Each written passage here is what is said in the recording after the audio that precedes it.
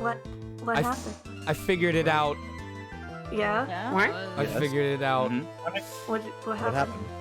I hit the mute button. Are you fucking kidding me?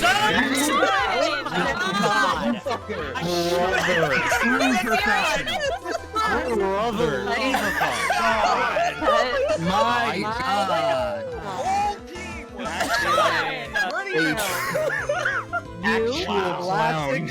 You know, I feel like this was foreshadowing. As a career. I feel like this was foreshadowing when I mentioned at the very beginning about the whole mic not clicking and it not functioning. Yeah. Like, we kind of knew. Also, is the screen actually showing for you guys, or do I need to try it again? No, Okay. it's just loading perpetually. Oh, I think that's Discord's issue. Oh, I might have just screwed it for ourselves. Oh, gosh. Oh, let's try. Hold on. All right. Connecting. 4K. This is There where it we starts go. snowballing. We're live. We're good. Okay. Oh my We're God. gonna have to serious this up again. Yes, to I catch know. up. All of the Sacrifice time we virgins to blood moon, saved, right? all of the time I saved by playing this series, I just screwed up with my own stupidity. Anyway, my guess is that because we think it's Godot, he didn't notice it because his visor can't see red, but I don't know why that would be correct, because then how would he see the red? How would he see the blood on the snow? Because he would, well, I guess maybe it would just come up. No, he wouldn't see it. I fucking, whatever. Prosecutor Godot, earlier in this trial, I came up with my own good advice. Once you eliminate the impossible, whatever remains must be the truth. You acknowledged it.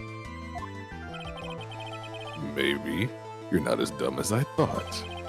The real killer wanted to disguise the fact that a crime had occurred here, or there. If that's the case, they wouldn't have left the bloody writing on the stone lantern on purpose. Therefore, it must mean that they didn't notice it. But that doesn't make sense. The torches were all lit and everything. There's no way any normal person would miss something as glaring as that. You're right. There is no way any normal person would. What are you trying to say, Mr. Wright? There's only one person involved in this incident who could have missed seeing the bloody writing altogether. And who would that be? Who is the person that could have failed to notice the bloody writing? This is like the second time that it'll have had me pick evidence more than once. Come on, logic, don't fail me. Mr. Godot, this is what you said yesterday. My eyesight is pretty messed up. Even with these huge goggles on my head, I still can't see everything. You can't see everything? Is that correct, Mr. Godot? Well, This lantern was submitted as evidence today. I would like the court to think back to the moment it was first presented. This lantern, there's something written on it. Why, it's written in blood. nonsense! This lantern is as clean as a whistle! Besides the fact that no one decided to point out that when it happened, because we all could see it, just admit it. There are certain colors you can't see, correct? You can't see red on a white background, can you? That's right. We went through this once before. During the poisoning case at Tribulations. This is the apron the delightful Miss Bird was wearing at the time. And somehow spilled coffee on it. There's something still bothering me, Mr. Godot. Why have you not explained the bloodstain to the court? Bloodstain? What bloodstain would that be? Don't play games, prosecutor. The blood-colored stain that's smeared all over the apron. What the? No one told me anything about a blood stain! You could see the coffee on the white apron, but you couldn't see the ketchup because it was red.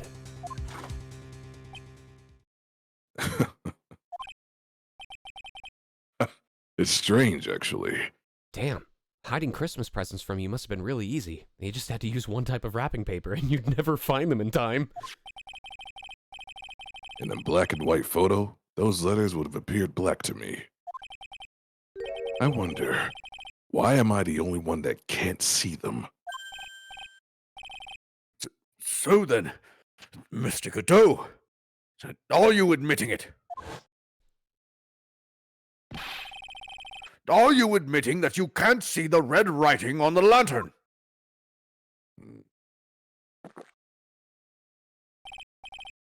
Hey, Gramps, didn't you know that the reason why I don't drink red tea? Do you believe in Santa Claus? Santa who? Oh, Godot. I wasn't sure about it until now, but I just can't believe it. Prosecutor Godot is the murderer. But there's no going back now. I finally figured out the truth. He's immortal. If he can't see his own blood, then he can't bleed out. His body can't go into shock. He's a god. That's what the Godot stands for. God of time.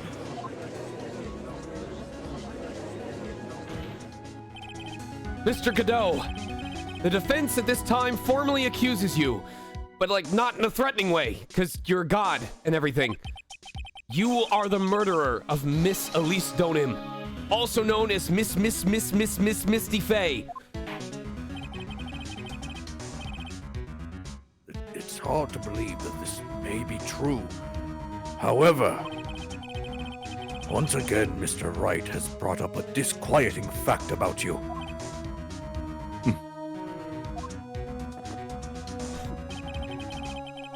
Just make sure you don't fill out the indictment in red ink, Gramps.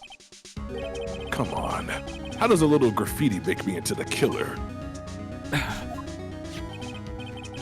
Besides, it's not like it's my name that's written there. I'm certain that the killer wasn't able to see the color red. This is rich. Dude, go on, Trite. Please, enlighten me. The answer is right there at the crime scene. In the snow. The snow? How so? Well, for example, why did the killer move all that snow? Your Honor, you said it yourself. If he wanted to hide the bloody snow, why not take out just that area? Yes, why didn't he just take the area? Ah! Could it be? Yes. The killer couldn't see the red blood that had seeped into the snow. And so he had to remove all of the snow. He couldn't be sure of where the blood had landed, so he removed the whole area. Isn't it more likely that the killer couldn't see the blood because it was dark? Not a chance. The torches were all lit. He would have been able to see just fine. It seems that once again this trial has taken an unexpected turn, to say the least. Can you explain this, Mr. Godot?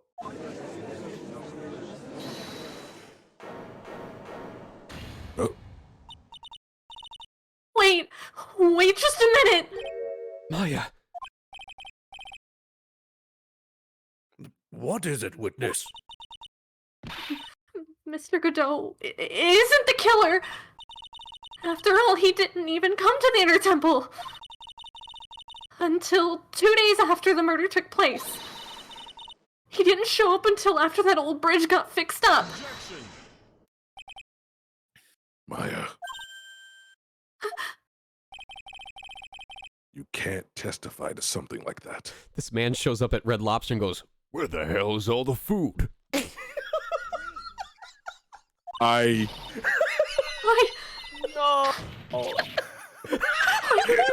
You son of a bitch! How dare you! After the murder happened, you didn't even exist.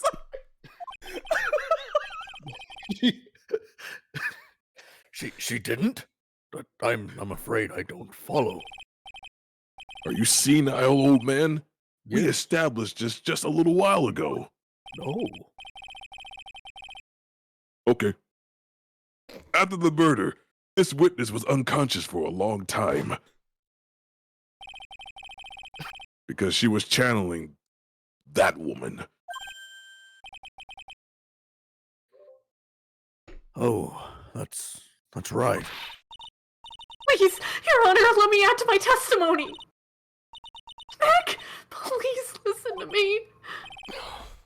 Maya, do you plan to cover for Godot no matter what the cost? If that's the case, then I've got no choice. Your Honor, let's hear her testimony. If it means we're going to hear the whole truth, I say we should not silence her. Nicely done, Trite. Very well. Let's hear the witness's testimony. Please tell us what happened at the Inner Temple after the murder.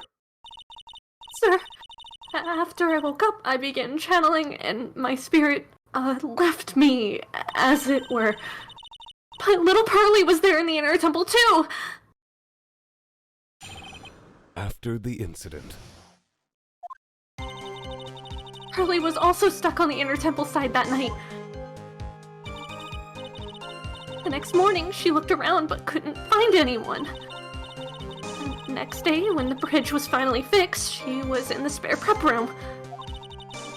That's when Mr. Godot arrived at the Inner Temple for the first time. He found Pearly first and cheered her right up. Who is this Pearly? It's my little cousin, Pearl Faye. So, when did you hear about this? Just a while ago, when I was in the medical office. Godot went to see Angry Birds and went, "Who's everyone talking to?" I'm terribly sorry. But what you heard from someone else is simply not admissible as testimony. What do you mean I have to trade with someone to finish my blue version of Pokemon? There's only one. Come on! Pokemon Violet and what else? Pearly would never tell a lie. She's way more honest a person than I'll ever be. Real smart, Maya. You always know the best things to say when you're under oath. That's why playing Pokemon Scarlet lets everyone see like Godot, because their bike just randomly disappears. You want to run that by me again? No, please continue. Fine. The prosecution has no objection. We believe the witness. Mr. Godot! Let's just move on to the cross-examination. If the defense has no objections. This is highly unusual, but... Well, Mr. Wright? Yes, let's get this cross-examination started. How did you know that the bridge was burning in that sketch?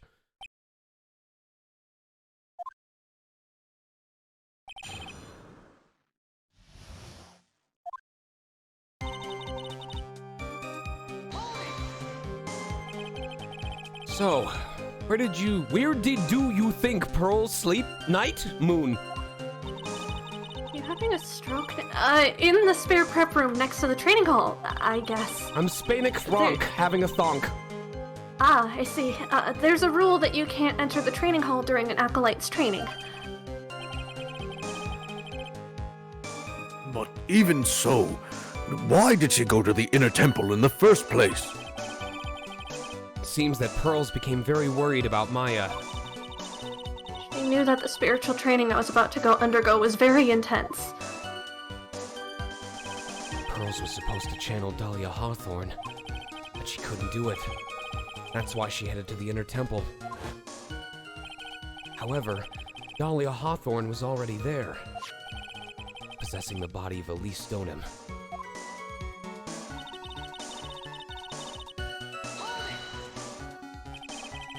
She searched the entire Inner Temple side, end to end. Well, you see, Pearly gets pretty scared when she's alone. And there weren't that many places left to look. She says that she even went back and forth several times. The Inner Temple side has two structures, a training hall and a spare prep room. And there's also a storage shack, I think. That's about it. There was a storage shack too? Pearls was looking for other people, right? Would she have really examined a storage shack all that carefully? Well, if it was me, that would be the first place I would investigate.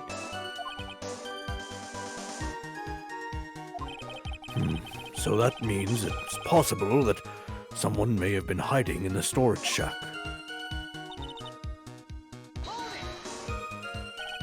Pearls didn't hear the sound of them working on the bridge. What do you mean? I was just wondering why she would stay in the prep room. If it was me, I'd at least go out and wait at the foot of the bridge. Oh, well, Pearly said that she was sleeping at the time. She said that she was so scared during the night that she couldn't sleep well and woke up a bunch of times. Poor little girl. All alone like that. Well, we know that she had at least one friend in the sacred cavern. Dahlia Hawthorne, who was busy battling that trick lock of hers. She couldn't let anyone see her, so she wouldn't have shown herself to Pearls. What happened after the bridge was finally fixed? So it was your first time on the Inner Temple side, Mr. Godot? Huh, that's funny. Am I imagining things, or did the defense ask me a question? Mr. Wright, please save your questions for the witness. What you heard from someone else is simply not admissible as testimony. Those are your words, Your Honor. Oh, really? I thought you made them up yourself. Touché, Mr. Wright. I did. I'm just extending it to you so you can take credit. You did so good. Here's a gold star. Here's a gold star. That's right. You did amazing. Now just let me do this one thing and you'll get a banana sticker, okay? Oh, well. What do you have to say, Mr. Godot? Hot nights and even hotter coffee. That's what I always say. If I hadn't been there for this case, I would never have visited there. A freezing cold temple in the mountains? I think I'll pass. So he had never visited Hazakra Temple or the Inner Temple, huh? You want to say something to me, Trite? In any case, I have to find a crack in Godot's armor. While I cross-examine Maya, that is. Very well. Please, go on with your testimony. After fixing the bridge, the police came over to the Inner Temple's side, correct? Yes. Then, Mr. Godot?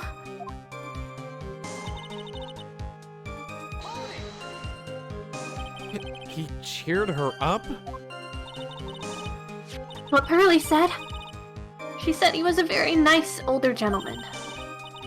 Thank you for looking after my cousin, Mr. Godot. And here I was thinking you were nothing more than a coffee addict. Oh, thanks. Hey! Cut it out. You're making me blush. This guy is really beginning to get on my nerves. In more ways than one. The truth is, there aren't that many places to look at the Inner Temple side. The policemen were all busy going over the garden with fine-tooth combs. So, I decided to carry out an investigation in my own way Godot style. I'm the same way. I like to hand down verdicts in my own way, judge style. Huh, I'm the same way. I like to miserably fail and gift subs, Phoenix style. So you cheered Pearls up? When I found that little girl, the first thing she asked was about her cousin, Maya Fey. Really? The bridge had burned down, and she was huddled up in that tiny shack with no heat. Even though she must have had a truly terrifying night out there, she asked about you before she said a thing about herself. Really? I noticed that you weren't anywhere on the inner temple side, but I couldn't find an enemy to tell her that. So I gave her my last cup. With milk and sugar to hide the bitterness of the harsh truth. No, what a sweet story. He had a thermos of coffee? Why doesn't that surprise me? There's only one thing of any importance here. Where was Godot when the murder was taking place? He must have already been at the inner temple when it happened.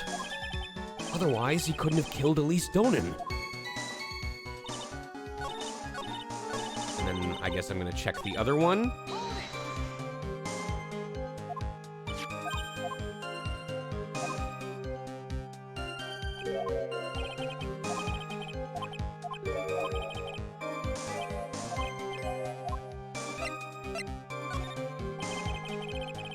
You said that you conducted an investigation of your own.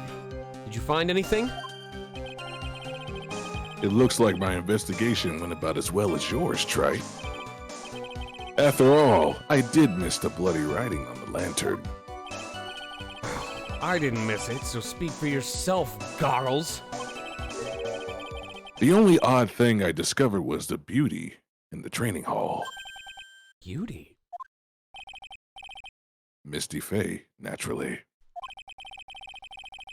Clad in her stunning Japanese garb, surrounded by the hue and aroma of Western tastes. Western tastes? Could he find a stranger way to describe gravy?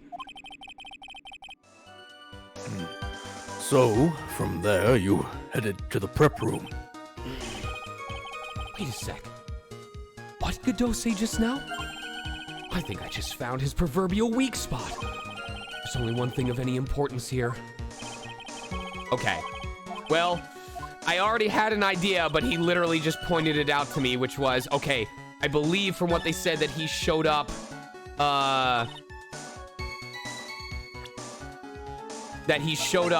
and for the first time after everything had already taken place, but there's no way that he would have known what was behind here, because if he showed up after the murder took place, after all this channeling happened, he wouldn't know what was on the hanging scroll. So that was my original thought, but they just pretty much handed it to me. So the only reason I get this wrong is if I'm doing it on the wrong statement. Nice. Mr. Godot, the first time you crossed Dusky Bridge and went into the inner temple was long before the murder took place. Why do you say that? Because he just made one fatal slip-up. And now you die! It's okay, it's okay. It was red. It can't actually hurt you. The hanging scroll in the training hall. The hanging scroll? Mr. Godot is right! That scroll shows a picture of my mother. Maya, I know you know who it is, but here's something you didn't know. By the time the bridge had been repaired, 2 days after the murder, the hanging scroll in the training hall looked like my cat's litter box after I get home from a 4-day convention. Oh, what's that wonderfully delicious smell? That raises way more questions than I'm ready to have answered. The morning after the crime, someone covered it with gravy. Gravy? But why gravy, Nick? Because gravy was much more than a condiment to the culprit. Well, Mr. Godot, If you really hadn't seen the hanging scroll until after the murder, you wouldn't have had any way of knowing that it was Misty Faye. Or you have a massive foot fetish and we're all about to find out. Ah, shit. Oh, wait a minute, Nick. Yes? Take another look at the hanging scroll. Look!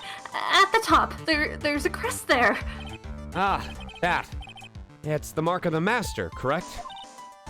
Exactly. So, if you know the meaning of the mark... Then you could guess that it was a picture of Misty Faye on there. Right! Of course! I meant the mark, not her delicious toes. Yeah, you... How... Please how- stop fantasizing about my mother's toes. True, but Mr. Godot described what was underneath like this. Clad in a stunning Japanese garb, surrounded by the hue and aroma of Western tastes. Holy shit, Nick. Yes, it's possible that he knew what the crest meant. However, he couldn't have known that she was wearing Japanese clothing. Mr. Godot, on the day of the murder, you were hiding at the Inner Temple long before the crime took place.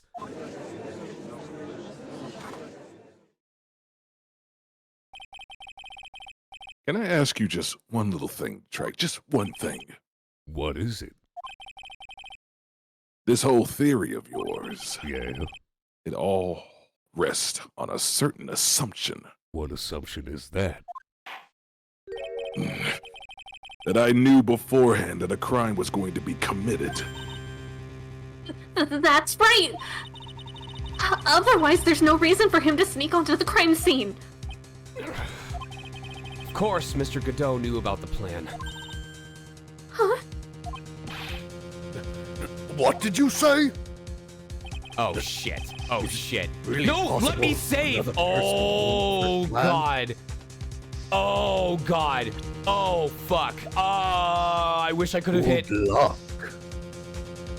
No writing in your notebook this time, Nick.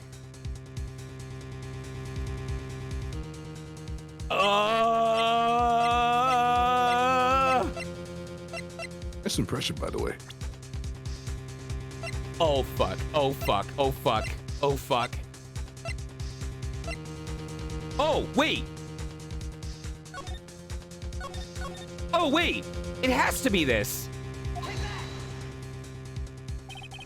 This crime was actually planned over a year ago. Morgan Fay. It was like, I almost fucking forgot that Morgan Fay was one of the people trying to get this to happen. Morgan Fay authored the plan for her daughter's future. And these instructions were hidden somewhere in Fay Manor for a year. However, by the time little Pearls found these instructions, they had already been unsealed. Unsealed? And I'm sealing the save file. Okay. Good save. Yes. The killer had read these instructions long before Pearls ever found them. That's how he knew the crime was to take place at the Inner Temple. And you're still insisting that this crafty killer is me? You bet I do. But you just said that the instructions were hidden. That's right. Mr. Godot couldn't have known where the instructions were hidden. If he really wanted to know, he had one great chance to find out. Yes, and when was that? During a visit. Visit? Morgan Fay told her daughter, Pearl, about where the instructions were hidden. During one of her visits to the detention center. That would be the only time for someone to have learned where they were hidden. Eavesdropping on a visit at the detention center. Yes, it could be arranged if you were someone with easy access in and out of there. Like, for example, a prosecutor such as Mr. Godot.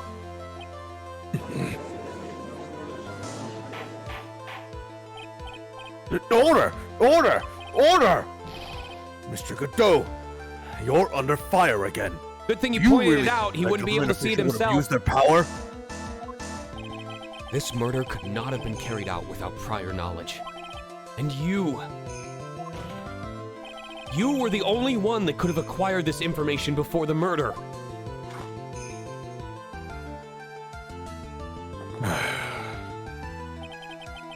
Humans are afraid of the dark. And yet, at the same time, we're fascinated and bewitched by it. Maybe that's why humans drink the darkness that is coffee.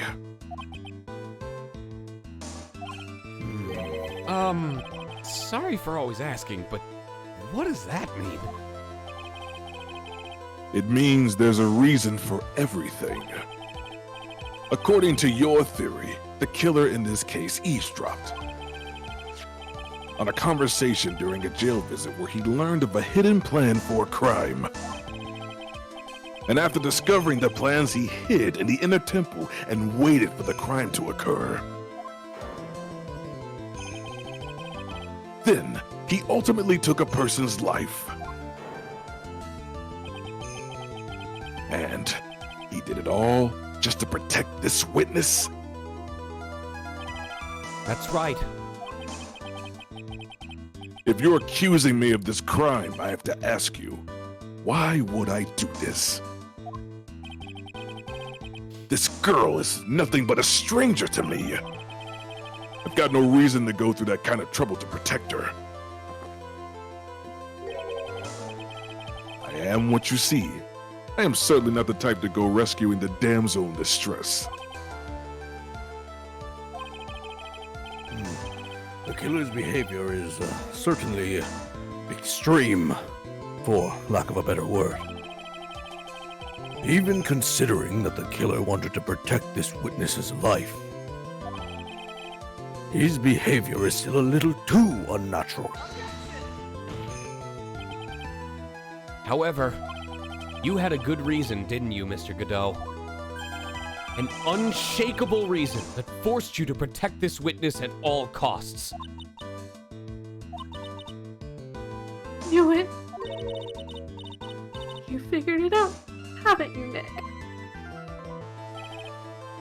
Maya, I guess you were doing your best to cover for Godot. For the same reason, huh?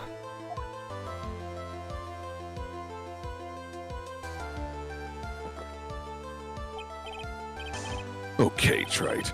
I'm all ears. Let's hear it. It's very simple.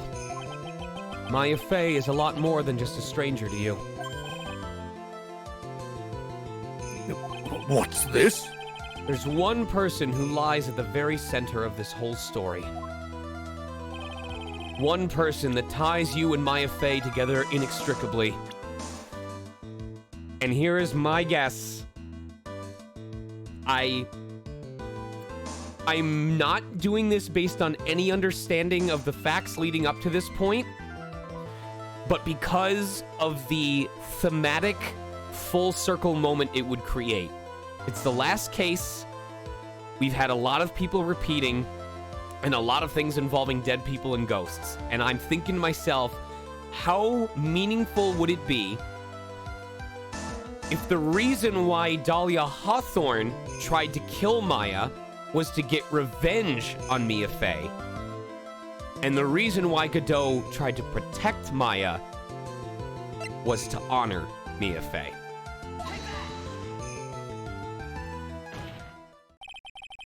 There's a very good reason why Maya's life is so precious to you. After all, she is Mia Fey's only sister. Mia Fey. You once worked alongside her. That was when you were a defense attorney. Wait a second here. Mr. Godot is a defense attorney? With your honor's piercing intellect, you must have figured it out by now. The real name of this man who calls himself Godot. His real name is Diego Armando. Isn't that right?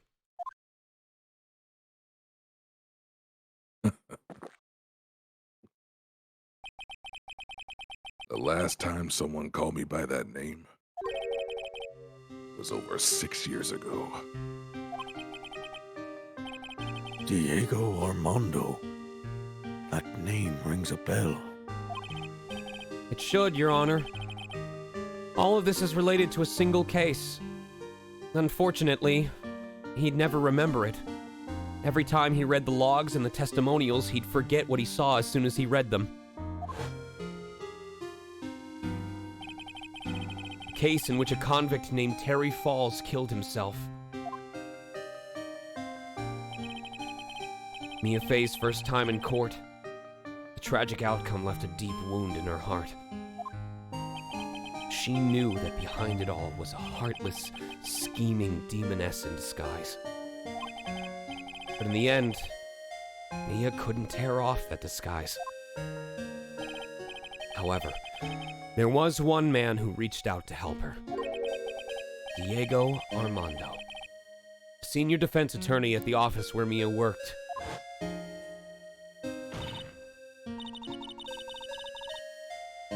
Why? It's all my fault that Mr. Falls killed himself. Mia, you can't cry yet. Not yet. The only time a lawyer can cry is when it's all over.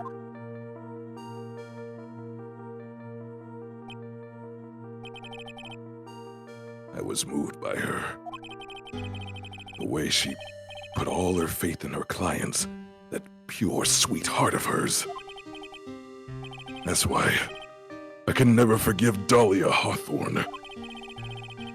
Mia and I thoroughly investigated a fake kidnapping incident. Then, one fateful day, Dahlia wanted to meet up with me. It had been 6 months since that trial. We met in the courthouse cafeteria. I just want everyone to know, if you take the first syllable, or if you take part of Godot's and Mia's name, and you put it together, the ship is called Amigo.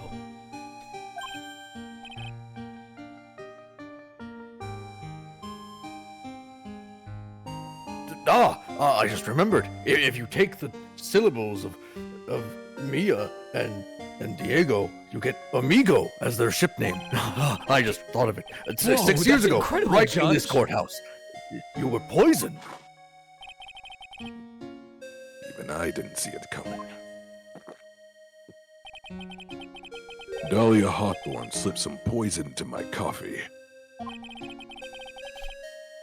Some newspapers at the time called it a murder. But very little information about the case was released to the press. But you weren't dead at all. No official reports actually called it a murder, you know. I was just in a deep, deep coma. I see. My body shut down, and my life became nothing but a long, deep sleep. That woman's poison did a real number to my central nervous system. I lost my sight, and all my hair turned white due to the damage it caused. It's terrible. Apparently, it was a miracle that I ever regained consciousness. 5 years had passed since I drank that poison brew. Then one morning, my eyes flew open from the smell of a doctor's cup of coffee. 5 years? You were asleep for 5 years? And the worst possible news was waiting for me.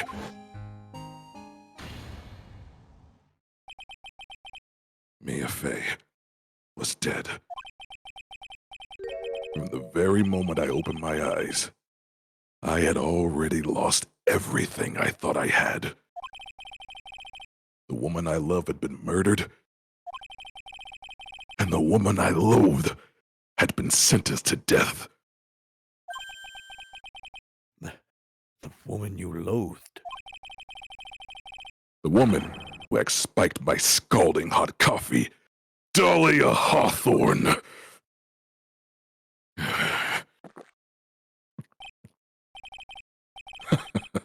Good old Mia. She didn't let me down.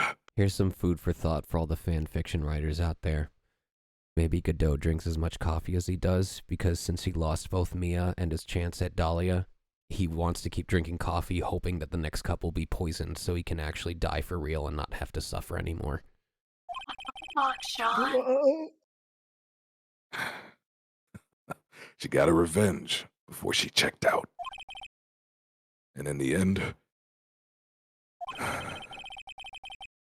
there wasn't anyone waiting for me when I woke up. That's so sad. For someone like me, for someone who had slept away their best days, there were only 2 reasons left to live. And it was for those 2 reasons that I decided to become a prosecutor. If I may ask, what were your 2 reasons to live? The first was you, Wright. Huh? Me? If I hadn't drank that stupid poison, Mia Fey would never have died, much less the way she did. You were the only one who was there to protect her. But you let her die. It was all your fault. It wasn't like that. I wanted to see for myself what kind of man you really were. So that's why you became a prosecutor. My other reason for living? Well, she's right there, in this courthouse. Mia Fey. What? You mean me? You were the only way I could make up for the sin of not saving your sister. 1 year ago, when the Karine village incident was resolved, it was obvious that Morgan Fey was planning something. Whatever her evil plan was, I was determined to stop it. My role as a prosecutor put me in the perfect position to do something about it. That's how you overheard Pearl's visit with Morgan at the detention center. I knew that the time was drawing near. And since I knew the plan, I thought I could foil it.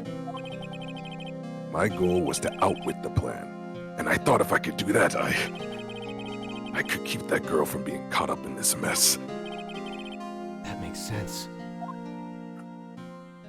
If Pearls had known that the actual purpose of the plan was to kill Maya, she never would have helped out. Finally, the day of the plan was drawing near. And I contacted both of my accomplices. Accomplices? Iris of Hazakura Temple and Misty Fey. I especially needed the help of Iris. She was to take the fall in my backup plan in case things went southways.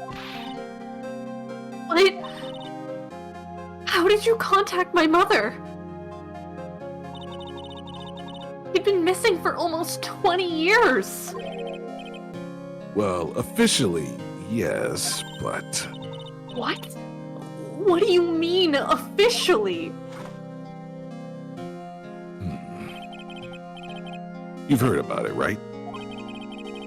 About the strong ties between the main family and the government. Now that you mention it, Bikini did say something to that effect. She said that the Master of Karine had great authority. Even without her official position, Misty Fey still wielded great influence. The police have been keeping an eye on her movements all this time.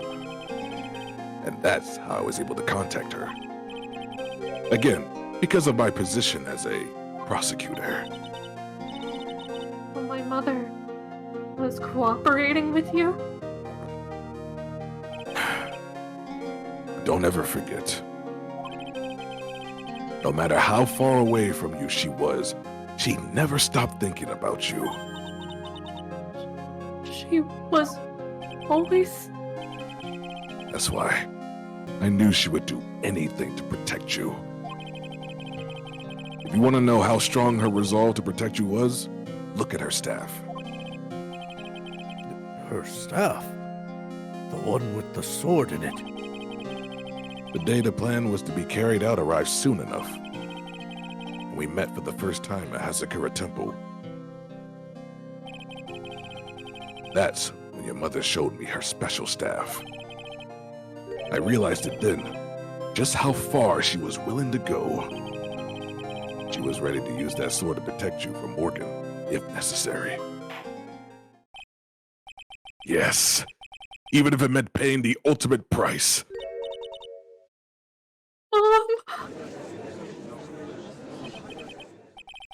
That night, the night of the crime, there was just one way to stop Morgan's evil plan. You mean pearls, don't you? Just because there's a lot of exposition. We had to make sure she didn't channel Dahlia.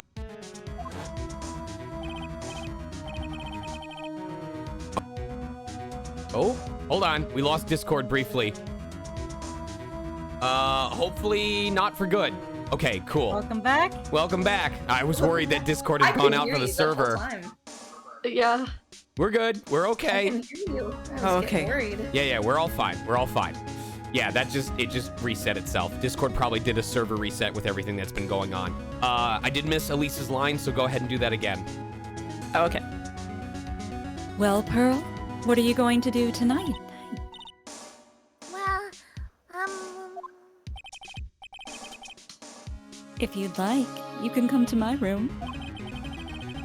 Perhaps we can read some books together. We thought we could prevent her from playing her part in Morgan's plan. But she never showed up. He was worried and followed me to the inner temple.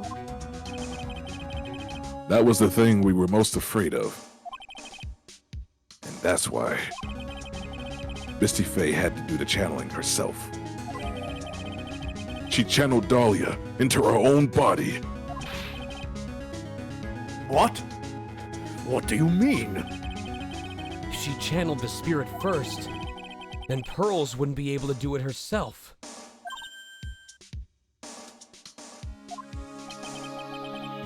As master of the Quran, Misty's Faye's power was supreme. So, that's how it went down. She channeled Dahlia Hawthorne so that Pearl Faye wouldn't be able to.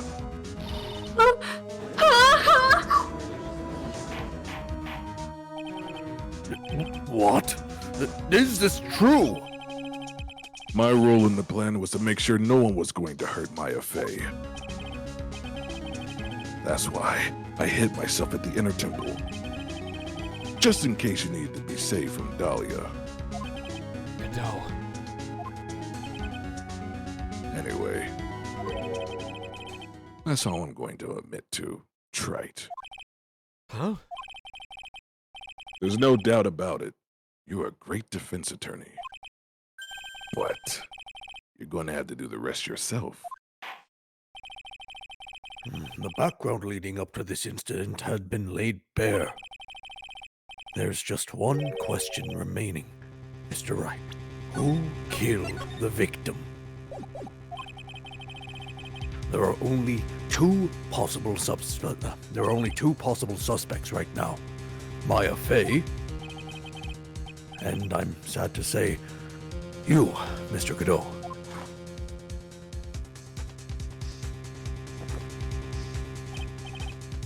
Well, Trite.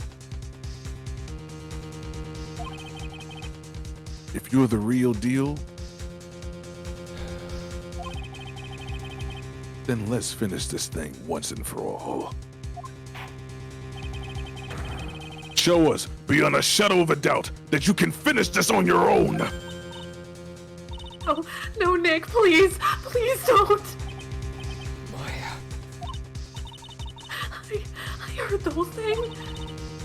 From my sister in the medical office. That's why I have to protect Mr. Godot. I can't do it. I can't testify against him. After all, he's the man who put his life on the line to protect Mia, And me too! I know that. Nick. But even so, it doesn't absolve him of his crime. And I need that paycheck. Please, Maya. Testify.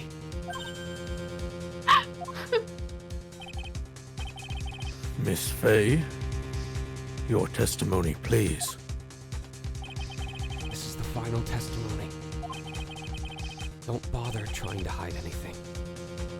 Because I'll know. I want to hear the truth from your own lips. I understand. I'm sure you're right. I'm ready now, Nick. All right, young lady. Tell us about the moments before you lost consciousness. What exactly happened at the time of the murder? The time of the murder. Just before it happened, I think I saw some red lights. 3 of them. I thought I'd ask for help, but just when I was splattered with blood. She wasn't dead though, and she struck back at the enemy behind her. Suddenly, the red lights went out, and the whole area was dark. Just at that moment, there was a horrible scream. Right after that, Dahlia collapsed, and I lost consciousness. These red lights. I thought you said you don't remember seeing them. I'm sorry. I thought I saw them, but then they disappeared all of a sudden. Thanks, Break Trite. Even the best of theories. Who was it that stabbed Misty Faye? It looks like you still can't prove it. Maya is telling the truth this time. I know it. The rest is up to me. Well then, Mr. Wright. Proceed with your final cross-examination of the witness.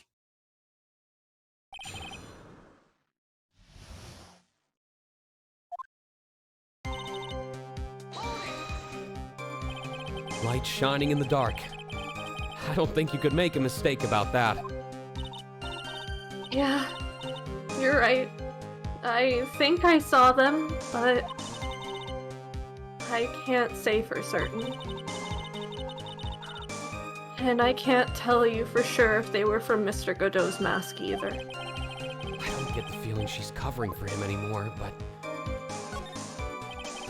just after that, you turned towards the lights and called for help. Isn't that because you thought the lights were coming from Mr. Godot's mask? Yeah, I guess so. Maybe that's what I was thinking at the time.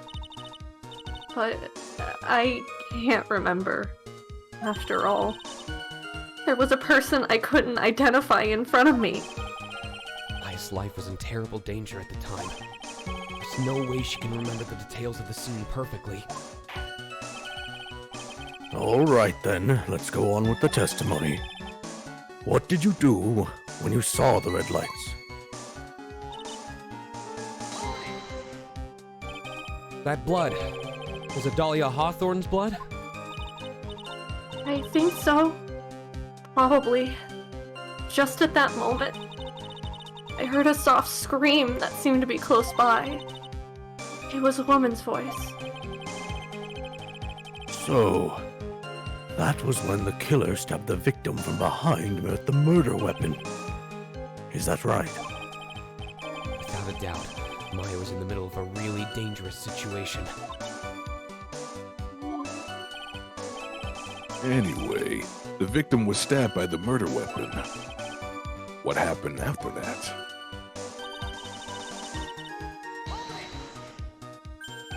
Struck back? How do you know that? Well, you're right. I didn't see it exactly. But I could tell by the sound of their breathing and movement. also the smell of blood. You have witnessed more horror than any young lady should ever have to in one life. So then, what did you do at this point? I couldn't move. I could just barely make out their shadows moving in the dark, but I had no idea what to do. Could you still see the red lights you mentioned earlier? Yes, I think so, but...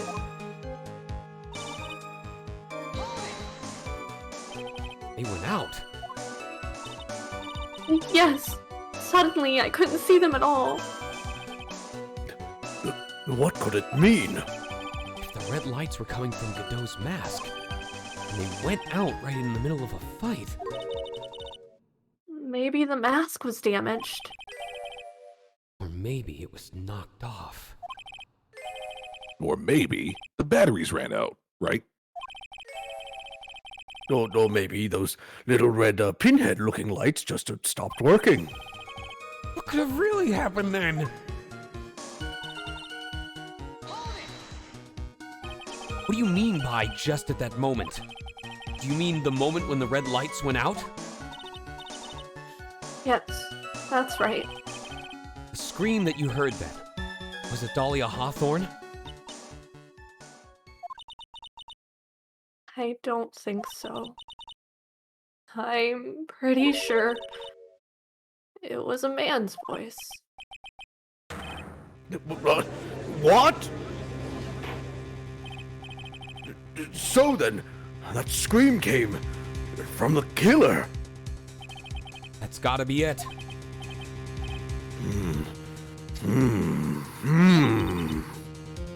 I think Dahlia Hawthorne must have taken the blade and attacked the killer with it. And then the killer let out a scream of pain. After that, the killer stole the blade back and delivered the final blow, I guess. Well, Mr. Wright, it seems to make sense to me. Sounds like a reasonable deduction, but I still kind of wonder. I'm sorry to say this, but that interpretation would create an enormous contradiction. I'm not going to save in case I soft lock myself into a position where I lose. That makes sense. After all, my deductions are almost certainly never correct. Well, you're correct about it almost never. Remember the testimony she gave? Just before the killer let out a scream, Maya said she had already been splattered by the victim's blood. In other words, the blade and the staff had already been plunged into the victim.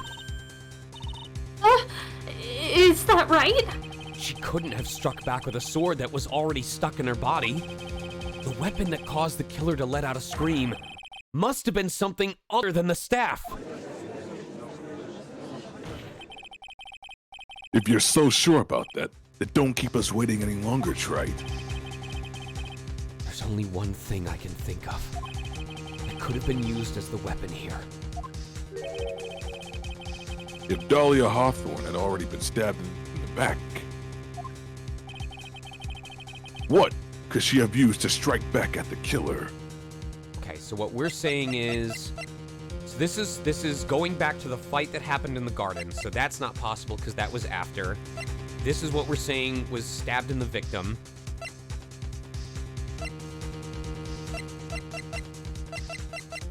Just checking over everything, the only remaining one that makes any sense is this.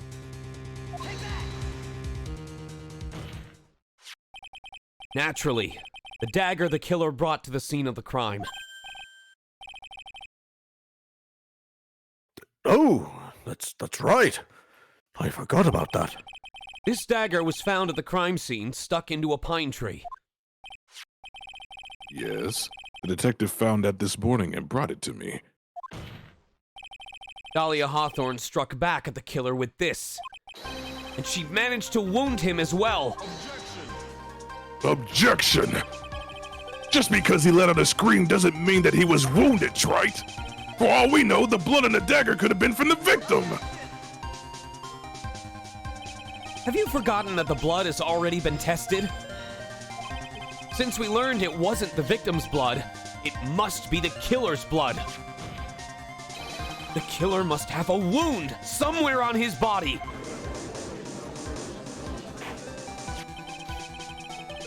So you're saying the blood on this dagger belongs to the killer? Exactly. A DNA analysis of the blood would prove it beyond a shadow of a doubt. And yes, Mr. Godot, it would prove that it's your blood.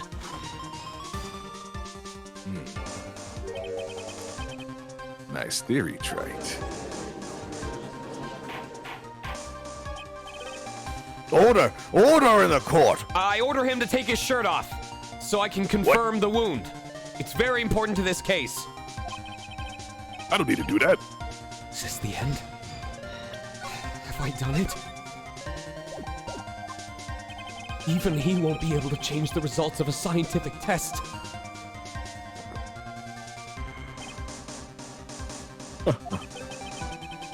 Let me ask you something, Trey.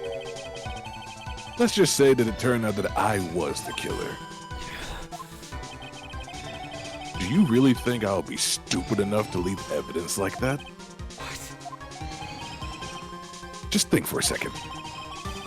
This dagger was found this morning by a detective and brought to me. There was already blood on it, correct?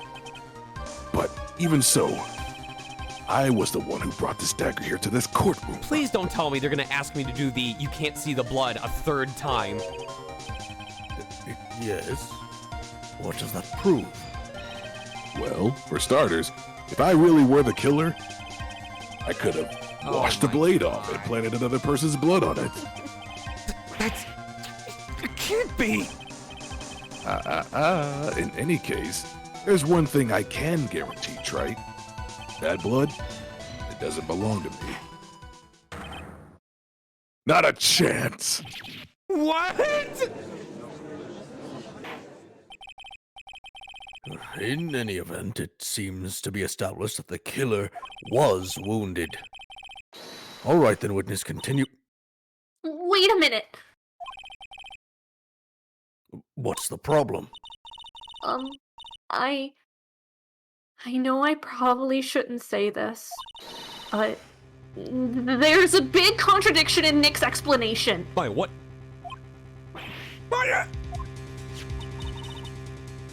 This dagger, you said that it wounded the killer.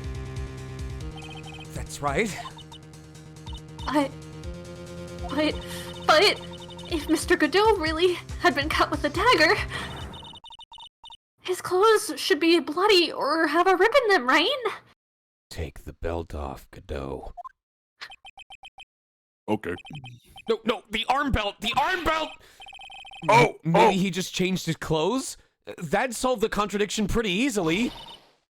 What are you talking about? It's not that simple at all. We're back to the day of the murder. Everyone that was on the inner temple side got trapped there. That's right. Then once the bridge was fixed, the police headed for the inner temple.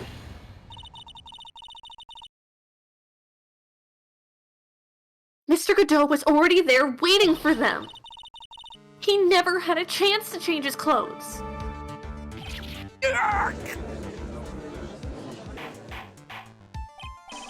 Godot's living in my vicinity. Well, maybe he brought a change of clothes with him. But no one could have predicted the lightning strike that shut down the bridge. What are you talking about? Why I have would ESP. anyone have brought a change of clothes? Did the judge take smart pills during the last recess? I did. I took my Centrum Silver. Well then, maybe just like in my daydream, the killer took off his clothes before he committed the murder. That way he wouldn't get any blood on them. That's impossible, Trey. You know how cold it is up there at night? After a few minutes with no clothes on, you'd be frozen solid. Sorry, Wright. The clothes stay on. Frozen Godot. So, that's all you've got. I knew you weren't tough enough to finish this. Don't think about Godot's popsicle stick. Don't think about Godot's popsicle stick. Don't think of. God damn it! Ugh. Right now, if Mia Fey were here, she would have closed the book on this case already. If Mia Fey were here? So come on, Wright, can you do it or not?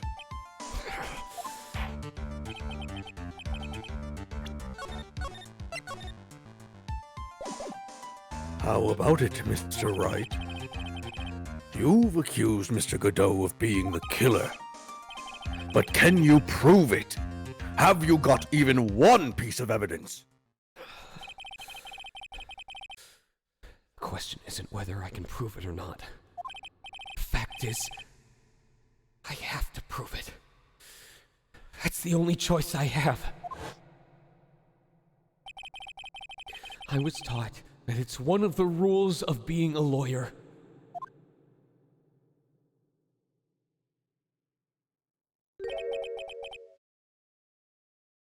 I can prove it.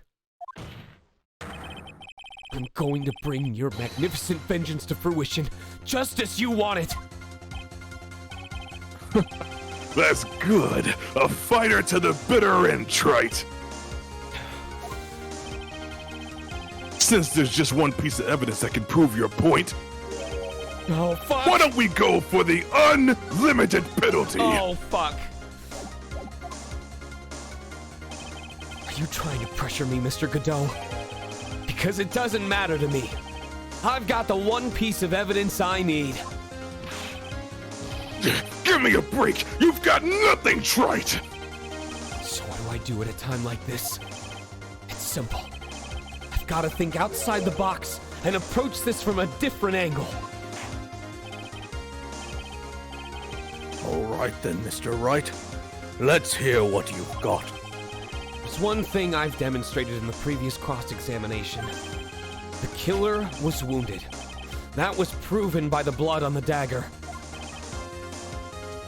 But we decided that it was impossible for him to have hidden such a wound. If he had been cut by a dagger, then there should be a bloodstain on his clothing. There's one place. One place the killer could have hidden his wound. What did you say? Hidden? This is it. My last stand. I need to think about this from a different angle. I don't need to think about why there were no bloodstains on his clothing. I need to show how he hid the wound. It's the end of the line! The final stop, Trite! Let's hear what you've got! Where is this location where you say the killer hid his wound?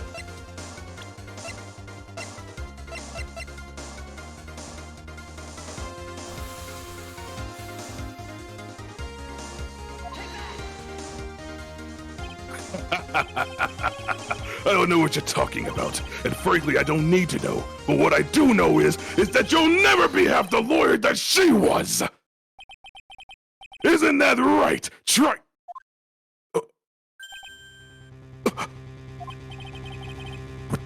What the hell was that?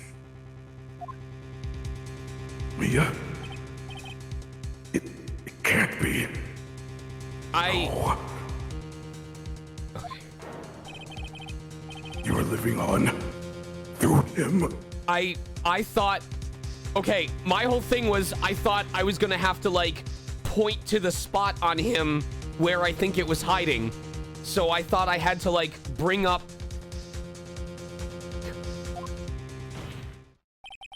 Even as we speak, you're still hiding the wound.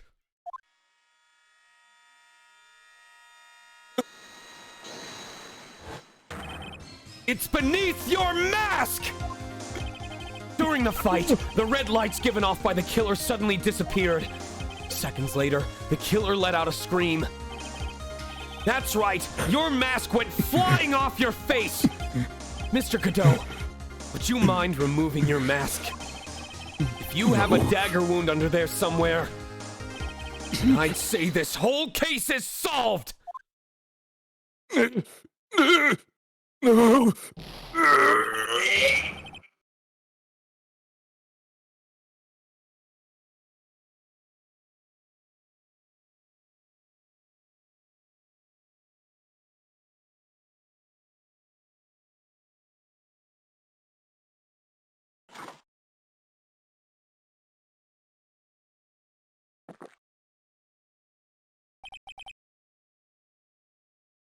Just now,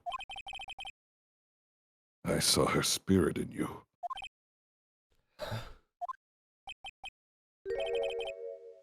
I never liked you. 6 years ago, you helped the woman who put me to sleep by hiding her bottle of poison. And then,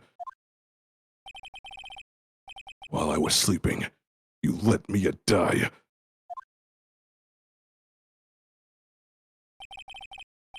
But you didn't care.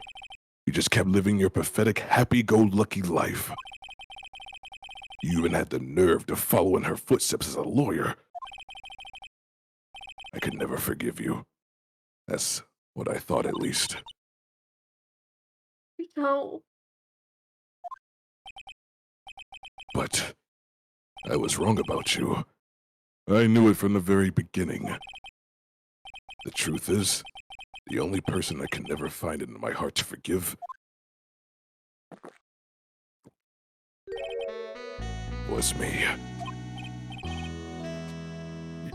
You? Yourself?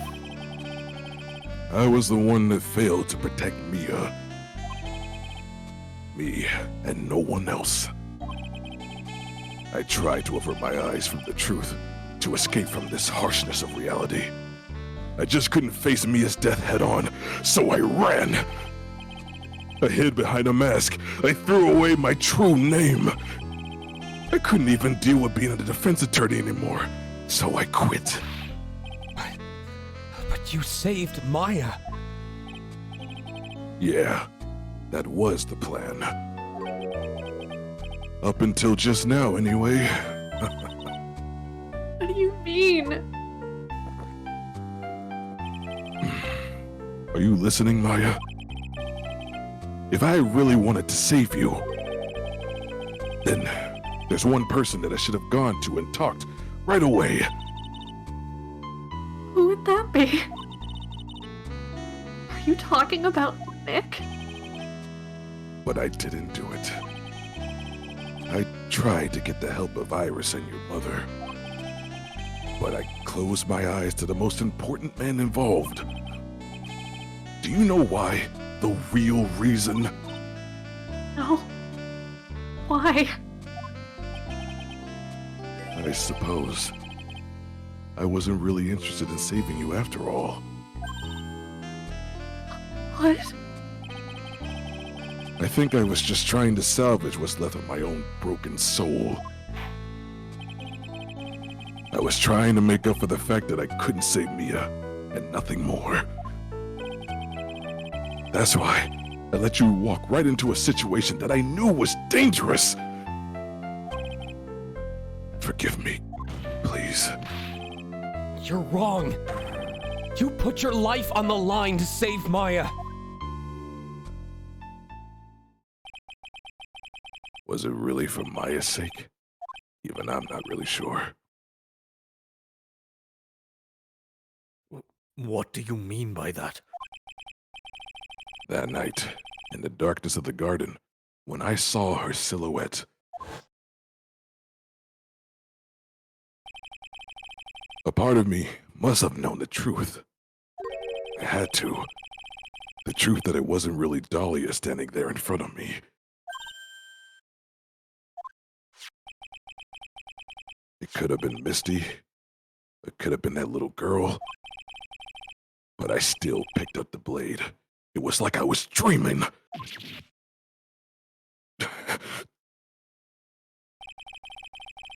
I'm not sure exactly what was going on in my mind at that point.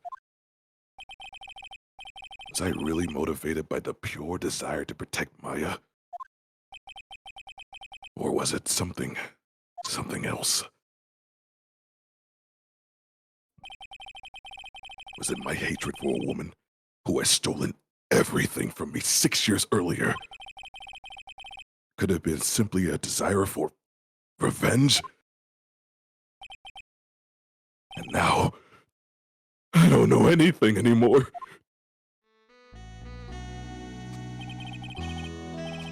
But I did learn something today, however.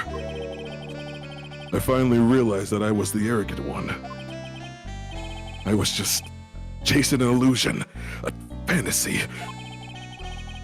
The stupid fantasy of defeating you in this courtroom.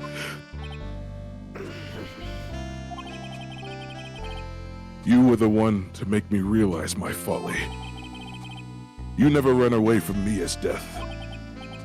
Instead, you picked up where she left off, as a true defender of the people. I really just wanted my paycheck. In that one moment, you understood everything. Mr. Godot.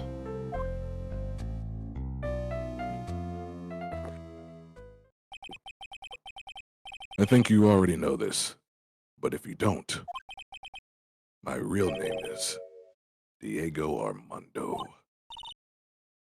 Mr. Armando. I believe in you. I know you were trying to save me.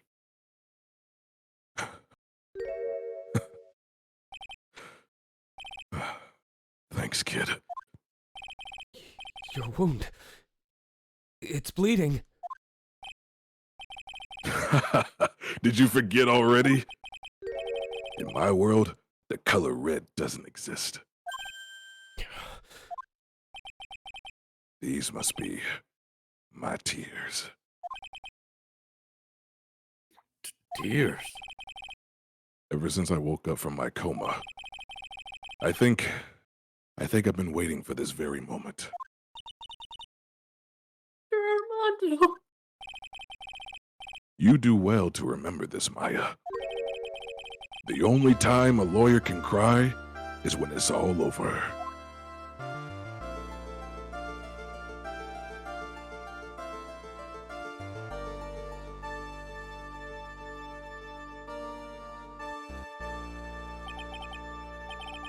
This time really is all over, isn't it?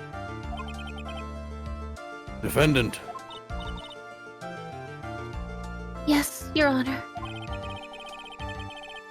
Although you weren't directly involved in the murder, tampering with the body and the crime scene is a serious offense in itself.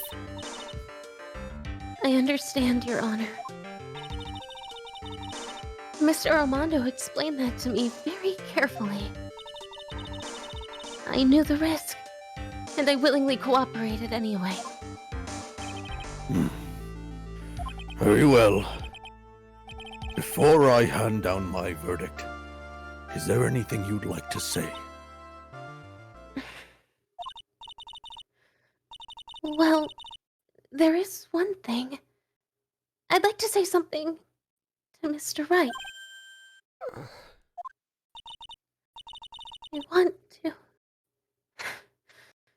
I want to apologize to you.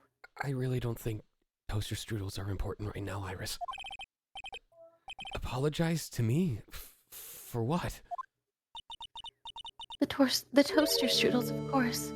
But for the case 5 years ago as well.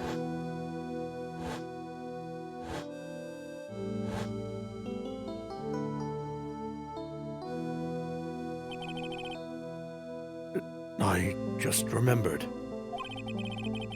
Weren't you poisoned by your own lover? Not exactly, but yeah. Something like that.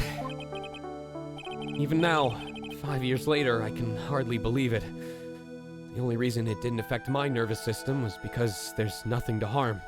It's completely empty up there. Saved by my own stupidity. Except when it comes to Discord calls. She was going to do it. She was planning to kill me.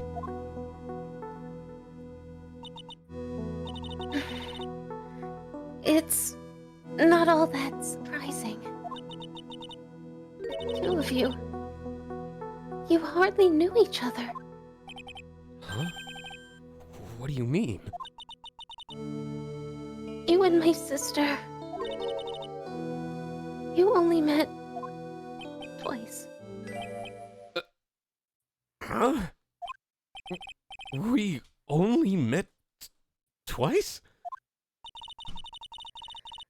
The first time you met was on that fateful day. The day she poisoned Mr. Armando in the cafeteria of this very courthouse.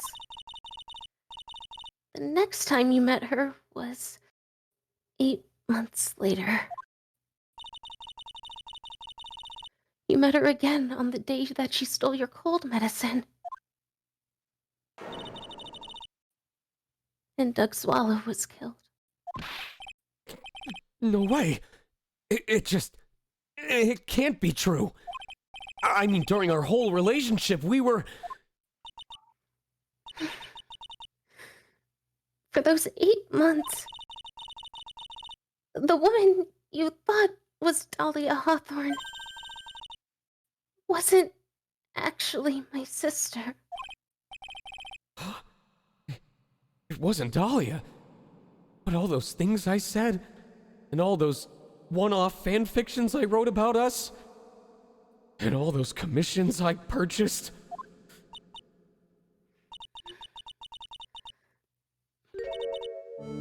I hope one day you can forgive me. Amy!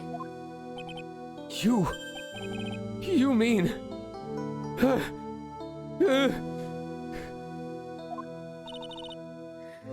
That's right. I lied to you. For 8 months. Damn. But why? Why would you do such a thing? Oh my god! That means this wasn't the first time she was filled with my toaster strudel icing! Phoenix! Ever since she gave you the bottle that day. My sister was trying to get it back as soon as she possibly could. Because of the police investigation and their surveillance. She couldn't move about freely. So that's why you... My sister, from the beginning, she was prepared for the worst. Prepared for the worst? She thought that you might somehow discover the truth. That's why she was always ready to deal with you at a moment's notice. You mean she was ready to kill me, don't you? She already had so much to answer for. I didn't want any more sins on her soul. I begged her not to do it, and she agreed to give me a chance. And that's why you came to me. You came to get the bottle pendant back for me in her place. But I couldn't get you to give it back. I failed at something even as simple as that. 8 months passed, and I still couldn't get it back from you. Finally, my sister couldn't wait any longer.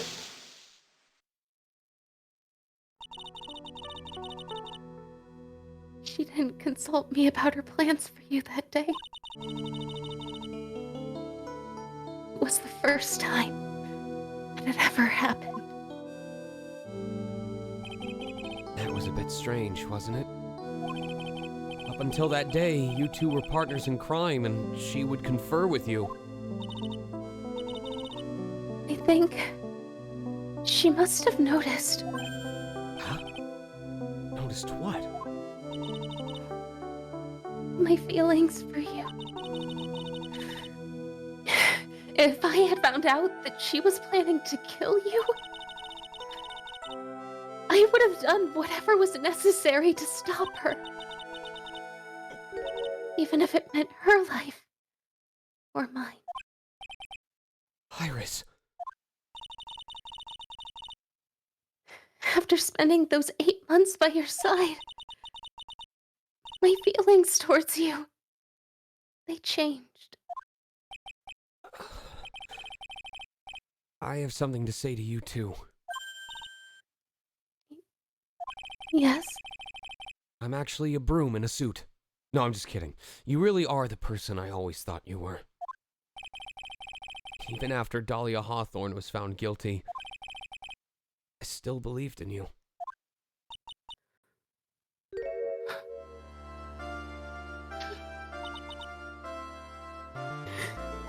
Thank you.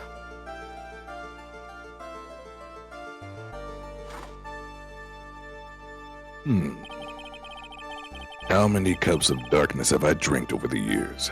Even I don't know. I'll tell you one thing, though. Right now, this one here is the greatest cup I think I've ever had. Don't you think so, Phoenix Wright? Yeah. I think you're right. The purpose of this trial was to rule on the murder of the victim, Elise Donim. At some point, I expect you will be tried for your role as an accomplice in this case. I understand, Your Honor. Very well. On the charge of murder, I hereby find the defendant and this live dub officially over. Court is now adjourned.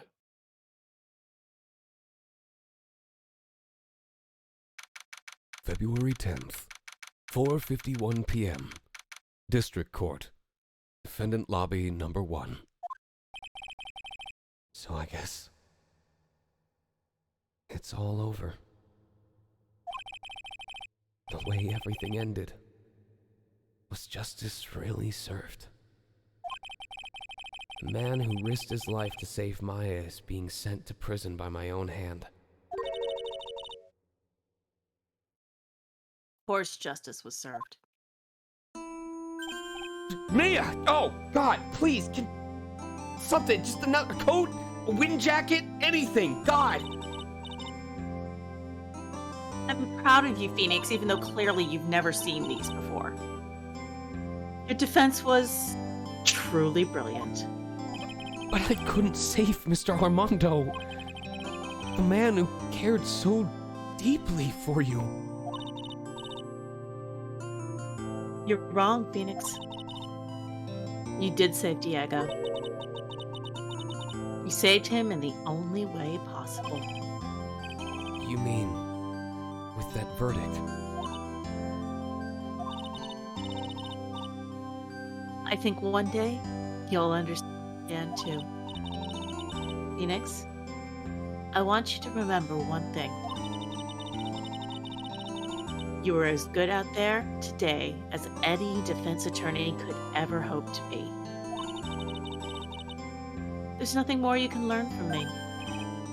Mia. You've accomplished something I wasn't able to. I owe you a great deal. Thank you. Mia. I'm sure we'll meet again someday, Phoenix.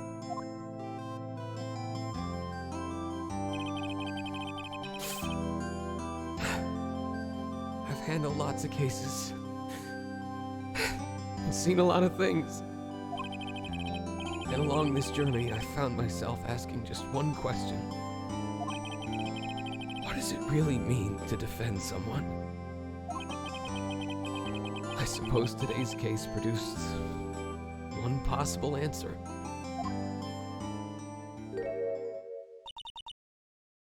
Nick, Maya, I guess it's just like my sis said. Mia? What did she say? That night, when I channeled Mia to get her advice on what to do, this is what she wrote back in my notebook. Don't worry. Phoenix will save everyone in the end. What? Oh, come on! Cut it out with the gloomy face! Can't you see? Me, Sis, and I'm sure Iris, too. We owe you, for everything you've done for us, Nick. Maya. How can you be so bright and chipper after all that's happened? You were brutally attacked. You even saw your mother murdered. I haven't even told you that your favorite burger place went out of business during all of this. Ouch! Francisca! Did you miss me? So softy as always, Phoenix Wright. Excellent work, Wright. 7 hours, actually. Huh? Mr. Edgeworth? When did you get back? Oh, that's right. I guess no one filled her in on that. Edgeworth and Francisca are actually dating and have been helping me. Excuse me? Dating? Yep, that's a thing. You? He straight up told me. You know, if these two hadn't been here on the first day of the trial, telling me about all the times that they were hanging out after the court dates and catching up over quote-unquote business lunches. Nick, they're siblings. They were... Oh. He actually meant it when he's... Phoenix? They were raised together. So he wasn't hinting at it the whole time? No! But the way that he, winked. He winked! He said it was a bug in his eye, siblings. but... No. Nick. Wow. But where were you for all of that, Nick? Don't worry, because wherever I was, I'm gonna go crawl back under it for about 6 months. He was mostly in the background, quipping every 3 minutes. Oh, I see. I should have left him in that river. He, caught a nasty cold which forced him to sleep all day. Yes, he laid in bed, shivering from his fever, with Iris's hood pulled over his head. Oh. Ouch. Talk about embarrassing, Nick. You're definitely gonna need more training. Anyway, thank you, Mr. Edgeworth. And you too, Francisca.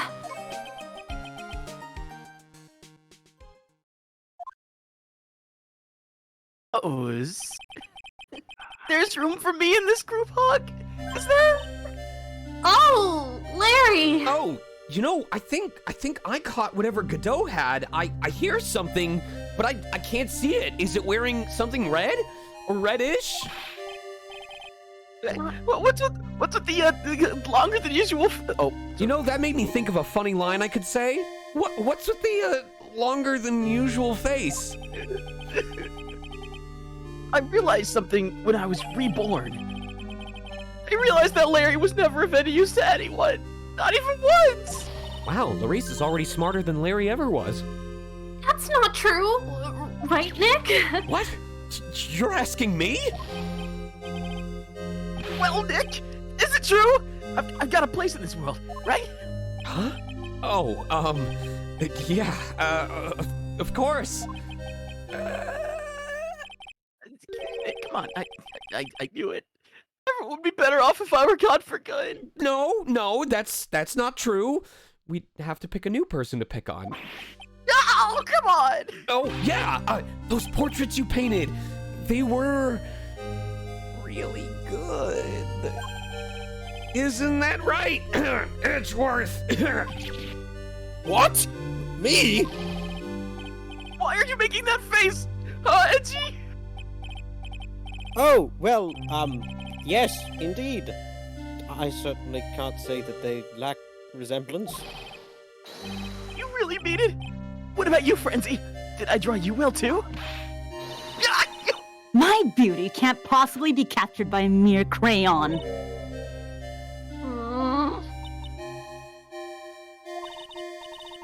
Nevertheless, I recognize the effort you put into it, and that's worth something.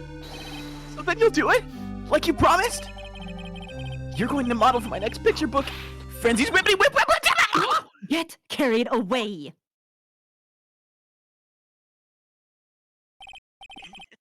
Well, how about that? I guess painting portraits is the only thing I'm good at. The painting of Pearl was pretty darn good too, if you ask me. Boy smell? I didn't paint boy smell. Now that you mention it, I haven't seen her around. Pearls? Oh. Where could she have gone? Normally she would have made a beeline for Maya. Oh, I'll go look for her. I'll be right back.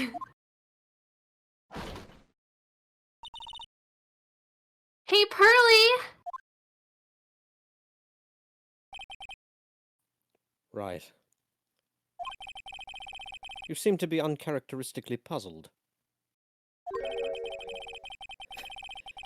I suspect you are wondering how Maya can be so cheerful despite all that has happened. Yeah. To be honest, I can't understand it either. Francisca. That's right. She lost her father fairly recently as well. I think I understand how she feels. Maya is a much wiser person than she appears, and I think she realizes something. Now is exactly the time when she needs to be as strong as she can. What do you mean, now is exactly the time? Maya wasn't the only one that was badly wounded by this incident. In fact, there was someone that was hurt far more deeply than she. I believe it's for that person that Maya is trying her best not to cry. Someone who was hurt more deeply than Maya. Edgeworth. I think I'm starting to understand too. Ow! To present it in evidence or profile form? Then tell me, Phoenix Wright. Who is Maya Fey being strong for? You know, over the last 3 games and multiple trials, we've all been pretty hard on them, you know? Perhaps me the most of all. Maybe it's time that we start showing a little bit more love. You can tease without being mean. Maybe, if we show a little bit more gratitude, we can have someone grow up to be just as strong and cheerful as Maya is. So why don't we be the family that Mia couldn't be? Pearl Fey. I was finally about to get some respect here. Poor kid. After all, the reason that she worked so hard to follow the instructions was because she loved and believed in her mother, Morgan. It's for the good of the Fey clan. I'm sure she believed in every last word. She thought she was doing it for Maya. That's why she was so happy. Shows how truly devoted she is to Maya.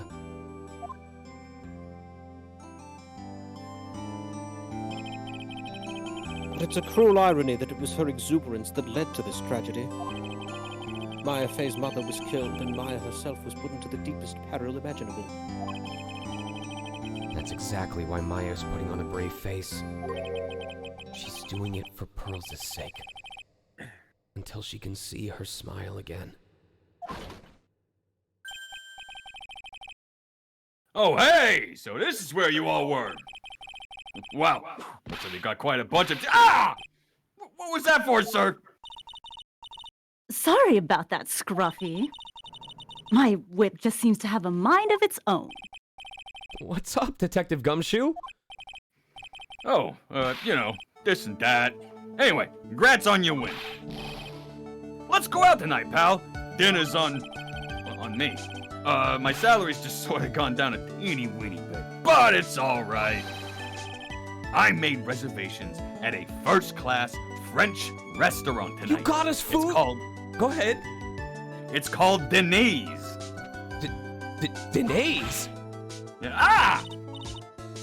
Pretty good work, Scruffy, save for Denise. That whip was your reward. Detective Gumshoe, you said a first-class French restaurant. You don't mean... Bean. I mean, where else? I knew it. We're doomed. Come on, let's go, everyone. Can't keep Maggie waiting, pal. And afterwards, I know the perfect place to get dessert. Hey, you, crybaby. Yeah, you're invited too. Oh, forget about me. Pearl and I will be at the loser's shack eating potatoes. You know, Maya's taken an awfully long time to get back. She's still out looking for pearls.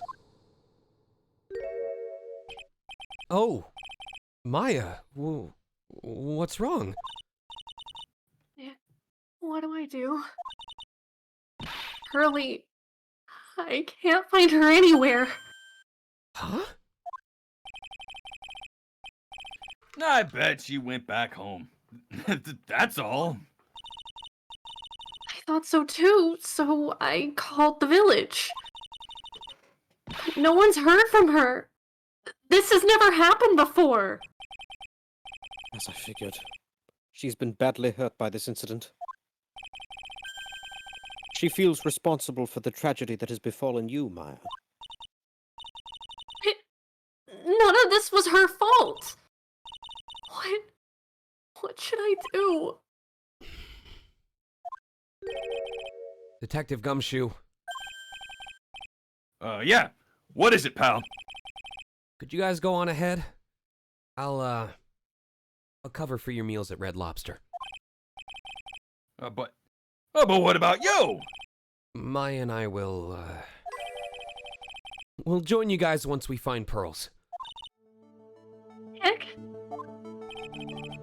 Don't worry about us, Detective Gumshoe. We may be a little late, but we'll definitely be there. Together. We have a lot of celebrating to do tonight, and I wouldn't miss it for the world. Yeah, but you're the... Ah! Very well, Phoenix Wright. Go on ahead. Don't keep us waiting, Wright. We won't. Where should we look? Where could Pearly have gone? Let's go, Maya. There's only one place I can think of that pearls might have gone to. See you in like The 9 little years. shack of losers. February 10th, Azakura Temple, main gate. Sakura Temple. For pearls, I bet this is a very important place. It's where her speaker with the caramel dancing CD was left. After all, it's where this whole incident started. What's this? You're all back again so soon? Bikini? I thought we'd be eating mashed potatoes alone tonight. So she's here? Pearly is here? She's in the training hall. Why did you hurry along and go see her? Okay!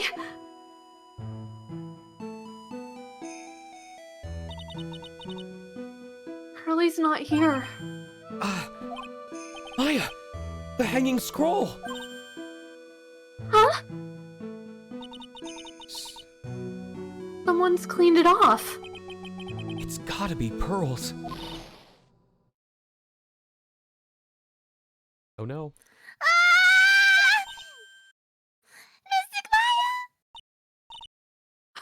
Pearly! Why? Why did you just leave like that?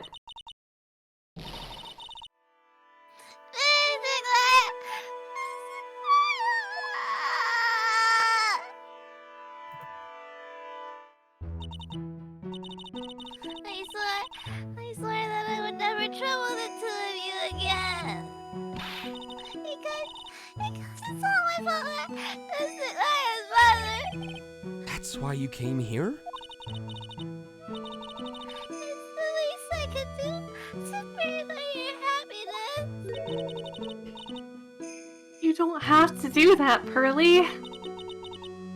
It wasn't your fault. You didn't do anything wrong. Of course I'm sad that my mother is gone. But how do I say this? I'm still happy. You don't have to lie just to make me feel better. No, really. It's true. The only reason I'm still here at all is thanks to everyone who was there for me. My sis, my mother, Mr. Armando, Nick, and you. Even if one of you weren't there, I'm sure I wouldn't still be alive right now. That's why I have to be strong. For all the people that were there for me when I needed them. That's all I can really do. Mystic Maya. I'm impressed. You truly are the daughter of Mystic Misty. Sister Bikini. Your mother, Mystic Misty, was a strong woman indeed. I want to tell you what she said to me that night.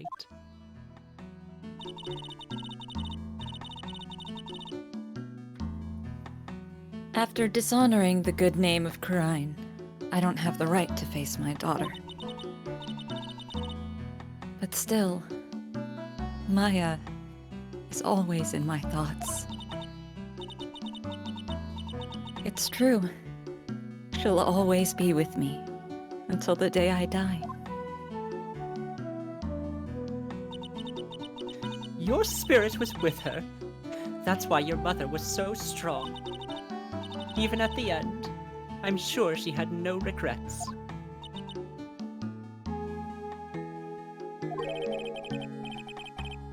She'll always be with me until the day I die, huh? There's a rule or something all masters are to follow, isn't there? To never take the charm off until the day you die. That's the Master's talisman! Thing that Misty kept by her heart and would never take off. It wasn't the container that was important. Rather, it was the contents. That's... A photograph! I'm gonna fucking cry. Do it.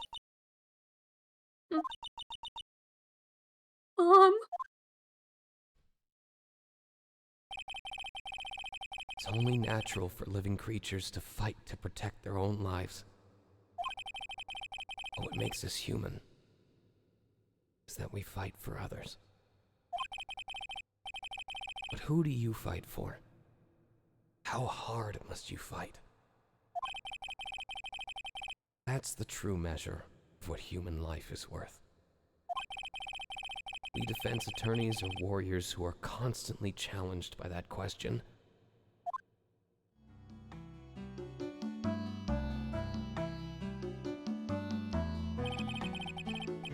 Even when the battle is over, and the bonds that connect us are severed, we always return, time and time again. Mia, Maya, Pearls, Mr. Armando, and Maya's mother, too. I learned that from all of them.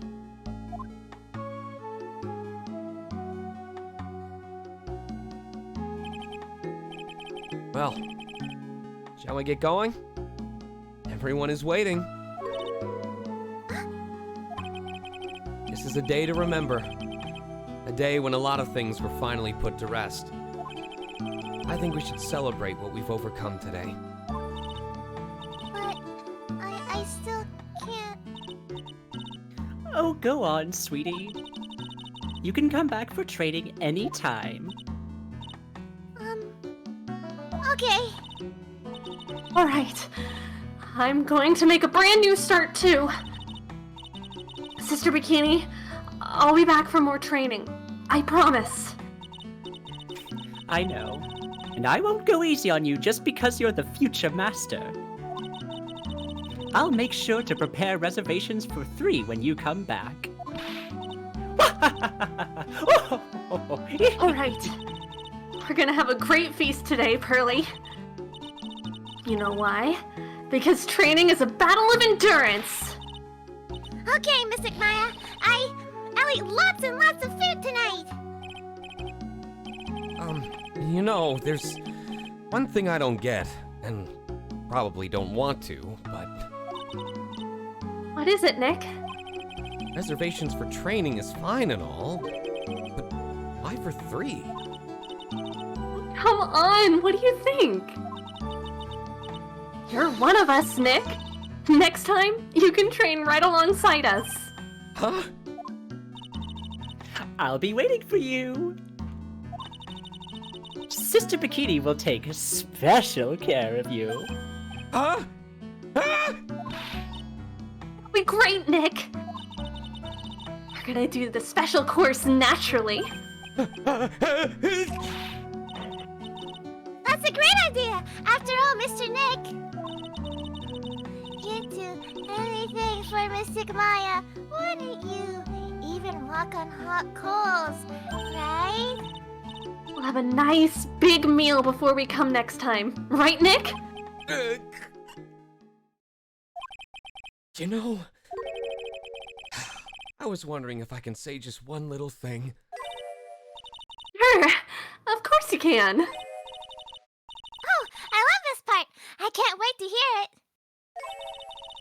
I'm getting goosebumps too. Well then, here goes nothing. Objection! You motherfucker. I get to break my own pot! I recommend a home pause. Home pause.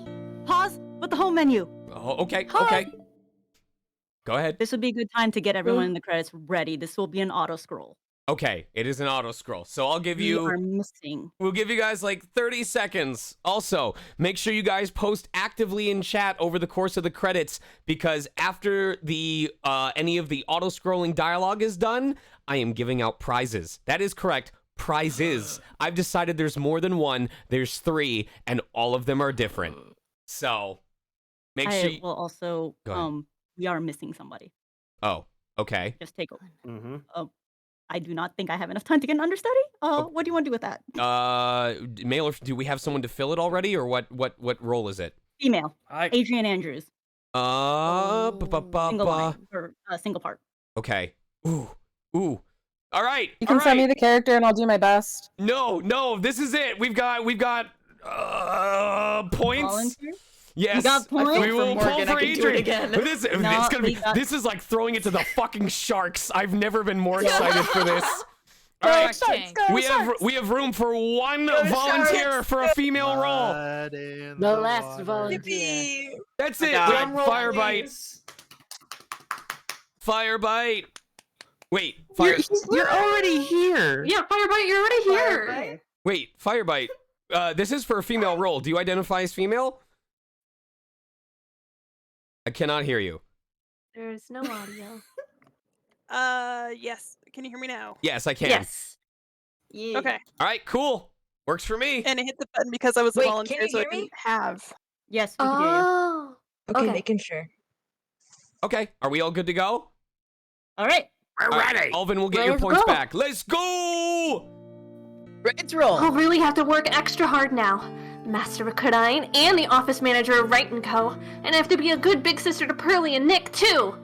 Well, as long as I'm not locked up or captured or something like that.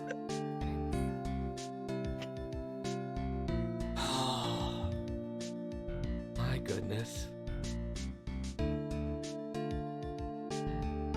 So it's true, Mr. Nick literally is Mystic Maya's knight in shining armor. He went through with the special course all the way to the end.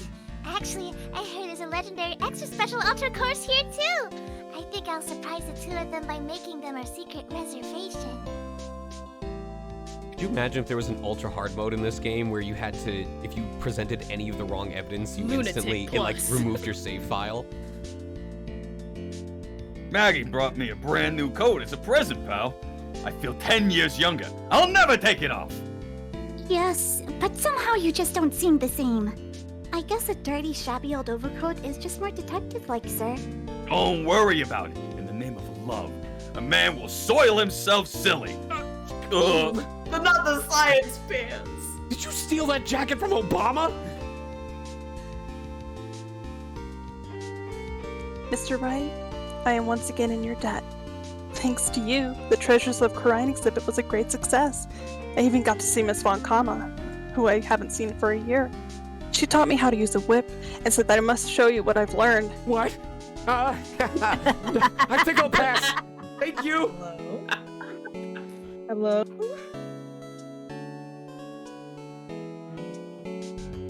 Desi and I started a company called Master Mask Consulting. Okay, just stopping the evil plans of all criminals in the city. Our motto is cut it out, please! Well, we also sell plans to the criminals as a kind of side business. I wonder if that's okay. Sometimes I think maybe we're the worst criminals. Oh,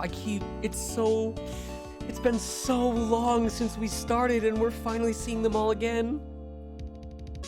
I wanted to show my appreciation to Mr. Wright for exterminating Don Tigre. So I lent him $500,000. Special dignity. I can't keep up, dang it. I bet he's drinking it now. In compromise. This is so cool. I'm just all in the way! A wrinkly, grumpy, clown-nosed waste of flesh! At least that's what I thought. But my grandkids had a birthday party for me the other day. Talk about embarrassing. 69 years old and I cried like a baby with a dirty diaper. Why do we keep mentioning diapers and soiling ourselves? What is with this game? As usual, we have an abundance of work to do. We've hired a new programmer to replace Glenn Elk. I do hope everyone will get along. His name is Adam Mata. As soon as I heard his name, I knew our brain circuits would align perfectly. I feel like I should get that. Adam Mana. Palindrome. I almost said Mardo. My, more reporters! Since the murder, we've made so much money I hardly know what to do. I think the magazines like us because I provide such a nice visual, especially in spring. I can hardly wait for Iris to come back.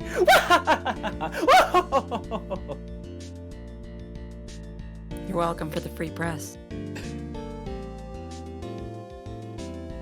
Thank you, Kumiko Suikane.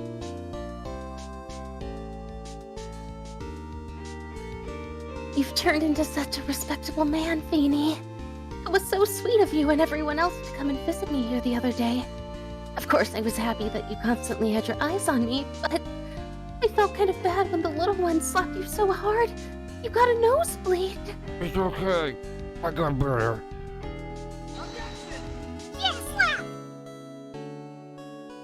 Hey, let's give some congratulations for the OGs! The OGs! Oh shit, that's my name! How'd they dox me? Turn off the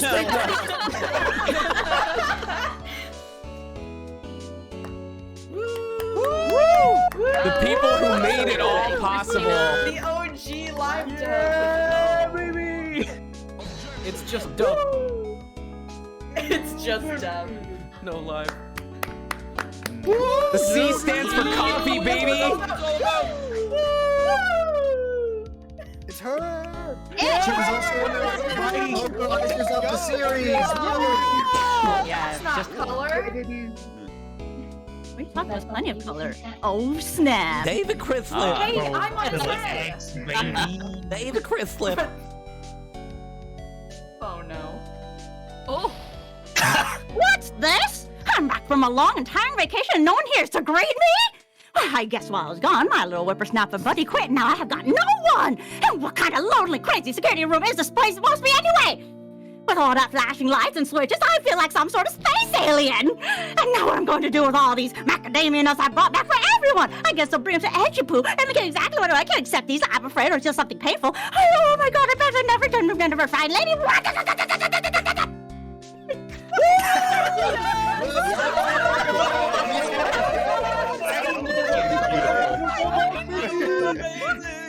Wow. I finally found something I love to do! Frenzy's Whippity Whip trip is gonna turn the art world on its head. I should have realized it sooner. Self-centered, lazy, antisocial? I'm an artist! A a really good portrait artist. I'm not a loser after all.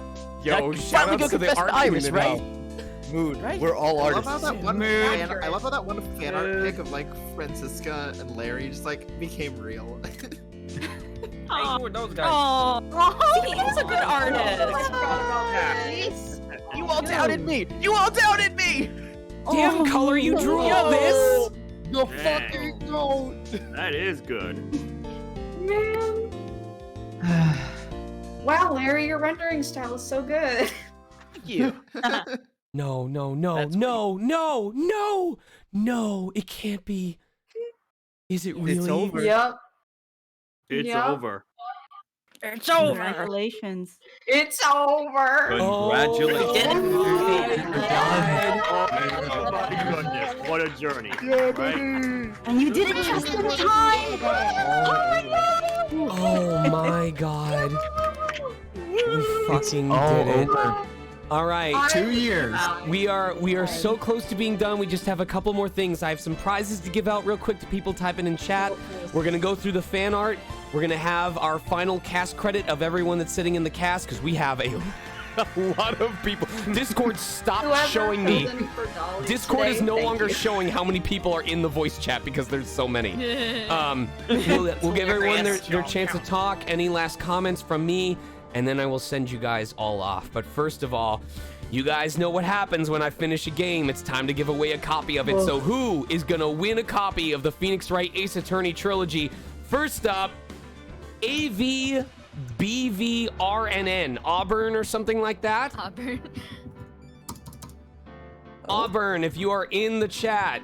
They're there. Okay, I saw. do you already own a copy of the game? And if you don't, would you like a copy of Phoenix Wright Ace Attorney trilogy?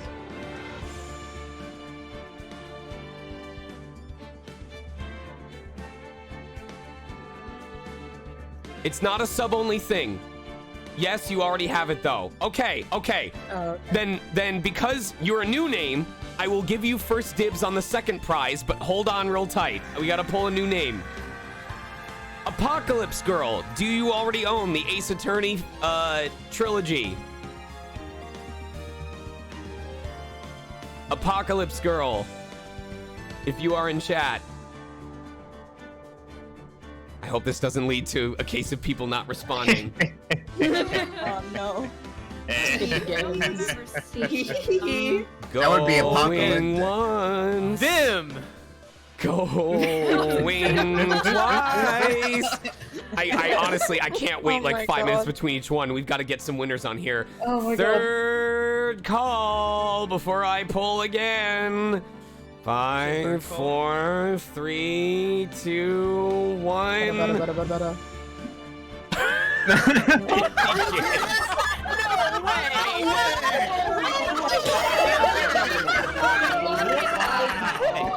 Here we go again. Falcon Trace. Falcon Trace. Do you own a copy of the game yet? Falcon Trace. Come on. I know you're here. Falcon Trace, do you Falcon, do you own a copy of the game already? No. Yay! Oh, okay. All right. Auburn. That's what I've been waiting for. I know you can accept this prize. Auburn, the second prize I was going to give out, which you have first rights to if you would like to claim it, is your choice of a full box of toaster strudels. Why? Oh my god. Is the box. How are you gonna do that? I can just order it and have it shipped to their address. Okay, but what flavor? Let's do it. Oh, You know what? Oh my god. kind though. Wait, Yo, the egg, cheese, and bacon ones are real good. are you allowed? Can I ship food via the post office? Oh. No, that's a perishable, right? Yeah. That's a good point. Yes. They're in the Philippines. Okay, is there a way that I can organize with you to order toaster strudels You can send them through Amazon, I think. To the Philippines. I don't even know if the Philippines has those. Okay. We will figure it out. If DoorDash that shit. If for some reason DoorDash, I hire a fucking DoorDasher to go across the ocean. Bring it to me. Biggest tip in the world. Yeah. All right.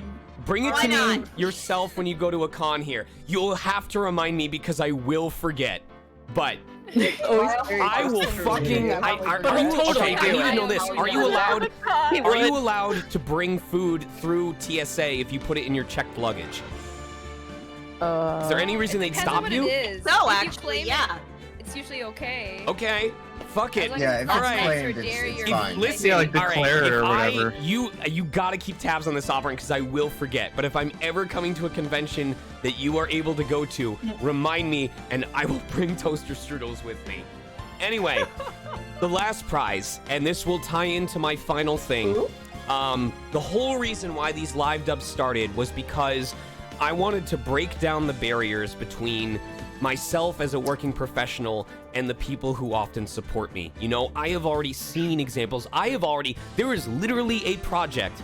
I want to reiterate that I don't get anyone cast as a result of these live dubs. I don't, there's no guarantee of work. But I know for a fact that based on what I have heard from people who have performed in the past, I had recommended folks to people that I work with for a character that I thought they would be a good fit for, and I have seen those people get cast in paid roles. So, No way. Nuclear,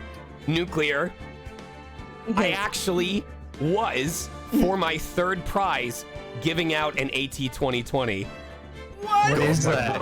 You actually completely guessed it. You actually completely guessed it. So, my only stipulation is that if whichever winner claims this, I'm not telling you you have to become a voice actor. I'm not gonna force you to use it. All I ask is that you only claim the prize if you have a serious intention to use it. Even if you don't get around to using it, I will forgive you. All I ask is that you don't claim the prize unless you plan on using it. It is, AT 2020 is an XLR. I don't know if it has a USB connection, but if it really ends up being that much of an interruption, it's just an idea of if you were already planning on getting involved in voice acting, then I can save you the money on a microphone and you can use it towards an audio interface instead, which if you wanted to take voice acting seriously, you should already be looking at doing an XLR. So that's kind of where it's the barrier to entry, because you can't really use this without a digital audio workstation or a preamp, and this will just save you the money of getting a microphone. So, Do you already have the microphone? no, I will order it, or we'll find it when it's in Okay. stock. Why? There is a USB version of the AT. Oh, okay. I mean, Yeah, I I'm wouldn't- using them. Yeah. I used to use that. I wouldn't recommend it, I'm but currently using I will cover Yeah. for whichever version you want. So, you all have 30 seconds to type in chat to get yourselves on that list potentially while I take this sip of water, and then I will pull a name. Come on. Alive. 10, 9, 8, 7, 6, 5, 4, Oh. 3, 2, 1. All right, it's going to Cora. Cora 122. Cora 122. Is that Vim on an alt? Funny. Cora Bro, I 122. wish. Are you around? Really, Oh, there's Cora. really hard. There it is. Every account is. Oh, I Vim saw and all. it. Yep, they're there. All right, Cora. I guess it's up to you. Would you like to claim the prize? Do you already? Are you interested in pursuing VO? Are you looking to upgrade your microphone? See what they say. Will you use it to play Minecraft with your friends? We'll use it to play DDR using just your voice. Will you share? I don't have a mic. It's you, Okay, well obviously. what I'm asking you is this is the part that I need you to be honest with yourself. Do you have an interest in pursuing voice acting? Like, would this be something that you would get use of for the purpose of voiceover, not just Discord calls, not just other stuff? would you plan on using it to try out VO, or would you rather that I pull someone else? This is the one time that I'm just being super serious of please only claim it if you're going to use it. I'm not challenging you like, do you deserve it? I'm just saying, is this something that you would pursue, or would you rather that it goes to someone else? Are you worthy? It's time to decide your future. Pressure you. Pressure. Write me a 500-word essay. I sometimes randomly do imitate characters sometimes. Okay.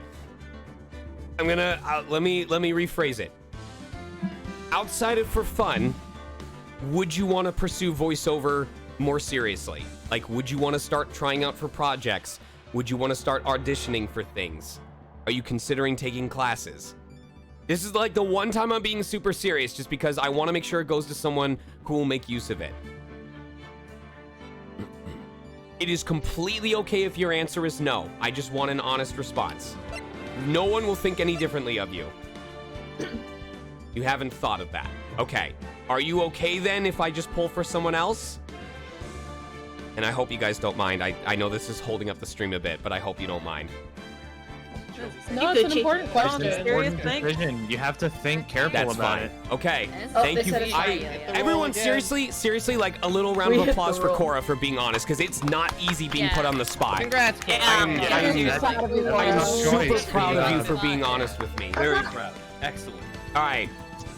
Fire bite. Hey. I cannot. You pass? Okay. I am disabled. Any kind of income will fuck me up. Okay. So, Okay. I Okay. All right. Again, thank you very Adero much for your Moro? honesty. Adero's also in here, aren't they? Wait. Yes. I'm The here. Dahlia? I'm good. Thank you. though. Okay, you're good. All right. All right. We've reached our required quota of non-Vim. It's time to pull Vim. God damn it. What is going on? Goodness. Wait, is it only? Hey, but what is happening? This is Guys, bullshit. it's only rolling people who don't fall. Again? Oh my god. All It's right, the V. all right. It's the V I'm doing something different. I'm doing, hold on, here's what I'm doing. I'm pulling the user list. How do I pull from the user list? Community? No, go back to chat. All right, on my stream page, what do I do to bring up the list of people? Go through the side with the members, with the little people onto it, and that shall pull up everything. Hold on, Make sure you hold on, refresh. one more time. You said where?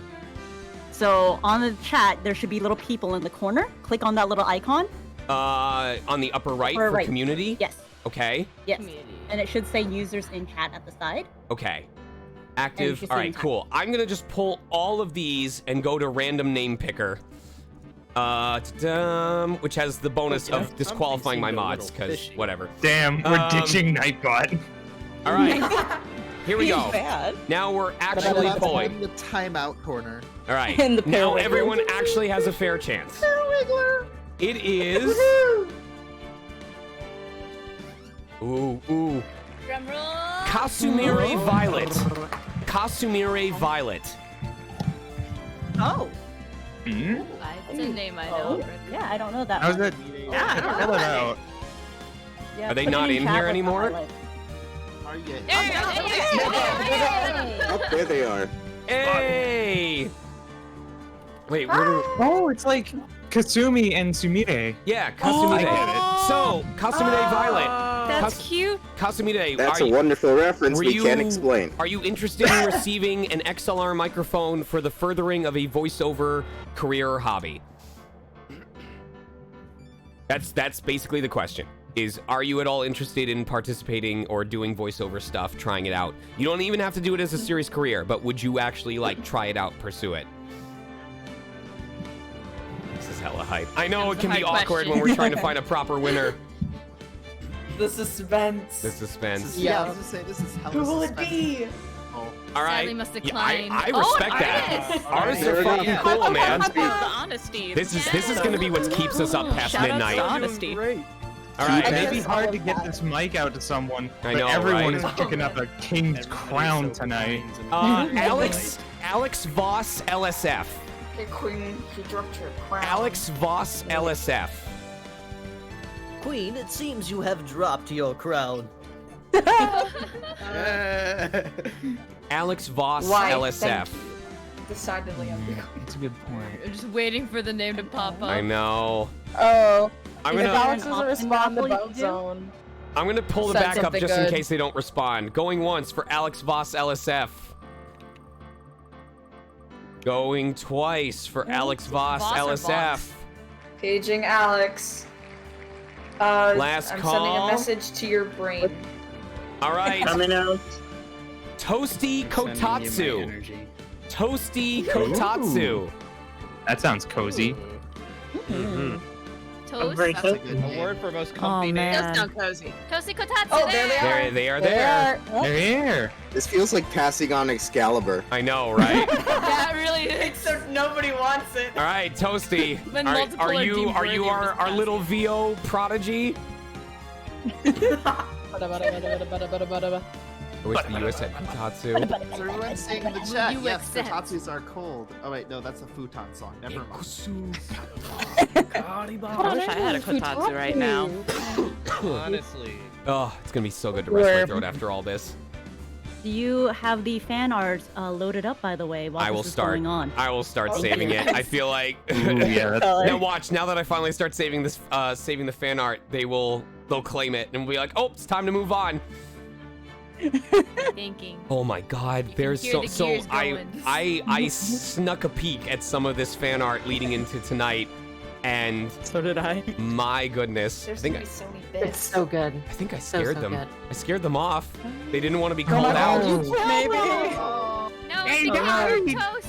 Weren't they there? Okay, friend. Is it possible No, to my do best a? Is Oh, it possible to? Oh my God! Oh, Yes! Let's go! All right, well, Toasty. Here's the instructions. So you have won an Audio Technica 2020, which is a very good entry-level microphone. It is available in either USB or XLR. Now, I personally will recommend the XLR. It does mean that you will need to get a preamp to plug it into. The preamp can run a couple $100s, but it is up to you. Whether you want the USB version or the XLR version, either one, I will cover the cost to get it to you. XLR is so much better.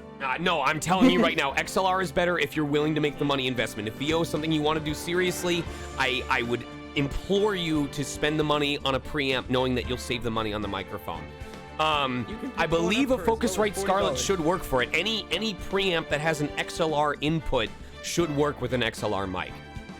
But I do use the SSL2, highly recommend it. I'm already going to be doing I have done professional recordings from home on an SSL2. You know, ReZero, JoJo's Bizarre Adventure, yeah. So, Oh yeah, this thing rocks. so to all of the winners, for those of you who don't know, just be a member of the Megastars Discord. If you somehow are not already a member, you can join via this link here. If it doesn't work, let me know, we'll figure it out. Once you're a member, reach out to me via DM. Show me a screenshot of your Twitch homepage, or at least the section that has your username. That's just so I know that you own the Twitch account that won the raffle. And then I will work with you as necessary to get your prize out to you. It may not be immediate, but I'm pretty sure anyone who's won a raffle prize from me in the past knows that I get it to them. There have been times where it's been delayed, but I have always gotten it to them. So, long hydration. I am so worn out. That was surprise. Sorry for Damn it, the Val. That's right, Vin didn't win at all. All right. It is No, not this time. is this is why you changed the polling system so Right. you could hide. the No, results. now I think that's what I'm gonna No. do going forward, because that worked a lot better than whenever we have Nightbot's been fired. All right, like Nightbot is just there Yeah, for that's reminders like and nothing favorite. else. They're there to pass the Reign butter. of Terror is over. Pretty weird, I'll admit. So it's called an Audio Technica 2020 and SSL2. Those are the two that a lot of people use together. For example, in my booth, I currently use a KSM32 Shure along with an SSL2. So I just recently upgraded the microphone. Anyway, oh, you're using it. Okay. I don't want to keep people past midnight, so we are moving on to part 2 of 3, which is the fan art. And holy shit, you guys. I snuck a peek at some of these, and this is easily the most... No, you know what? I'm not even going to word as that. Every time has been creative, but I can tell that you guys have been hyped up for the finale, and this is absolutely incredible. I am so honored by all the time and effort that the artists have put into this, even though they haven't been part of the actual dub cast itself. So we're going to start with this piece from Emmy, our very own Emmy Ain, who was came back as the voice of Maya. Is this Maya as her OC? No, it's Kino. It's Kino. I figured it was. I figured it was. But here we go. Kino, one of the resident OCs that Emmy is always drawing fan art Oh, I of. saw this. Good. God, I love your sketches so much. So cute. Oh, this so good. I love it. She's been working on a lot of backstory lore stuff in the meantime, and it's I always love seeing the way that she draws expressions and just the development of the characters. I love learning more about the lore of the universe. Honestly, yours and Mystics and Emiku, like all of y'all, I love seeing when you guys share stuff with each other. Thank you. The shapes are so squishy. I Yes, feel I like I love could the like shapes. bite into it and it would like, you know. Like a marshmallow? Yes, like a marshmallow. Yeah. Guys, Next up from guys, Richello. there's a Toby. From Richello, Toby. I wasn't able to make it to the previous episode, so I've been catching up, excuse me, all morning.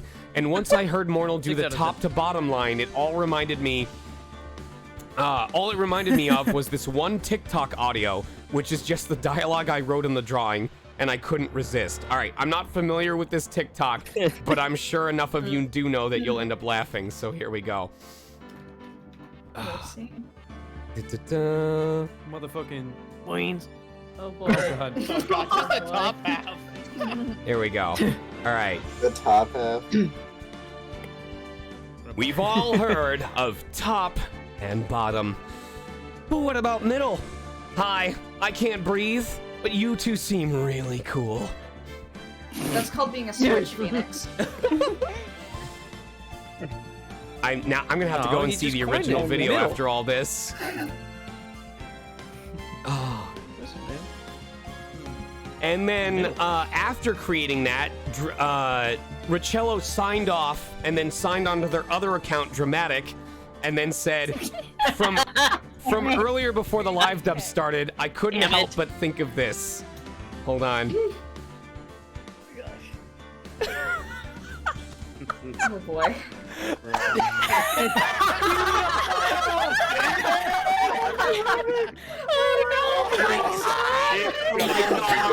It's real. When you least expect it, it's Dick's Sporting Goods. Now open. Is that where This is Alright. gets his? Oh my god, we gotta buy absolutely singular. I am a big fan of expressions. So even the simplest of drawings, if they have really good expressions, I will instantly be drawn to them. Babbling Branches uploaded this and only said in all caps, "Food thief, fiend." Hold on. I think I know what's coming up here. Phenomenal. Wonderful. So good. Amazing. Oh, there's a sweet potato. This is so good. Busted! Me trying to sneak a snack at 3 a.m. Somebody just sounded like some fucking breaks. Who? Oh my god, the strudel struggle. I love that Struggle so is much. real. Oh my god. Richello also uploaded this with no comment. Let me share that. I ordered toaster strudels online. but I only got Inspired toaster by struggles. this comment, Archeon saying, Oh, You'll never see it coming. You'll see. I just beat Persona 5 for the first time last night. Oh, you know what this hair is really making me think of? Bayonetta. Yup.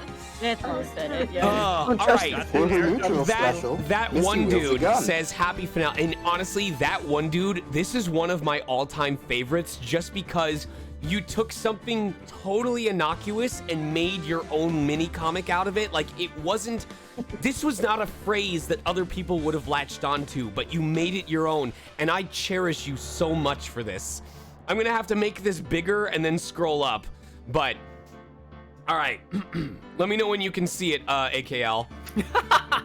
I can see it. All right. Objection! No. Scroll up. Silly baby man, your thoughts are all wrong. You're the best around! Nothing's gonna ever keep you down! Objection.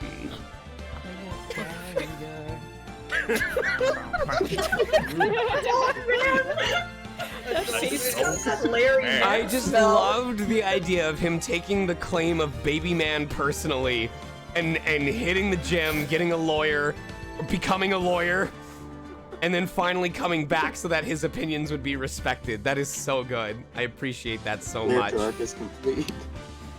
That really is just the whole progression of Phoenix's character through these 3 games. It's very food inspired. Raul, I love your ability to make something relevant in 30 seconds. It did. Oh my god. The funniest thing. Go ahead. I had to draw that twice. My computer restarted halfway through and it lost the entire thing. We appreciate it. Okay, so 60 I'm not seconds. gonna lie, I was gonna change the flavor. I don't know. I was thinking either I would make it Madagascar or like piss flavored.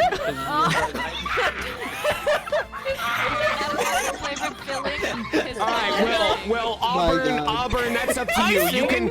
Auburn, you get to choose. You can either have blueberry, Madagascar, or piss. We can discuss that later. Look, if you're going to a shop stream, it's either a lot of piss or a lot of butt. Yeah, true. This one is Pastries. this one Piss trees. from Piss. I love Richello's comment in chat. I just saw it. It just says "Go piss, girl." Go piss, girl. RuneWolf25 uploads this without comment. Let me take a look here. Oh no. Oh no. Okay. Oh. Okay. Objection! I, Spider Phenonix, have lost my pants. Can any of you other Spider-Man and Spider-Woman give me an extra pair? I am going out with my sweet Edgeworth and Gadot and do not want to look stupid. Nope. Nope. It has to be a reference to something. All right, Richello, I feel like, I hope that you have like aloe to like soothe the burn on your wrists with how you pumped all of these out. I don't know where you find the time for these, okay? This is ridiculous. This one's also from Richello. I love the expression on the background from Dahlia, or Iris. The perspective on this is so good. Wow.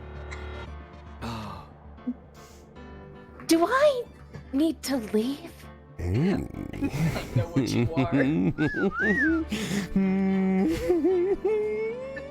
I soiled myself. Wow. Beautiful. Firebite says, thank you to the entire live dub team. I love you all. Normal. I think this is really cool. I love that this is the first kind of cast coming together piece that has been drawn, and I appreciate that you made the time for it regardless. Thank everyone. That's it. It's the command. We have to thank everyone. There we go. Oh. Listen, Fire, I find this genuinely impressive because any artist can tell you that it can be really easy to get into a style where everyone's faces look the same. So the fact that it is this easy for me to tell who is who is a testament. Like, honestly, I really like how you captured the defined angle of each of these characters' faces. Me and the boys prosecuting.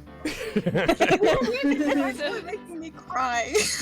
Damn it! Now I want to see a video of Phoenix, Maya, and Pearl walking into the courtroom, but they're walking in the style of like those three guys with the white wigs from that meme from earlier this year. You know, I forget what it's called. Actually, a meme of that prosecutors already. I forget what the meme is called, but I'm sure you guys know what I'm talking about. The one that's like, oh, the Livesy meme, the Dr. Livesy meme. Yes.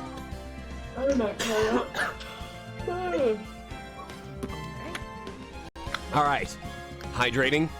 Small enemy crab Jama. Oh, Jama fly. Says I pulled up. I fucking love this. They said I pulled out the tablet for this. No regrets. It's even like a Tumblr post. Oh my god. Oh my god, I can't like this. Two of them. Two of them. That is so good. There's two of them. Oh, he looks so dubious. Poison. Dramatic uploads this. I'm almost mad this is only showing up the very end. Dramatic uploads this and says, whenever questionable stuff comes up. Oh, Hold on, it's a GIF. It's a very big GIF.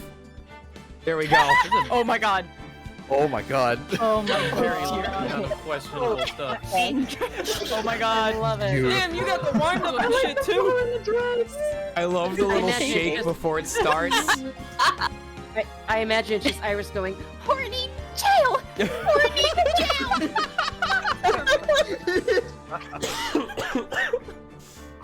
Oh, I like it because you've also cropped it in such a way that it looks like it's part of Okay, them. that one dude, I love your ability to make characters have conversations that are comedic. This one is also from that one dude. So I'm gonna make this bigger again. I'll try to be better about scrolling. All right. Okay. I'm trying to see. All right. The only evidence that makes sense is this. Bananas and pajamas. Is this return? Bananas and pajamas? What's going on? No. Oh, what? It doesn't. Why? Mr. Wright, it appears you haven't comprehended the #1 rule of this courtroom. Bros before hoes? What? No. Gaslight gatekeep girl boss? I'm gonna be real with you. Close, but no. It's obviously that the prosecution is always right. Right? Godot? Godot's dead. Oh. He got executed. Dead. He was executed. He might have fallen asleep. dead. Damn, that sentence was short. Yeah, as a reminder, it is 3 o'clock in the East Coast. So, Okay. let's try to keep the talking to a minimum. Can we streamline this just a little bit? A little bit? Yes, please. Okay. Yeah. Godoing. I will try and get through this a little bit faster then. Yes, yeah. Rainvelt uploads this one. No commentary, but I love the kind of Yaranaika attractive male face that these characters. No, I genuinely like this. This is really cool. So I'll let you guys comment on it while I start uploading the next one so that we don't spend too much time on all of this. Sick death. Okay. Hey, I know we don't get a lot of time to hang out together, but hey, it's nice being nice during Christmas with you. Okay. I get to finally not be alone this Christmas. Okay. Yeah, you got a little something on your cheek here.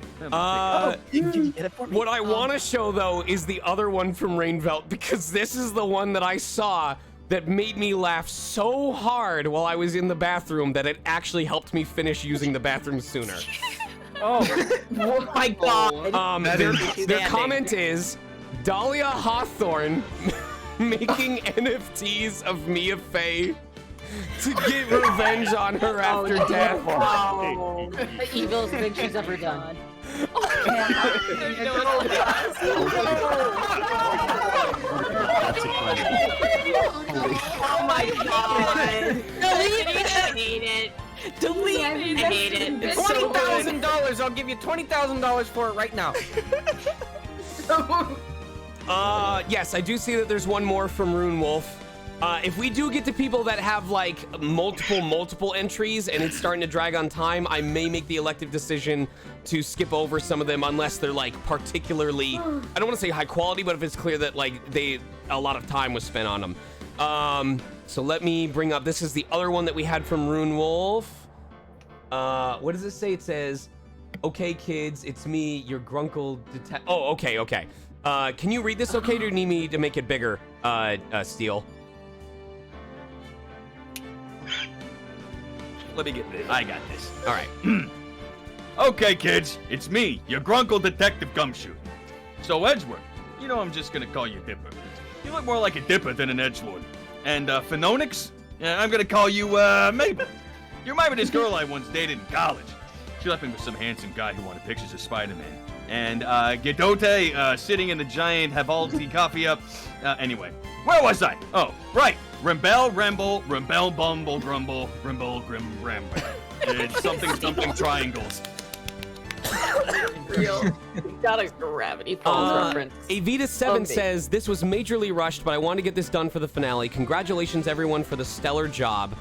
What is the last comment? I hope I didn't miss anyone. Oh, this is fantastic. I love this so much. This one is probably one of my favorites. This, oh my god. I want this, I almost want this as like a print. Oh my god. Oh my god. Oh, wow. The voice. Oh my god. All right. Just won't look at the camera like that. Here's what we gotta do. We gotta make this into a print so that you all can buy it and then make it your job to get this signed by everyone who is in the live dub cast. Oh god. Challenge accepted. Oh, yeah. Oh my gosh. I should have like some super mega prize for someone who manages to actually do that successfully. I don't know. I just realized quality. What's I up? loved that old bag is server muted. That's so like too short. Oh, Dude, that's so good. Ron is straight up screaming, but like Terry eating the mic.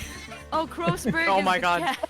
the way that Victor and Viola are approaching the camera are having a really hard time. Not a cat. Seriously, you guys should definitely check that out on Megastar fan art. This one is also from Richello. No comment there. Tag-alongs are the best. Dude, I'm so hungry for Girl Scout cookies because of tonight's stream. I'm just hungry. I could go for some 10 minutes myself. Can we get this from Pearl, please? Don't forget to support your local Girl Scouts! Yeah!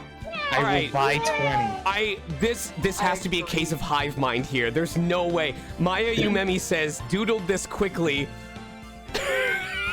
Oh, is it? No way. It's a no! Two of them. The brain cell was shared. Now we can say two of them about the art pieces. Yeah, now there's two of them. There's two art pieces. Two of them. This one is from Red Muffler Man. This next one is from Red Muffler Man. No comment. Oh no, from Nick. This one? Yes. You should turn yourself in now.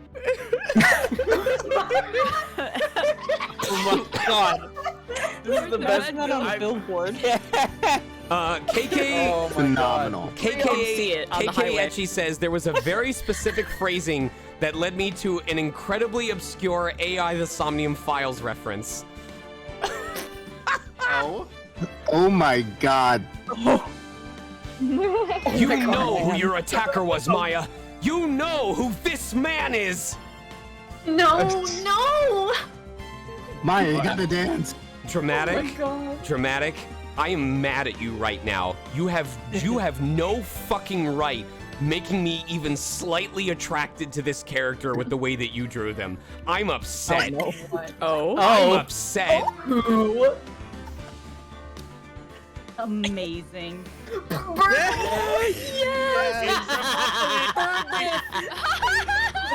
I fucking love Birdly.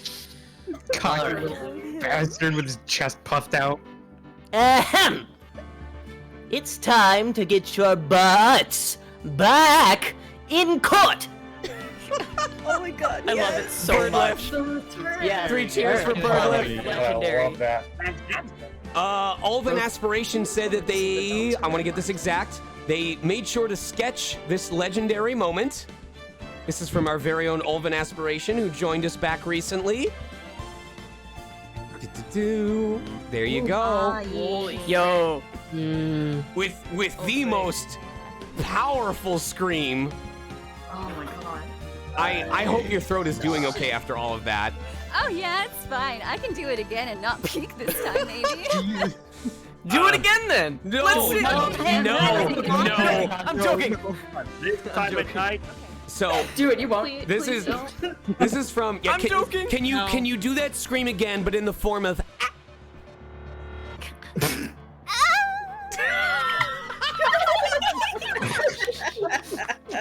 You sound like the one boss, the one All right, enemy let's get from that one more Dicey time with a Pigeons. little bit less tailing. No. Apocalypse says, first of all, I'm gonna load this first, and then I'm going to read out what Apocalypse wrote. So load this. Oh, this is so cool. Shrink this just a little bit. There we go. Apocalypse says, I want to say congrats to Sean. Ace Attorney and his Goonies have wonderful VAs recording the final case closed on this bonfire of a live dub. I'm grateful to have found a live dub so entertaining as this one, or should I say trilogy, from the hands of Red Muffler Man. On a side note, I'm sending in this last fan art. You may see me post Ace Attorney related for the night, which in this case has been an emotional ride of cases with cheesy jokes. One of the versions doesn't have my signature on it. Oh, I uploaded the version that says, wait a minute, you deleted the text, not your signature. There's two versions. There's two versions on Megastar fan art, and on one of them it says Ace Attorney live dub is complete. So they deleted text, but it was the text and not your signature. Dramatic. Oh my God, we have an official mascot for this live dub. Is that the Blue Badger? Oh boy, who is this? He's friendly. Mascot. Oh my god. Oh, Yes. He's also friend-shaped. Oh my Look at it go. goodness. Oh my god, that's so cute. I love the eyes. They bond. I'm gonna be watching this forever. Oh my God. So hypnotizing. Oh. I should have moved the hammer one over too, but at this point, I should be able to do properties. I think it's either 15. Okay, I think it's in front of that. I want to find it. There we go. I found it. Okay. So I'm going to drag. There it is. All our little gifts can be friends here in the corner. There we go. Yay. I thought the hammer was gonna smash. She's trying to attract the slug. Don't hurt the boss slug. Raul, I love your style as an artist, man. I always cherish when you bring stuff into this stream. I mean, like, I love everyone's art for different reasons, but I see yours not that often, and it's so, it speaks to me. So this is from Raul with no comment. Got a comment underneath. There we go. Oh Oh my god. I love. Bro thinks he's on the team. I love the idea of just this shorter bailiff coming in and getting everyone's attention to tell them the court case have to start back up.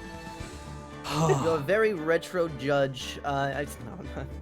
Zell says. The bird is talking. Zell says, "Good job. You deserve a gold banana." This is a deep fucking cut. Oh my god. That's amazing. That's such an ancient thing. That is an 8 months old joke. That's a reference and a half. Color. Game, was it not? Color. Case 1, game 2. Yeah. Color says, I tried making this in between everything, still gotta contribute something to the finale, yeah? Before Sean asks, yes, I did this in the middle of stream. No, there was no pre-planning. With that in mind... Oh. Oh my god. No. Color, oh no. Judge's reaction so Color. Color, you're red. Oh no, there's one that there's the Pack it moment up, where they Skittle talk, Squad. they were talking about like how Godot and Phoenix were gonna like tag team against Iris, so I put that in there. Humana, and I cannot stress this enough. Beautiful. Humana. Riccello did this Oh specifically my to God. make everyone hate me one more time. So they said, thanks for the idea. Oh, this one hurts. Oh, it's so You're Ow. having good Fucking feelings. Why ow. did you make the hurt come back? Hey, Richello, what if I grabbed you and threw What you if I into grabbed a you and wall? shook violently? Shakes you like a maraca. Vimdeckless says, that's the entire trilogy. What a ride. Let's top it all off with a Pomix Wright. Seriously, thank you.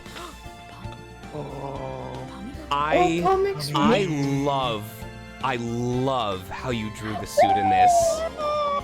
Oh my god, you're cute! Kitty! That's awesome. This is the end of an era. That's so good. Holy fucking shit! Oh no. What happened? I'm scared. It's now broken. That's a good sign. Oh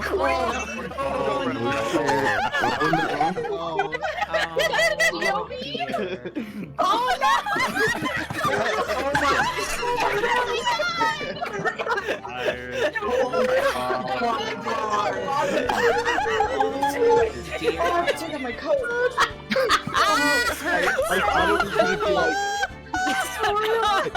I thought it was gonna be like Godot and Phoenix, or like Edward. Strutting each Raw. other, yeah. Oh my god. Shit! Iris is So much funnier than it was. It's Iris's my face. God. It's Iris's face. Yeah. All right, Iris hold out on. here looking like a Gravity Falls character. Oh my The god. contrast Right. between like the funny bottom right corner and like the seriousness of everything else. The best part is like because of the way that it's drawn, you almost notice her first because she's like the colors stick out the most Different, compared to everything yeah. else. You see her and then you re-witness Phoenix walking towards her. This is gonna make Heidi cry, but Bashful Fruit says your scream specifically inspired them to do this before the end of stream. That scream is what made this come into existence. Oh, that is awesome. Oh my god. I want this You're frame. amazing. Holy shit. Yeah, I would buy a print of this. Oh, God, the details. Oh, I love that right there. The go is the smoke right there. That's awesome. I know. It's so good. Legitimately. You really This aced is that, Heidi. beautiful. Rennie Tan says they were super happy to step in to get to be the chief, and they drew this little buggaroo who belongs on Top Team Epic like instantly. Nice.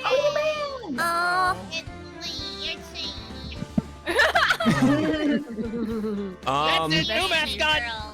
Mega LCRO says we are all Mega Star attorneys. Flash the badge proudly. This is from Mega LCRO. We're on our final 2, you guys. After this next piece of fan art, we'll finally be able to give credit to the cast and be done. Ugh. There we go. Yeah, wear that badge. If I could, if I can manage, I will paper badge and fool everyone. It's I will okay. probably here's what my plan is. I will probably talk to Emmy or Color or anyone who does like pin stuff. If Tayo Khan is kind to me at the beginning of next year, I would like to see how expensive it would be to get a bunch of little pins of that, like that, made, and mail one out to each member of the Ace Attorney live dub. And I mean, Yeah, I can get that price. I mean from all 3 games if I can afford it. So, Yeah. That would be sick. Oh, that would be sweet. I think that would be really cool. And then to finish it all off with the fan art, we have 0J who says, I'll load this first, and I will shrink this down. It's very fitting that this is the last one. I went through the first 3 games back in high school, and this was a hell of a ride seeing it again over the past 2 years. Sean, Color, Steel, Mornal, and everyone else, I truly want to thank you all for reminding me why I love this series. Oh. That's the perfect image to end on. You made me cry. It's time to ban. All right. Teary-eyed objection. Now, I believe, Color, the announcement where you called everyone who's supposed to show up should also act as the full cast list to credit people, right? Yes. Okay. Right. Yeah. All right. At this point, if we give proper credit to everyone, we are definitely running past midnight, so I'm going to just let you guys know this is the last section. You don't have to stick around. You know, the prizes have already been handed out, but I implore you, if you're willing to stay up just 30 more minutes, I want to make sure that everyone that contributed to this live dub has the chance to get congratulated, to have great things said about them. I'm going to try and keep my commentary to a minimum because I've given it throughout the entire live dub. And like I said, tonight is about you guys. So to start off, our very own Pearl Faye, voiced by Mayutsumi. If you want to give your real name, that's up to you. I'm not going to do it. I'm going to give you guys the right to do it if you want to take credit and give your identity. But Mayutsumi is Pearl Faye. Oh, hi guys. So my given name is Luz Gloria Smith. So I'm a Filipino-Canadian voice actress. Moved to Canada when I was 7. And I started dabbling in voice acting when I was 12. I'm now 28. Oh my god. I've had a really fun time here in the server. I joined the server when Sean was doing freaking Toho and Curtain Fire Shooters the one day, and then at some point this showed up and I auditioned, and I've had so much fun with everybody coming in. I barfed in my mouth in the very first live dub that we did together. Oh! When I was playing Lana. I was so scared. I first came in here, and it's been hilarious. Congratulations being 28 on Christmas Day, Cora. I was so nervous. I had butterflies the entire time, and I came in here, and everyone immediately showered me with compliments so much before tonight. the dub even started. I was freaking out. The first 2 or 3 live dubs, I was super butterflies in the stomach. And then after that, it was just, I'm used to this chaos and dumb foolery that everybody keeps doing. So I'm super happy that everybody else started having a really good time, started becoming more themselves and putting themselves in the characters, and just kind of the line between actor and character started disappearing, and as everybody had fun. Because I know, Sean, I think you mentioned before that you wanted this to kind of mesh between the fact that you are a professional voice actor, but also share it with the community. Mm-hmm. I feel like these projects in general did exactly that. Such a perfect way of doing that. Oh my god. So I just want to thank you, Sean, for providing such a good community, like making sure that the mods and you guys are all having yourself just the perfect types of personalities, that we're all together and are able to share this together, and thank you all so much. Oh my god. That is my hope. It's not ever going to be perfect, and I will even say I know that the audition process for this got a little bit too heavy-handed at times on trying to find the right voices versus just letting people get a chance. But that's, at the end of the day, what I want from any of these projects is for people to feel excited, to feel that pang of energy of wanting to participate. Whether you're an audience member who's just like, man, I enjoy listening to this, it gives me something to look forward to. Whether you're a future volunteer who's like, man, I don't want to just sit back anymore, I want to jump in, I want to be a part of this, like me doing my white boy dancing in Puerto Rico less than a couple of weeks ago. I want this to be something that gets you guys excited for any number of reasons, and I want it to be something that you feel like you belong and that you're allowed to participate. So I'm so glad to hear that what started as nervousness became newfound confidence, and that you were able to own it and not be afraid that you weren't doing it the right way, but instead that you were having fun and bringing something to life that we could all be passionate about together. Thank you. Mornal as Miles Edgeworth, who recently also posted a video where they showed they could just do all of the characters if they wanted. Oh. But the floor is yours. This is so fun. This is the funnest thing, like, in the fucking world. Like, I was like, just floored. I was like, when I found out about this, I was like excited because I like Ace Attorney a lot. So I was like, yeah, I'll do this. It seems like a neat thing. And it was like, I came in, and I was really surprised, like, how, not only like how funny and talented everybody is, but just like how fun the entire atmosphere is.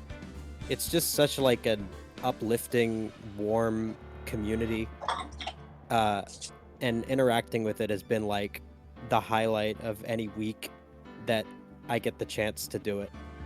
So yeah, that's kind of my thoughts. I still have a lot to learn as an actor. I'm always taking workshops, and as soon as I first heard your performance as Edgeworth, I was like, man, I have a long way to go when it comes to just less is more, but I'm always grateful to be surrounded by people who challenge my understanding of the acting world and what it means to leave an impact without making an impact. You know what I mean? Like, it doesn't have to be powerful to be powerful. It's weird, but you understand when you're in the moment. Like, sometimes it's how you don't say something that sends more of a message, and I'm honored. I really am honored. You know, I know that the production value of these could be a lot higher. You know, I could have a lot of fancy videos, and at the end of the day, I kind of have to hope that my charisma and the incredible help of my mods with organization is enough to get people to take part. And so when I have folks like you willing to bring your talents here and join all of us, I feel great. I feel very, very humbled and grateful, and thank you. So it means a lot. Judge, AKL Trifecta, one of the peeps who has become one of my other halves in recent years, who has opened their home to me, who literally allowed me to use their space recently for one of the live dub episodes, who introduced me to a lot of things that have helped bring me introverted recharge closure at the end of the day, and also has continuously improved as the judge. If he is okay, here. There so you go. before, hold on, sorry. You're good. Yeah, we're all crying. Okay, so before I get started, I know he can't be here. They can't be here right now because that's the whole reason why I'm here. I wanted to give a proper shout out to the voice of the judge during the this Trials and Tribulations, Crash Star VA. Yes. Who has been doing an absolutely amazing job. And I don't really know where to start. I actually forgot that I was the understudy. A couple of you know I started to gain an interest in voiceover earlier this year, and some personal stuff happened, and I kind of hit a rut where I stopped pursuing it. And so I've kind of been out of the game for like half a year, just not really doing anything. And just recently, my wife decided to help me enroll in a local voice acting class here, and I started to more regularly train and try my best to get better and to instill some confidence in my voice and my work. So being able to get this opportunity to do this one last time, and during the finale no less, was extraordinarily nerve-wracking, but also very exciting. I mean, I know I've already said this to you many times before, but I just want to say it now. I probably wouldn't be pursuing voice acting even as a serious hobby if it wasn't for you. And I don't say that because it's, oh, you're on stream, or it's literally like that's how it is. I've had a bunch of friends like EXO and Color, and them like they've helped give me the confidence, like, oh yeah, I can at least maybe pursue some stuff on like my own stream and stuff. But seeing what you could do and hearing the praise from you meant so much to me to just keep going, and I just thank you. Well, it's about to get worse for you, because I was gonna take this as a moment. I just thought of something, and I think it's time for me to put up or shut up, but I owe you an apology, because in the course of us doing the auditions for this part 3, I know that I went really gung-ho on really going hard on the auditions and seeking the right voice, and it led to an occasion that I didn't think would cause a problem, where I gave people first refusal. I let you guys decide if you wanted to return as the character that you were, or if you wanted to give it up in exchange for being able to audition for other cast members. The idea being that I didn't want to let you hold on to a character, and then what if you booked another one and now you had to pick between the two, and the entire point was wasted. And it had the unintended backfire of you choosing to take that leap, choosing to challenge yourself, saying, you know what, I'm gonna see what I can do, and trying out for all of these different roles, risking your judge role in the process, and not getting it. And that sat with me since day one. Even though I moved on, and even though I put on the face and acted the professional, I never felt better about the fact that I had effectively punished you for trying, for genuinely challenging yourself with not being able to play the judge most of the time. And I think a proper opportunity to make it up to you has just shown itself. I don't know if you have already purchased it, and even if you have, it's just easy enough to refund you. But as you know, Joe Zija recently started up his master course of pursuing making voice acting a full-time business. And, right now it's on a discounted membership for the whole lifetime of all the videos that he's gonna do. But it sounds like something that is perfectly up your alley, where it's not something you were already super engaged in, it's something that you just started getting back into. And I think, especially since I basically doubled down on your pain during a time when you had already sort of fallen out to it, I think the only right thing that I can do to make it up to you is to help make it easier for you to get back on that groove. So, this is my formal offer to you to cover a full lifetime membership to Joe Zija's thing, so that you can get access to those resources, so that you can get access to those videos, so that you can teach yourself what you need to teach yourself in order to take this where you need it to go. And that hopefully, rather than it just being me as a quote-unquote superior asking if you want to give up a role, that it can be us enjoying being on the same project together, not just on a live dub, but on an official thing. So, I hope that that can speak to how much I believe in you and how important your dedication to this is. And I know you already did, but I hope it gives credence to you forgiving me. So, I was never mad. I was more upset at myself.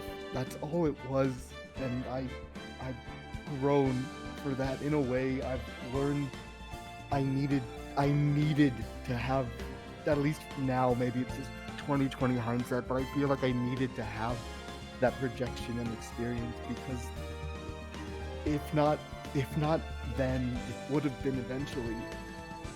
So, if anything, I'm thankful that it happened in a more controlled space, where it wasn't as quote-unquote serious or whatever. me and my wife were actually just talking about actually getting that course. So, Well, now you guys can explore it together, because I am more than happy to make it your Christmas present. So. I accept. Thank you. Yeah. All right. Off of sad, back to horny. Godot, Deshaun Ricks. Yeah. Dude. Oh my God. What can I say that I haven't said already? I am. Wow. Jesus Christ. You really showed how the range that you could display with this character in this final episode. Like, people heard the waver in your voice. They heard, you know, the moments of you getting intense and aggressive and shouting. Honestly, there's nothing that I can say. You say your piece, and I know that chat can say the rest. Yeah. Apologies that I was gone. I was heading home. But that's fine. I just wanted to say, like, I really appreciate you and everybody in this community for, like, blessing me with the opportunity to voice a character that I didn't even know had so much, like, weight and so much impact in this trilogy. And honestly, I just wanted to add on that because I was picked as Godot, that was the motivation that really kind of, like, kickstarted me into, like, pursuing a lot of, like, more professional work, taking classes, practicing my craft. That honestly is what led me to get the fuel to the fire and what led me to get cast in that, like, animated series that I'm in. That's right. And that it was because of this live dub experience is what actually pushed me to do that. And Lord and behold, an opportunity popped up and I saw it, went for it. A few weeks later, I got the Discord message, and then I was cast as Varian for Defenders of Elodia. And it's been just like a ongoing streak from there. So I thank you. There's nothing else I can say, but yeah, I appreciate you. Oh God. Sister Iris, Gina, I'm gonna say this for everyone, but what a fucking powerhouse. I was playing off of all y'all during this live dub. It was me just waiting to hear how you performed and being able to react to it, and I'm so grateful that I have all of you. So yeah, the floor is yours, Gina. Thank you. So I guess I'll say I was thinking about this. So I was actually a part of the live dub cast last year as well. And at the time I'd voice acted prior for a couple of years, but I was at a point where I still did it, but I was kind of teetering off it and wasn't putting as much time into the field as I used to. And I was able to jump into the live dub, and I realized going in there, as much fun as I had, I know my level of acting, and especially my level of confidence back then, wasn't very high. But jumping into that really reminded me why I love this field and why I love working with people like all of you, just to have fun and tell these stories and make them come alive. And so from the live dub last year, I made it a point that I wanted to find more opportunities like this. And so I got back into the grind. I did the classes and all that kind of stuff. And I did. I saw myself grow, and just the fact that I was able to come back again now and see where I was then and where I am now, especially with just being comfortable and not taking myself too seriously and just shooting the shit with all of you. Like, it might be a small thing, but to me, that's something I really had to work hard on, to just let myself go and just be and have fun.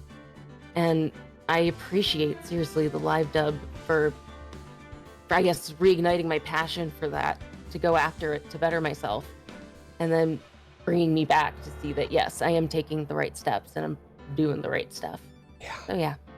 I think it's such a cool concept. Like, you know, I have my moment now of growing up in this industry alongside peers and colleagues that I see over and over. And I know not everyone in this live dub, you know, plans on pursuing voiceover professionally or full-time, but a lot of you do, a fair number do. And I think it'll be so so cool the way that I knew a lot of people in Newgrounds era. I'm not trying to take credit for this, but I think if there ever ends up being a point in the future where like even a half dozen of you have some voice actor meetup at some convention as colleagues who knew each other thanks to stuff like the live dub, I think that will be the hypest fucking shit that has ever happened. Hell, maybe if I ever manage to get famous enough that I'm rolling in the dough, maybe I will fund for all of us to meet up at a convention and we can go and have a big powwow together. That would be super, super cool. But thank you for sharing your time and your experience and your growth with us. Sister Thank you. Yeah, of course. Sister Bikini, Paradox Persona. I know that there's nothing more I can say because I'm just in love.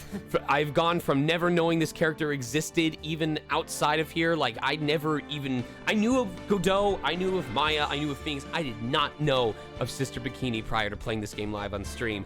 And I am so fucking glad you were here to bring her to life. Yeah, thank you.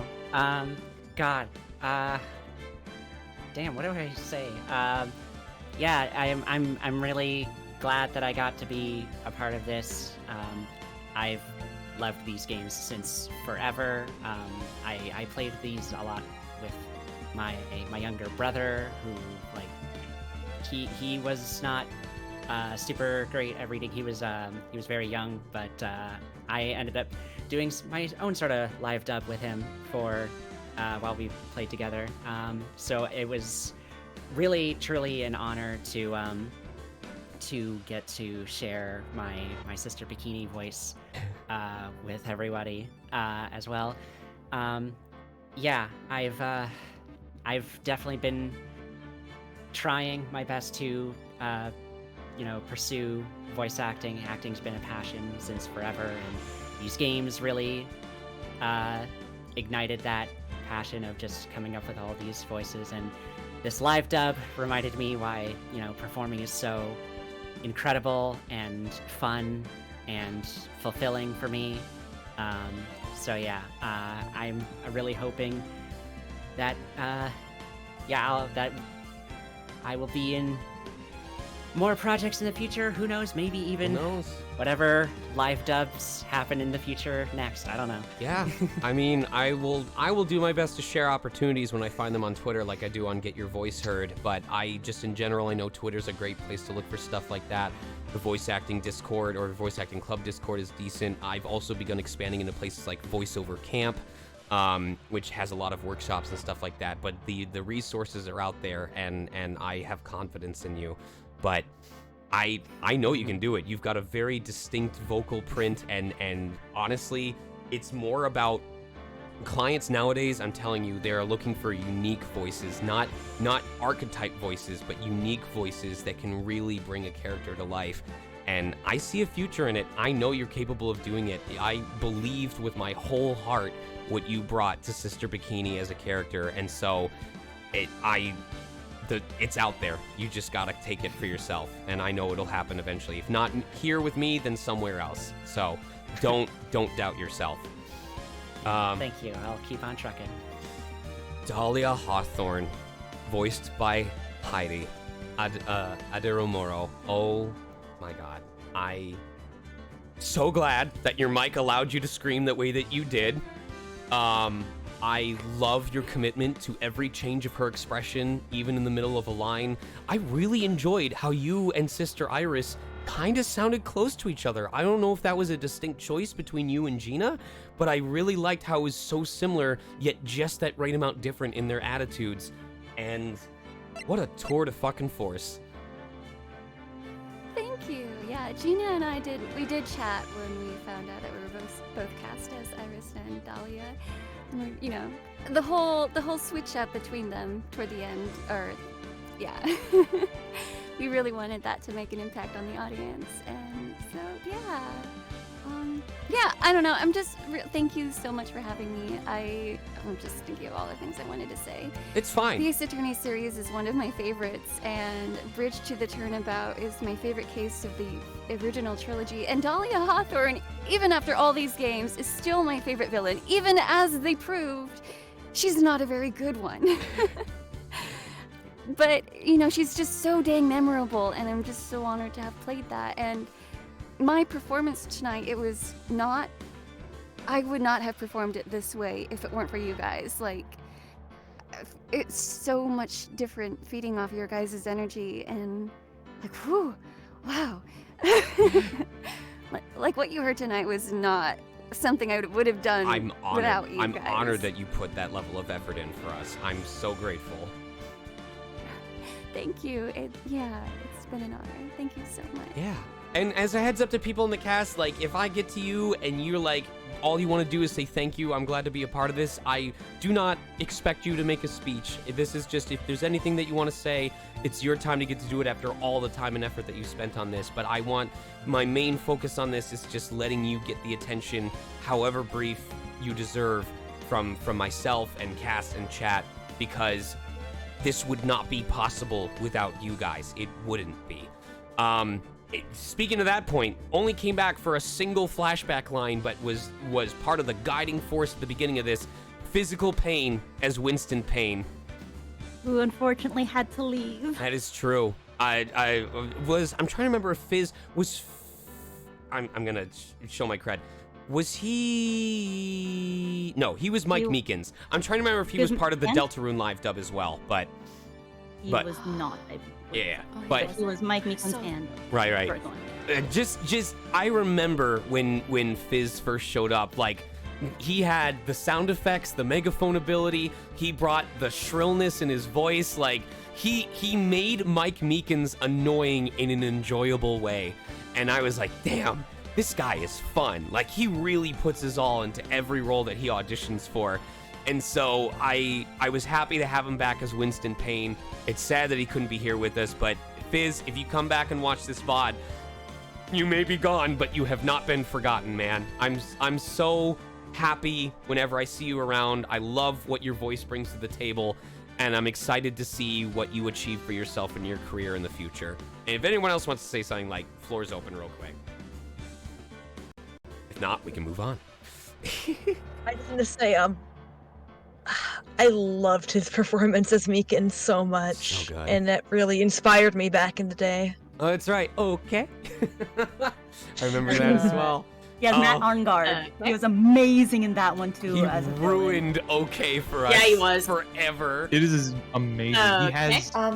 If I might Go say ahead. something Go on ahead. behalf, if I may say something for Fizz, like, if he comes back to watch the VOD, Sure. he is the entire reason. Specifically, he was Matt on guard, right? Yes. Mm-hmm. He was the entire reason that I auditioned in the first place. Once he got to the very end of the last trial in the second game, my cat is scratching at the door. Once he got to that, it was his breakdown that kind of made me realize, like, when Trials and Tribulations happens, I want to audition. So, Fizz, if you watch the VOD, thank you for helping me kind of find my confidence in that. Oh, you love to fucking see it. Oh, you love to see it. Fizz, it's all your fault. It's all your fault. Mia Fey with the surprise microphone upgrade. Ghost of Tesma's Past, our very own Tazari. What's up? Hi. I'm so glad you could make it. Oh my god. Dang. I will admit, I did make one very brief stop on my way home because I really needed a rebel, and I'm glad I had the caffeine. I needed that Dutch Brothers stop. Oh, I don't. But, I'm yeah. so mad we don't have Dutch Brothers.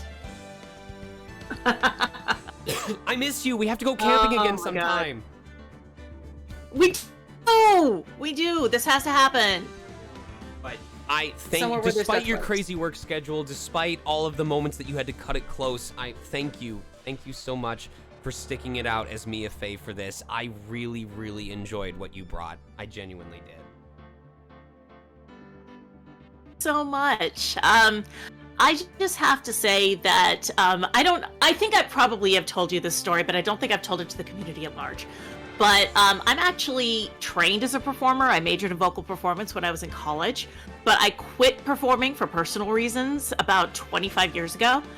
And it's been a real pleasure to be in an environment where I can actually dip my toe back in, get back into performing in kind of a safe environment without, like, giving myself a panic attack. And I cannot thank you and the community enough for giving me that opportunity, for giving me the chance to do that. So thank you. Tez, I know you could slay on Broadway. All right, listen, I've seen you. I love your fashion style. I love your energy. I know that with the right role, you could be the one that the newspapers are writing about with, like, the breakout performance. I believe it. So, thank you. I appreciate that. So I won't go into too much detail on this next one, but for Maya Fey with Emmy Ain, I am humbled and grateful to know Emmy. I am always inspired by the quality of her art, and without revealing too much, I know the struggle that she has had to deal with outside of this live dub, even when I have pushed these demands on her as a dub organizer, as the lead of the moderation team. So to have her willing to come back and play this character one last time in spite of all that means so much to me, and I'm grateful, honestly. There's nothing else I can say besides that it means the world to me to get to hear your voice as this character again, and thank you. Hi guys. Thank you for letting me come back without going too much into it. This year's been really rough on me. It's left me with severe anxiety. So coming back was really scary. And I want to thank Color for giving me the option. And I'm so grateful that I said yes, even though I was really scared. I love this community more than anything, and live dubs have a really, really special place in my heart, and I was so glad that I could bookend with a character that I love so much. Everyone did so amazing, and it's been really cool to watch you all grow. And yeah. You fell into it so organically that, if I had known, I would have thought nothing was going on, but I hope that things are able to pick up for you. I'm very much looking forward to when we can hang out again together. It's literally, you give me a date range and I will find the time. But absolutely. She does an everyone on the mod team does an awful lot for you guys, and my community could not exist in any cohesive format if it wasn't for them. So for Emmy to, honestly, I need to give her a paid vacation. I think that's what I need to do, is just give her a paid vacation. So, yeah. You don't even have to stick around. If you want to go to sleep, by all means. I'll be honest, I would love to stick around and hear everyone out. But I've been fighting off an anxiety attack for the last hour and a half, so I'm probably gonna go. Again, you all did so amazing, and I'm so proud of every single one of you. Yes. And I'm very honored to be able to spend this time with you. So thank you guys. And that's have a great night. Fantastic, Emmy. And that is to anyone in this cast. Love you, Emmy. Take care, Emmy. Love you. Bye. That is to anyone on this cast. If you haven't been announced yet and you just want to go to bed, go ahead. I will make sure that we talk about you. If you want to leave immediately after you've had your piece, go right ahead. I know that it's super late. You will still get honored. But yeah, I'm just pointing that out. So the VOD will be there in the future. Ral is our bailiff, our birdliff for 2 lines. You finally got to claim your volunteer spot, and it only took 6 months. I was a little busy. Yeah. I've had a lot of stuff going on recently. Man, I had 2 lines. Why am I getting emotional? Fuck. Oh man, I just love these things. I love being able to sit here and listen to everybody, you know, have a great time, and perform their fucking hearts, lungs, and anything else out. It's just, it's incredible. It's awesome. It's so cool to see. There are a couple people in this specifically that I want to say have been, you know, very motivating for me. Not just to see them do what they do. Like I don't know Hedge very well, but he's a friend of one of my friends, and I think he's really fucking good. And to see what he's done since, you know, I met him, and then up to now, super cool. It's motivating. It's awesome. Brenna, our Desiree for the earlier parts. Same thing. yeah. She's, huh? No, go ahead.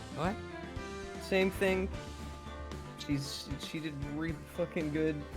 It's, yeah. I'm happy. Kina, Booms, you know, everybody on the mod team. Takes all types, All you yeah. guys. Awesome shit. Thanks for having me. I appreciate it. Our Elise Stoneham, Kemi Hades Stanton, no longer having to be the wild West Southern girl, getting to play a much more motherly role. I am so happy that we got to hang out within the last year in person, but also, damn, it's cool to get to hear more of your range. Thank you. Sorry, I've been crying this whole time. I know. I'm not gonna. Every time we do this, I go through my whole story of, like, you know, we started together and back in the day, and then I quit because I didn't think I would ever be good enough in this space or ever amount to anything, and then for years and years you dragged me back in, and I guess all I just want to add is that in the past 2 years since coming back, I have been booking professional stuff, video games and commercials, and I'll just always be so thankful to you, Sean, specifically. Just, I don't know whether or not I would have come back if you hadn't kept bringing me back in. And this whole community has just been so welcoming and talented, and it's just been really incredible getting involved again and rediscovering, like, why I started doing this in the first place all the way back when, you know, like, why I love doing this. And just thank you so much. Thank you for being a part of my life, I guess. I try to be a positive We're gonna hang part out of it, again. one way or another. Francisca Von Karma. I know I'm gonna keep my speech brief here because I know we're gonna talk more personally when it comes to your growth, but Color Brews are the double trouble of artist and now also voice actress. Bringing the pain. Color! and yet, only barely escaping being my courier again by the skin of your teeth. So, I like how you say it's escaping. Go on. No, that's it. Just That's like, me? you've been here since the beginning, baby. You've been here since day one. All right, so how do I go about this?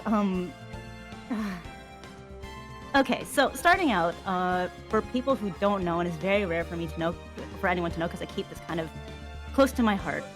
My name is Fairy, F-A-R-I, and the joke I've always had with people who know my real name is that I'm a magical being, and people need to believe in me for me to exist. And the funny thing is, I was never believed in before these live dubs. And for those who know me as personally, and Sean, you know this too, is that as an artist, I was never believed in to make it into a career. And as a voice actor, that was something I was told that my voice was annoying. and I don't have any room to speak up. That being said, thank you so much for giving me the chance on the very first Ace Attorney live dub. I was very new to modding, to voicing, to being art as a career. That I literally just started my first year of drawing for people and getting paid for it. And so here comes the third one, where you guys know the stories of AKO and Emmy and Tez, and you guys probably have noticed that I've been the one writing a lot of the announcements because I needed to give them their space as mods to breathe a bit. So I told myself this is my time to give back to the people who have supported me and believed in me, to be something to this community. So thank you, Sean, so much for asking me to be Old Bag, which was literally a shot in the dark where you're like, who do you want to be? And I'm like, I don't know. Give me anyone's like, oh, how about this old lady? I'm like, okay, I can do that. And you're like, perfect, go in for it. We're good, we're fine. And that's how it all started. And then now I literally got complimented by your mentor and told that I was believed in and he wants to see me progress. And you guys tell me that I want to be progress, that you guys want to see me progress. So thank you so much for believing in this little fairy. That's all I could say.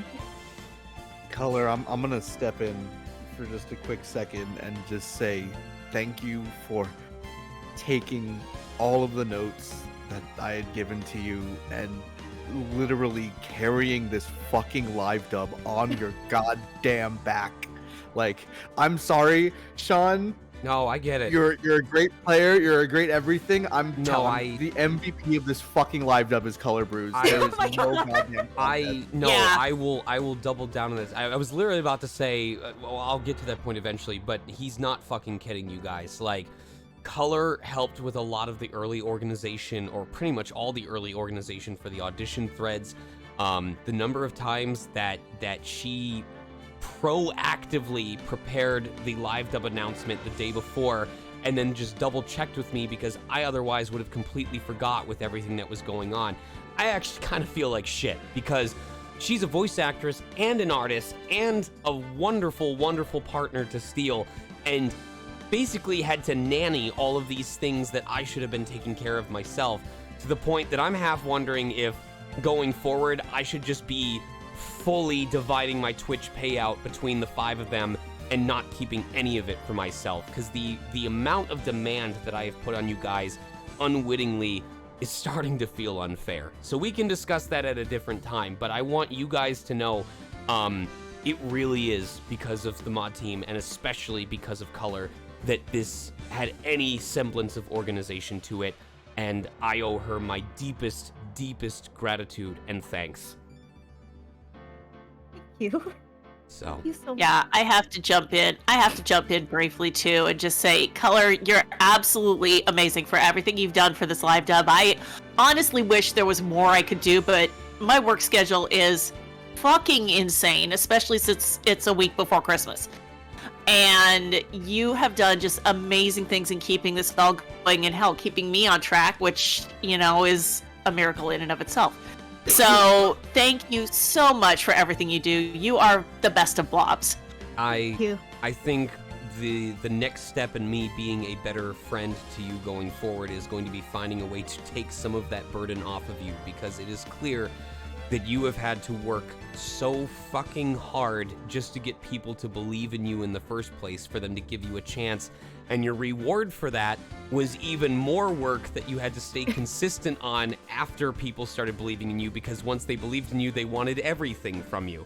So I'm gonna try and find ways going forward, including discussing with you, to just give you a chance to fucking breathe, because I don't think you should have to work that hard anymore to continue to convince people that you are worth it. I think you should be allowed to have time for yourself. So I appreciate that you took the time to, in this moment, to stand up for yourself and remind us how integral you were to this live dub happening, so that I could take a step back and say, what can I do to better support the people around me who are enabling these things that I'm doing for myself and my community. So thank you, and I love you. All of you. Thank you. All right, Larry Butts, get over here, XO. You piece of shit. You wonderful my human being. Hello there. So, I'm gonna let you hard chill for your event coming up in addition to whatever you want to say so we can get as many people attending it as possible. Oh, are you talking about the con? Yeah, if you want to, the floor's yours. Oh, sure. I also run an anime convention in Las Vegas called ShineCon. It's gonna be in May, 5th through 7th. If you guys feel like going to it, we're gonna be announcing a bunch of new and fun stuff soon. Which my wife is going to be at. Which Lex's wife is also. And Sean's wife is also. She is explicitly holding off on making stock so that she can build it up specifically for ShineCon. So if you go to ShineCon, not only will you get to hang out with EXO in the flesh, you will also get to hang out with my wife and get her candles. Oh God, you can see my flesh tuber in person. Flesh tuber. I never want to hear that term ever again. Oh, you're going to. But and on top of, I will also say, but this has been a lot of fun. I love Larry. I love Larry a lot. Like, for all of the voices and shenanigans that I do and that I want to do, I don't actually get to do a lot. And being part of these live dubs is always really fun, even if my extremely exorbitantly obnoxious and horrific schedule sometimes doesn't let me come by when I'd like to. And I don't know, Larry's really grown like close to home to me. So I love him to death, and I'm glad I could be here. Everyone here has done absolutely amazing. Honestly, I'd love to shield for everyone else more. Like, the last couple sessions of live dub, I was just like, this is just a whole ass, like, everyone's just a cast. Like, everyone's coming together. Everyone's bouncing off of each other so well. And this is getting so clean. Like, it blows me away, man. Like, I know that there's live dubs that have like organized groups of people, like Game Grumps, or specific Let's Play groups of people who all know each other, and it blows me away how we have people from a community like this just come together and make this happen and make it so fun in the process. And like, wildly enough, like, I know the first couple live dubs, there's a lot of chaos. There's a lot of wildness. Like the first general live dubs I know you did. And seeing where everyone's come from since then, and how you were able to have this entire wild ass experience. And like today I was like, if there was a dub of this game, I could see this being it. This was a beautiful thing to experience. I'm glad that this was my first experience with this game. And other than that, the only thing I could hope for is I hope I was able to give all of you guys a really fun performance. It was quite fun. Thank you. Steelhelm, the one, the only, the quintessential, the so defining of Dick Gumshoe that the only other time someone voiced him was as a rental. Oh my God in heaven, what a time it has been. Just coming from, I probably have told this story before, and if I haven't, then Colors probably has, but I came into this live dub almost as an accident. Minutes prior to the live button getting hit, my darling dearest shoves me out of bed and says, "Hey, can you do a voice for me?" Now, for those unaware, of course, I grew up watching Jim Carrey, so of course I could do a voice. Are you kidding me? And in about 15 minutes, I sit down in front of a mic and go, okay, what am I doing? All right, let's let it rip. And the rest is history.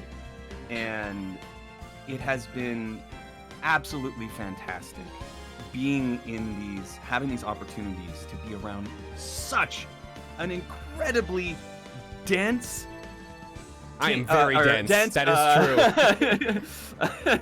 An incredible collection of magnificent actors and voices, and so many ways to just like hyper speed to being incredible.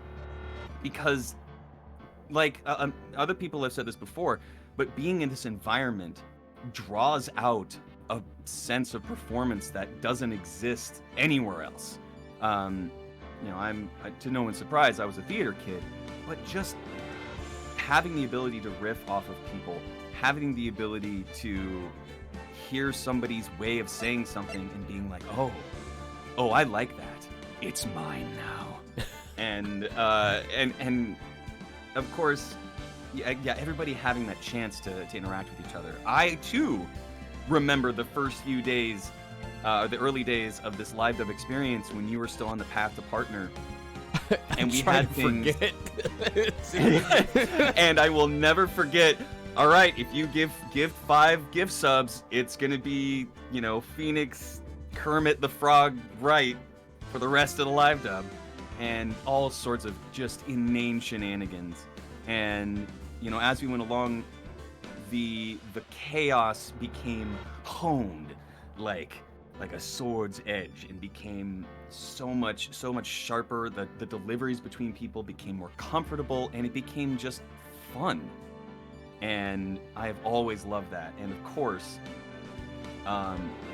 there came that time where it's like, hey, if you want to come back, you could take Gumshoe, or you could drop it and try for something else. And for me, I was terrified, because I thought, like, well, Gumshoe is definitely my wheelhouse. I can do this, you know, if I fall asleep. But do I really take the chance of actually doing something that might not be guaranteed for me? And when I was auditioning for the second Ace Attorney live dub, I had the opportunity to do something a little more goofy. And that's not to say that Gumshoe isn't goofy, but I remember specifically the auditioning for Gant. Had the opportunity to do a really serious take for this incredibly serious character, and then I also went, okay, but what if? Now hear me out. That's what Brent Mukai teaches. He teaches the what if for the second take, but what if? That's where the honest, unique approaches that only you can craft come from. Yeah, and from that point on, I've just fallen in love with the concept of these characters that you can just play what if with. And I'll let everybody know that since doing these live dubs, I have booked absolutely 0 roles. Why would you get my hopes up like that? to quote Zach from Crisis Core, we failed? Hell yeah, we're gonna fail. and I put that out to say, basically, never stop trying. You know, I get day in and day out from being with this incredible, amazing artist, voice actor. Maybe you've heard of her, Color Bruise. She and I constantly tell each other that we're doing amazing and we're doing incredible stuff. And you should never let little setbacks or anxiety keep you from doing things that you just have fun doing. And so I'm, for the first time since I've set out to become a voice actor, I'm actually going to try and take classes and get professional guidance. And it's scary for me because time zones are a bitch. I'm going to give it a shot and see if it can really help me with the kind of fall of acts that I'm having. And it's terrifying for me, but I really want to do this, damn it!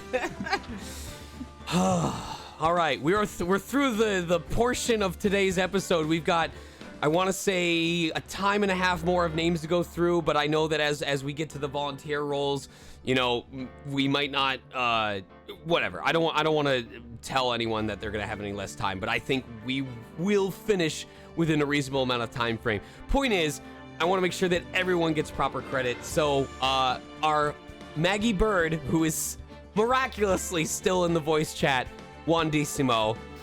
Oh, I'm so glad we got to hear you in the credits scene as well. I loved the energy. I loved the perkiness that you brought to the character. And thank you for being able to join us tonight. Oh, hello. Thank you for having me. Honestly, it's not even really that late because I also live in the same time zone. True. But it was just really amazing to be able to be here, and it was really fun. Honestly, I only knew about this live dub because Maya got cast in it. I've known her for a while, and at first I was really, really nervous. But my friend Gail, who's an amazing voice actor and an even more amazing friend, really kind of helped me have the confidence to sort of just try it out for fun, and I was really pleasantly so good at surprised it. that I got chosen. I totally forgot that like this is what you normally sound like, because when you play as Maggie, it's just so different and like so good. You fall into that character so quickly, and I'm honored. I'm so glad that you could be here with us tonight, and thank you for bringing your talents to the live dub.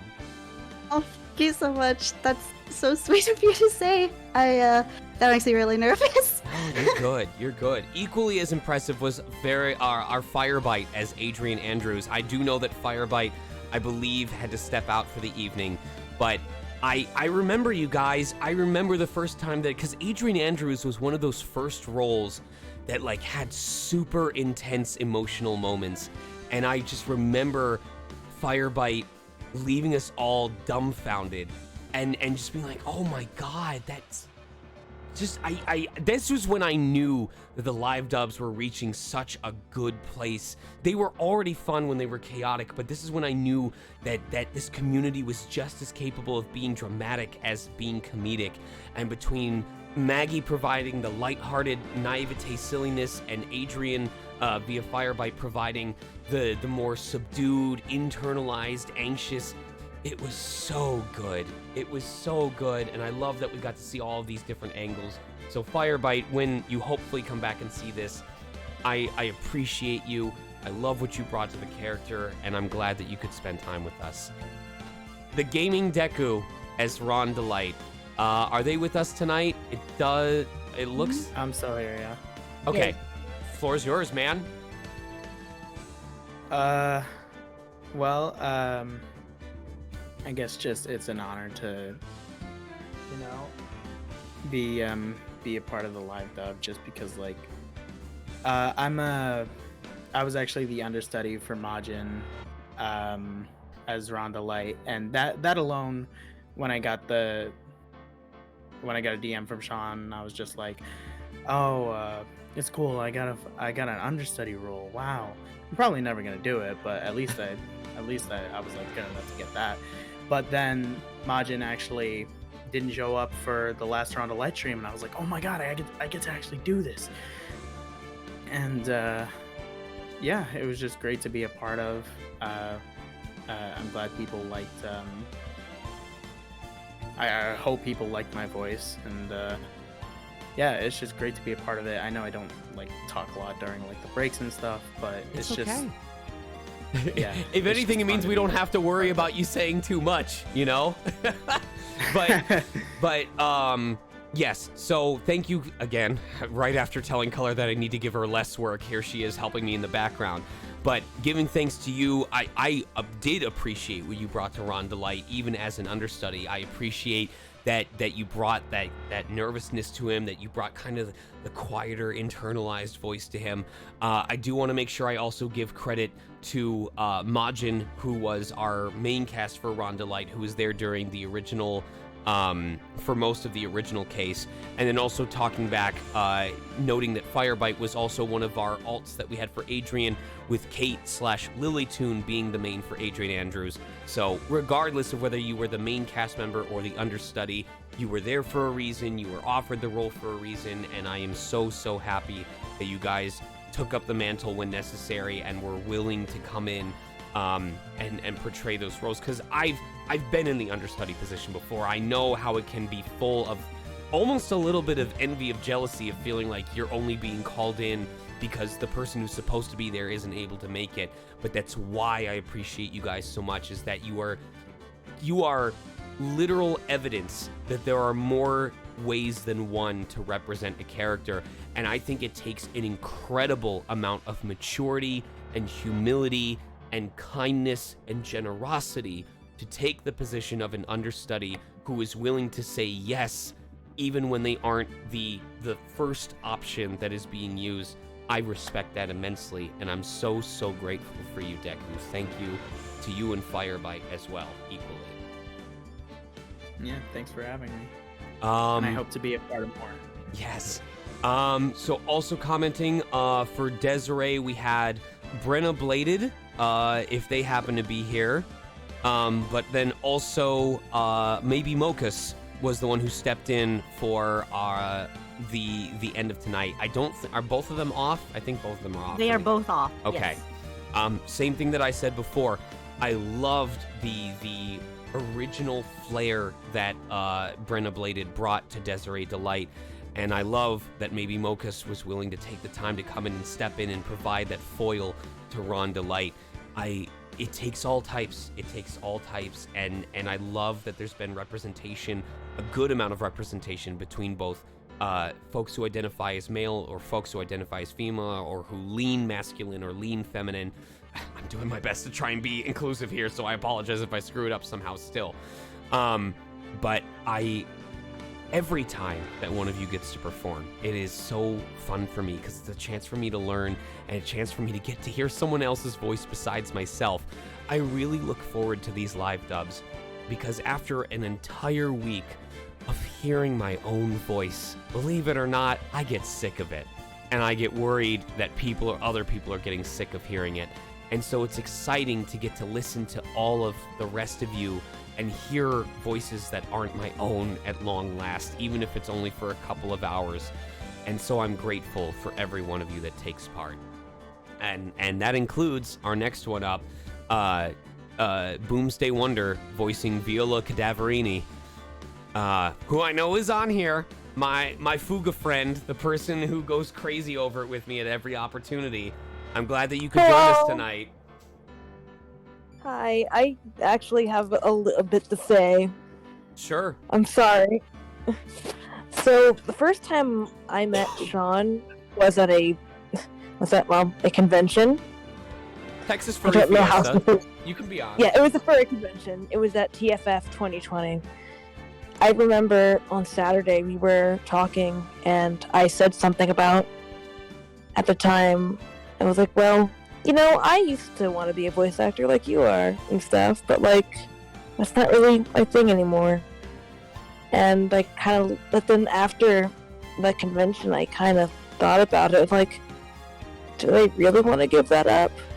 Because the main reason I gave up was, to be honest, even to this day, I kind of hate my voice. I don't really see a place for it. But then I tried out for the first live dub, and well, as Caterpie, and that I fell in love with acting again, and I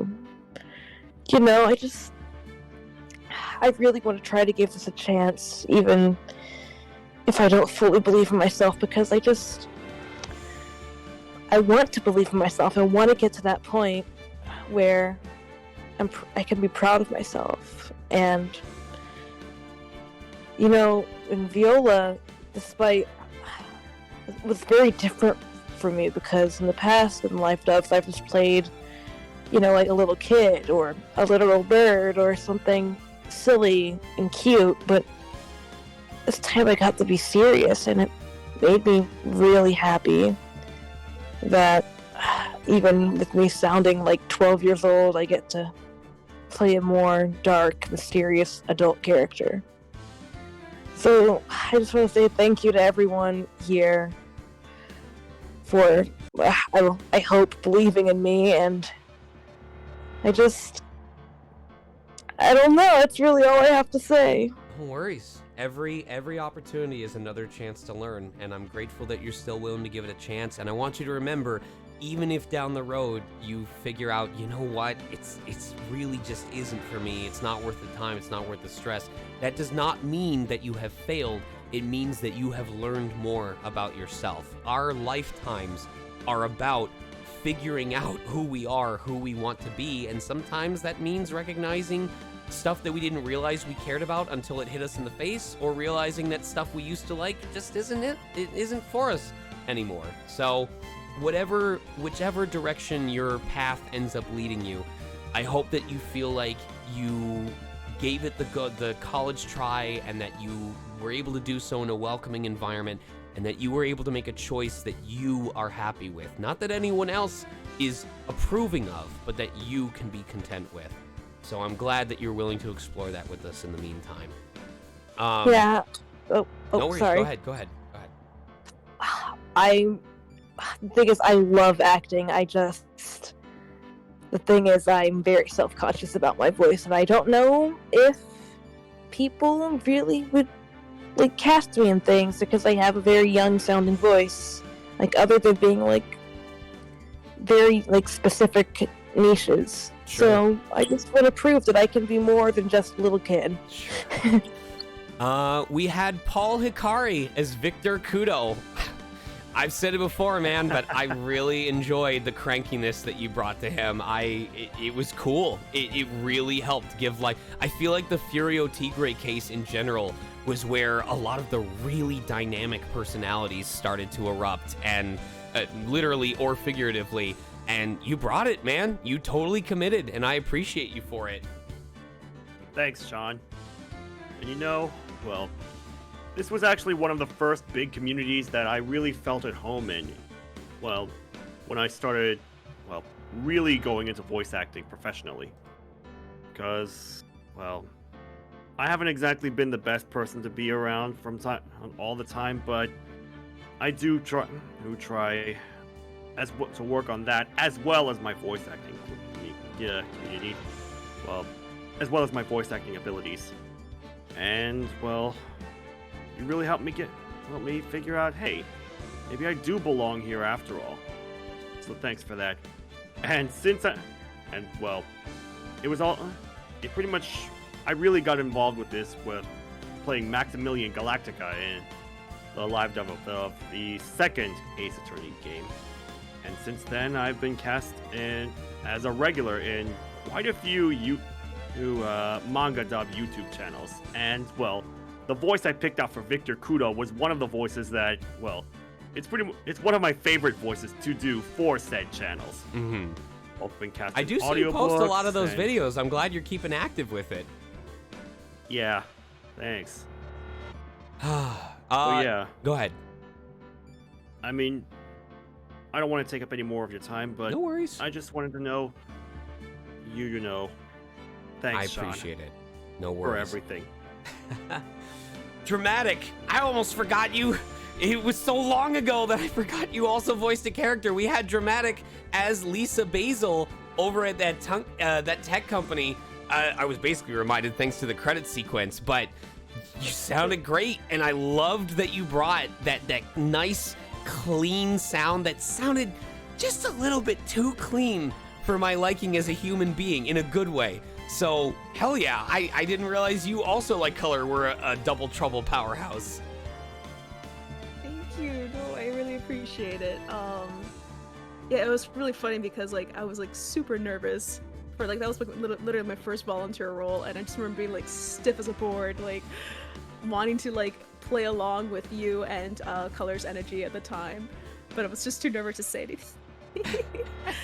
But you guys are each and every one of you is so freaking talented. I genuinely thank each and every one of you because I joined this community recently, I think right at the beginning of this, when the live dub just started. And so at the time, I never really thought about going to voice acting because this was during the time when I dropped completely as an actor in a sense, after COVID and Broadway going, But genuinely, I never really got to tell you this, Sean, in person at the convention due to time constraints and whatnot. Right. But genuinely, from the bottom of my heart, thank you, and to each and every one of you in the community, thank you so much for giving me that little bit of hope again. Thank you. I don't want to cry. I hope you guys genuinely thank you. I hope you guys never get the impression that I do these live dubs to draw more attention to me or even to my server. It really is something that I just want to do for you guys and be like, all right, what's a game that I haven't really experienced or that I want to share that I can get a bunch of other people involved in? So, I may a lot of the times voice the protagonist for the sake of moving the story along, but I swear to God, it's not about having people pay attention to me. It is all about hearing how these other people are going to bring the rest of the world to life, because one of the things that I've discovered advancing as a professional is often the protagonist is one of the least interesting members of the cast, and I mean that. Like, it's still fun to be a protagonist, but you very quickly learn that what makes the protagonist develop the way that they do is because of the influences that they get from all of the people that they are surrounded by. And so usually, it's all of the side characters who are more interesting than the main character, because we know who the main character is, we see what happens, we literally are forced to watch them every single time. But it's the people who you only get to see snippets of their life, where you don't know their entire backstory, where you don't know what their motivations are right off the bat. They tend to be more interesting by comparison. And that is what I hope I get to do for you guys through these live dubs, is to let you get to create the world that I then play through. So, okay, we're through like the halfway 65% part, because I know that there's some double ups once we get to the volunteers, but I want to make sure everyone gets their moment. So we have Marvin Grossberg, voiced by Vim Deckless, who is definitely the person who has been staying up way too late. Are they? Yes, they are here. So there you go. Yeah, it's nearly 4 a.m. But, I know. I'm so sorry. I tried. It's fine. I mean, everyone's got something to say. I don't know where I want to begin, but I've been here since the beginning, since like the very first live dub. I kind of showed up like halfway through that, but I found and got into this community at a point where I was just starting to get interested in the idea of voice acting. And then like the pandemic hit and I had a good excuse to get into this. But when I first joined this community, I was kind of coming off the tail end of like probably the worst part of my life, I'll admit. And since then, this place has been an anchor. This place has been kind of an anchor for me. I've gotten to experiment with all kinds of passions and hobbies by meeting all kinds of people that are just so independent. They're just so good at what they do. I see you, Sean, as such a talented voice actor. I see Color Brews and Emmy as like fantastic artists, and then there are just so many people here that are good friends. I'm getting ahead of myself, but I keep pushing to improve myself, kind of out of a feeling of keeping up with everyone else, I'll admit. Because I want to be able to, I don't know, prove my worth. I want to improve, to do like bigger things, maybe get bigger roles. And like I'm gonna keep pushing to that. Until then, I'm gonna keep. You may have noticed I keep weaseling my way into like each and every one of these live dubs in some way. You being here is enough. You are already worth it, and that doesn't mean you can't push yourself for more. But whether it's, you don't have to prove yourself to anyone. Like I've seen the way that the community finds ways to include you, whether that's an inside joke that we have, or the little voice chats that you've joined in. Even though I am often way too busy to actively contribute to chats, I do lurk around, you know? I see the little split off groups that you guys form and the little community moments that you have together with or without me, and I'm honored. Like, it is so humbling to see so many people. I'm flabbergasted by how many folks are in this voice chat right now, and how many people are in the stream chat right now, knowing that when this is done, you guys are gonna go to your own separate lives, and a fair number of you are gonna come back the following day for God knows what reason to check in and post your daily tired Ota emoticon meme in the main chat. But it's cool. Like, every time I see a familiar name, every time I see a new name, I get excited for different reasons. And so I am just happy to have you here as a point of knowing that there's another person whose life I can be a part of and who's sharing their life with me, and that we can strive for great things together. So, and I'm glad this is a place that I can still fall back on, because life is still pretty damn hectic. Yeah. Over the last few months, a lot of stuff happened. A lot of different things happened that really wore me down emotionally and mentally. But we're still here, and I still have this place to fall back on, and it's very good. And things get better. It's like all that stuff is in the past now. Right. And since then, well, it's just things lined up in the way that today I finished up with the last of my finals for this college term. I'm so happy for you. And So- go ahead. No, I want to hear. I hope after this log off, or when you leave between finals being done and this being done, that you have the deepest fucking sleep of your life. I hope you sleep for like 10 hours straight, and then you get up and you turn the pillow and you go back to sleep, and then you have a vivid dream. I hope you get up at like 2 p.m. and you're like, I'm gonna have breakfast now because I'm worth it. I kind of already do that anyways. My sleep schedule is in utter shambles, but I'm glad. And yeah, this whole stream has felt like kind of a good way to celebrate that, and I am glad to still be a part of this and be a part with you, and being able to develop bonds with everybody here. I don't get emotional easily, but there have been a few times just sitting in here, and it might also be because it's late, but I am feeling a lot. I'm feeling really good. I'm glad. It's a lot, but I think it's good feeling. No, it's these are happy tears. Oh, God. And I don't want to take any of this stuff for granted, even though I maybe ask for a lot or sometimes expect more than I should.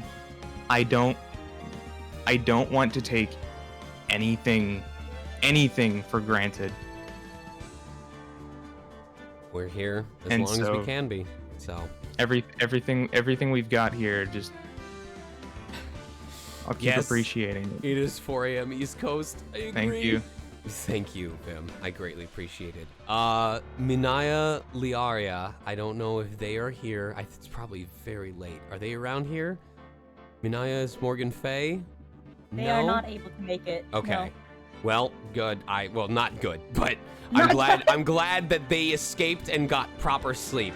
But honestly, you guys know how I feel. I don't want to make Minaya into a pedestal case, but I will always be grateful for what she brought to the table in terms of just being her authentic self and not trying to hide her voice, and it creating such a unique experience for the character as a result. I'm so fucking grateful for her being a part of the cast, because it was the example that I needed to show people that being able to be an actor and being able to give life to a character doesn't mean becoming something different than what you are. It is just a matter of doing something that you believe in, that you can trust, and saying, you know, this is enough. I am enough. And Minaya, if you come back and see this, I just want you to know it was more than you signed up for, but you handled it with grace, and I am so grateful for you. And thank you for being a driving force and showing that anyone can do this if they believe in themselves enough and are willing to put in the time and effort. Thank you. And on that same note, I believe they also are not here, but TJ Anthony as Furio Tigre. God damn, it is not easy to be that grumbly, to be that loud, to be that aggressive all the time. If you guys were not here for the case that had Furio Tigre, and especially Morgan Fay, I implore you to go back and watch them after this. Maybe not immediately after this, but at some point. It was the turning point where we started to really see some of the more expressive personalities of characters, and TJ, I felt bad. I was like, this is gonna be very aggressive. Are you sure you're okay with it? And he's like, I've been practicing. I know what I want to do for the voice type. You know, the first one wore him down a little bit, but he came back prepared. And I will always cherish someone who is able to take on an aggressive role like that and give themselves the proper self-care to come back and do it the week afterwards. It evolved so much. You're completely right, Vim. So, TJ, thank you. I'm grateful that we had you. You brought so much to the character. I almost felt at times like your face was getting as red or as orange as the character himself was. And at the one and in the same breath that I'm like, I really hope you took care of yourself, I also have to go thank you for being willing to go so all out that it felt like you genuinely became the character. But I do know that our next one is here with us tonight and has been so patient over the last 5-10 hours, or 9-10 hours at this point, and that is our very own KK Corral as Jean Armstrong. So I have done this post-credits call 3 different times for 3 different Ace Attorney live dubs, and I'm incredibly thankful for the opportunity to do so, even if I'm doing so from my phone microphone because I was stupid and did not pack my headphones with me when I was coming on a family trip to Chicago that I'm now sitting here at 3 a.m. in Chicago away from my setup and everything. So rather than going into, because this is my 3rd time doing it, I'm just going to leave everybody with 2 pieces of advice.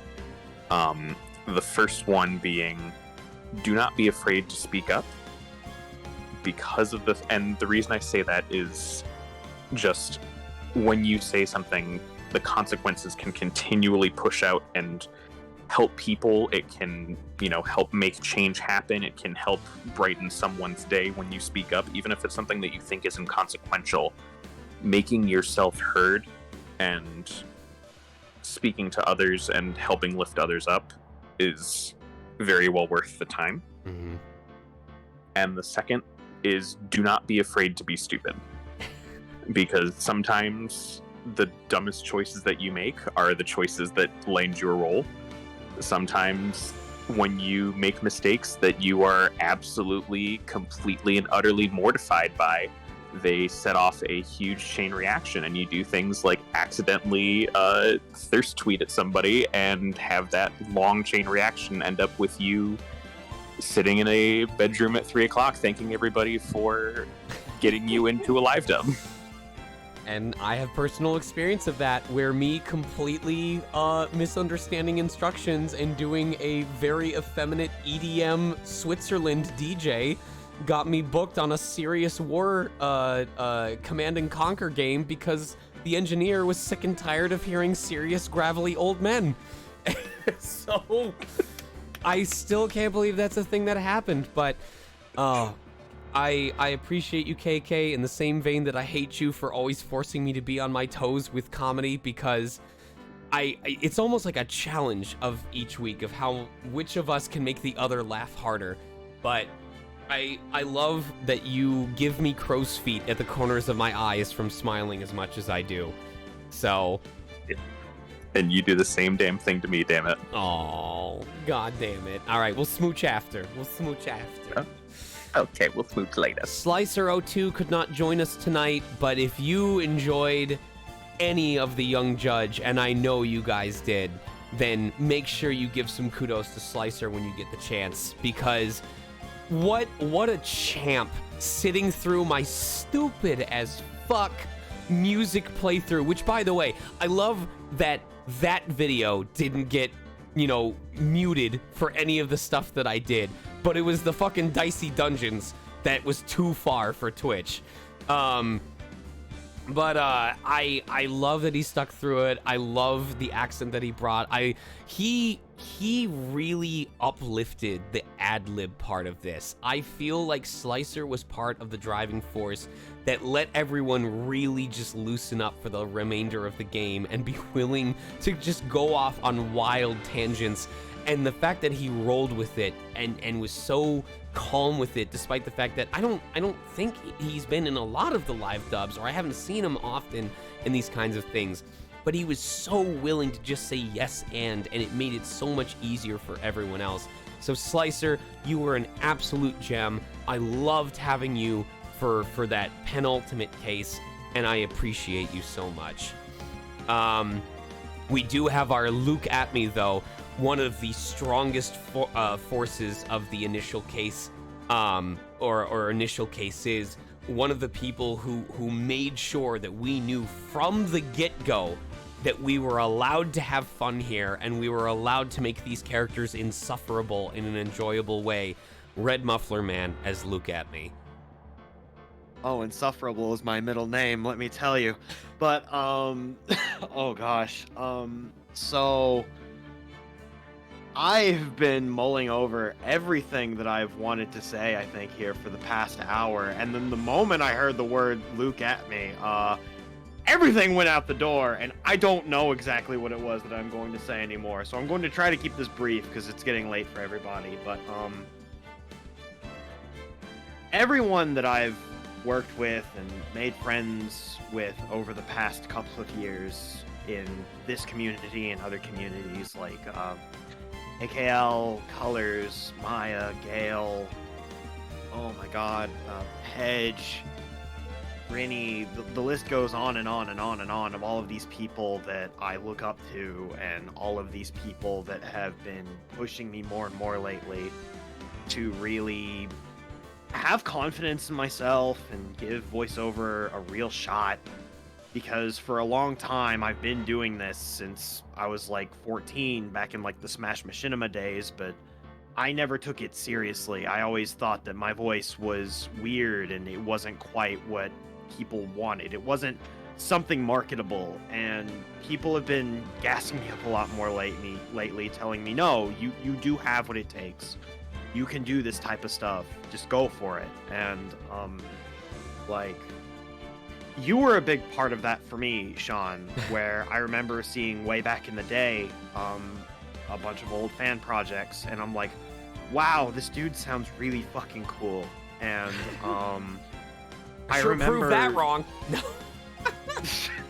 But I remember after I'd graduated from college, hearing you as Reen for the first time, and I'm like, wait a minute, that's the Machinima guy! I know that guy! What the fuck? And like, legit, I'm like, that's a Lucario! No, that's not right! Hold on! And so, this happens, and I'm over here like, wow!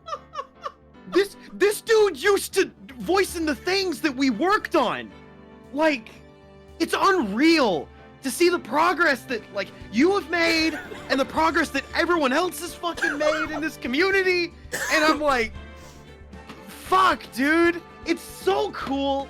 It's so inspiring. It is literally the reason why that I do what it is that I do. Like, you are a big part of that to me, legitimately. Oh my god, I didn't think I could still laugh that hard. Thank you. Oh my god. Well, I've seen the clips. I've seen the clips of stuff from your own channel, and whether that was just inspiration from me or if that's just you generating your own hype, I want you to know, man, like we can all learn from each other.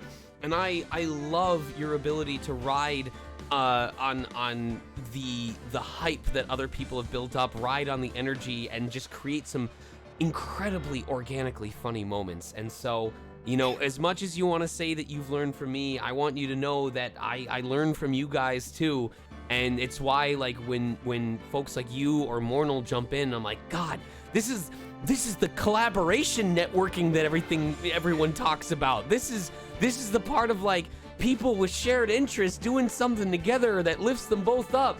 I can hear the passion in your voice, and it makes me grateful to know that there are other people that have that same level of stupid golden retriever energy that I do, because it helps me not feel like I'm alone in this world of just being too peppy for my own good. So I'm glad that you're here. I'm glad that this infused you with energy, and I'm glad that you were able to bring it to Luke at me as well. Thank you so much. If I can jump in real quick. Sure. Yes. So recently I did a thing on Twitter where, with the help of the amazing Color Brews, I put together an announcement post. I saw that. And almost 100% the inspiration for me going through with this dumb idea I had was Red Muffler Man. His videos, the passion he puts in it, the creativity that he has, and it just made me think, you know what, I've got this crazy idea. Let's just go for it. And so I just want to say thank you for your energy and also inspiring me to do new and crazy stuff. Thank you very much. Nick, you are a fucking legend, and I'm so happy that I know you. Thank you. 200% Narcular as Terry Falls. It was such a brief appearance from this character overall, but I said this before, I loved how you made him driven and focused and a confused but well-meaning individual without making them sound dumb or brutish or thick-headed to the degree that we would consider campy. And you made it your own, and I wasn't sure what to make of Terry Falls. I had some assumptions about what they would be like based on what little info I had during the auditions, and you really helped me see them in a new light, and I appreciate you for that. Oh, thank you very much. Oh no. Yeah, it's, I don't know. I just looked at him and I went, screw it. I'm just gonna go with what I think. I'm just gonna take a shot in the dark, hope for the best. Oh, and it's all these other people saying they've had struggles and so on. I'm like, I don't know, my voice doesn't sound right for this. I don't know if I can do this. My struggle is I'm Australian, and I'm like, what do I do? Being Australian is a massive struggle. I was gonna say, I didn't Be Australian help prepare you for voicing a prisoner? Oh yeah, it did so much. I was like, damn, I know what prison food tastes like. I'm so ready for this. Oh, it was an absolute blast coming on here and getting to voice a character. My favorite thing was looking afterwards, looking and seeing the reactions people would have, because that's all I want to do at the end of the day. Is just have a performance, whether that be through voiceover, whether that be through my writing, which, by the way, like, by the time I joined Megastars 2 years ago, I had started my Bachelor of Creative Writing. I finished it now. Oh my god, no! I'm withering! My face is turning to dust as you speak! Bro, I grew like 3 beards in that time. God, it's so bad. You're gonna donate it, right? Are we all gonna get a little baggie of nuclear beard for the holidays? I want to use it as tinsel on my tree, on my Christmas tree. I mean, if you want, just as long as you don't go like making clones of me, I'm happy to provide you with beard Put a hair. bunch of it. Put a bunch of it in one of those snow globes, so I can have like a snow globe from down under.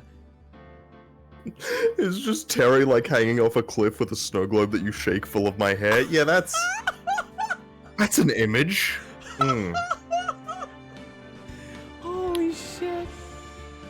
But it was an absolute honor to take part in this. Sean, I've looked up to you for years. I don't know if you remember. So actually, before I even did my Bachelor of Creative Arts I'm doing now, my full name is Wade McDonald. I interviewed you years ago when I was doing one of my previous university courses about voiceover, and you were one of the hugest inspirations to me.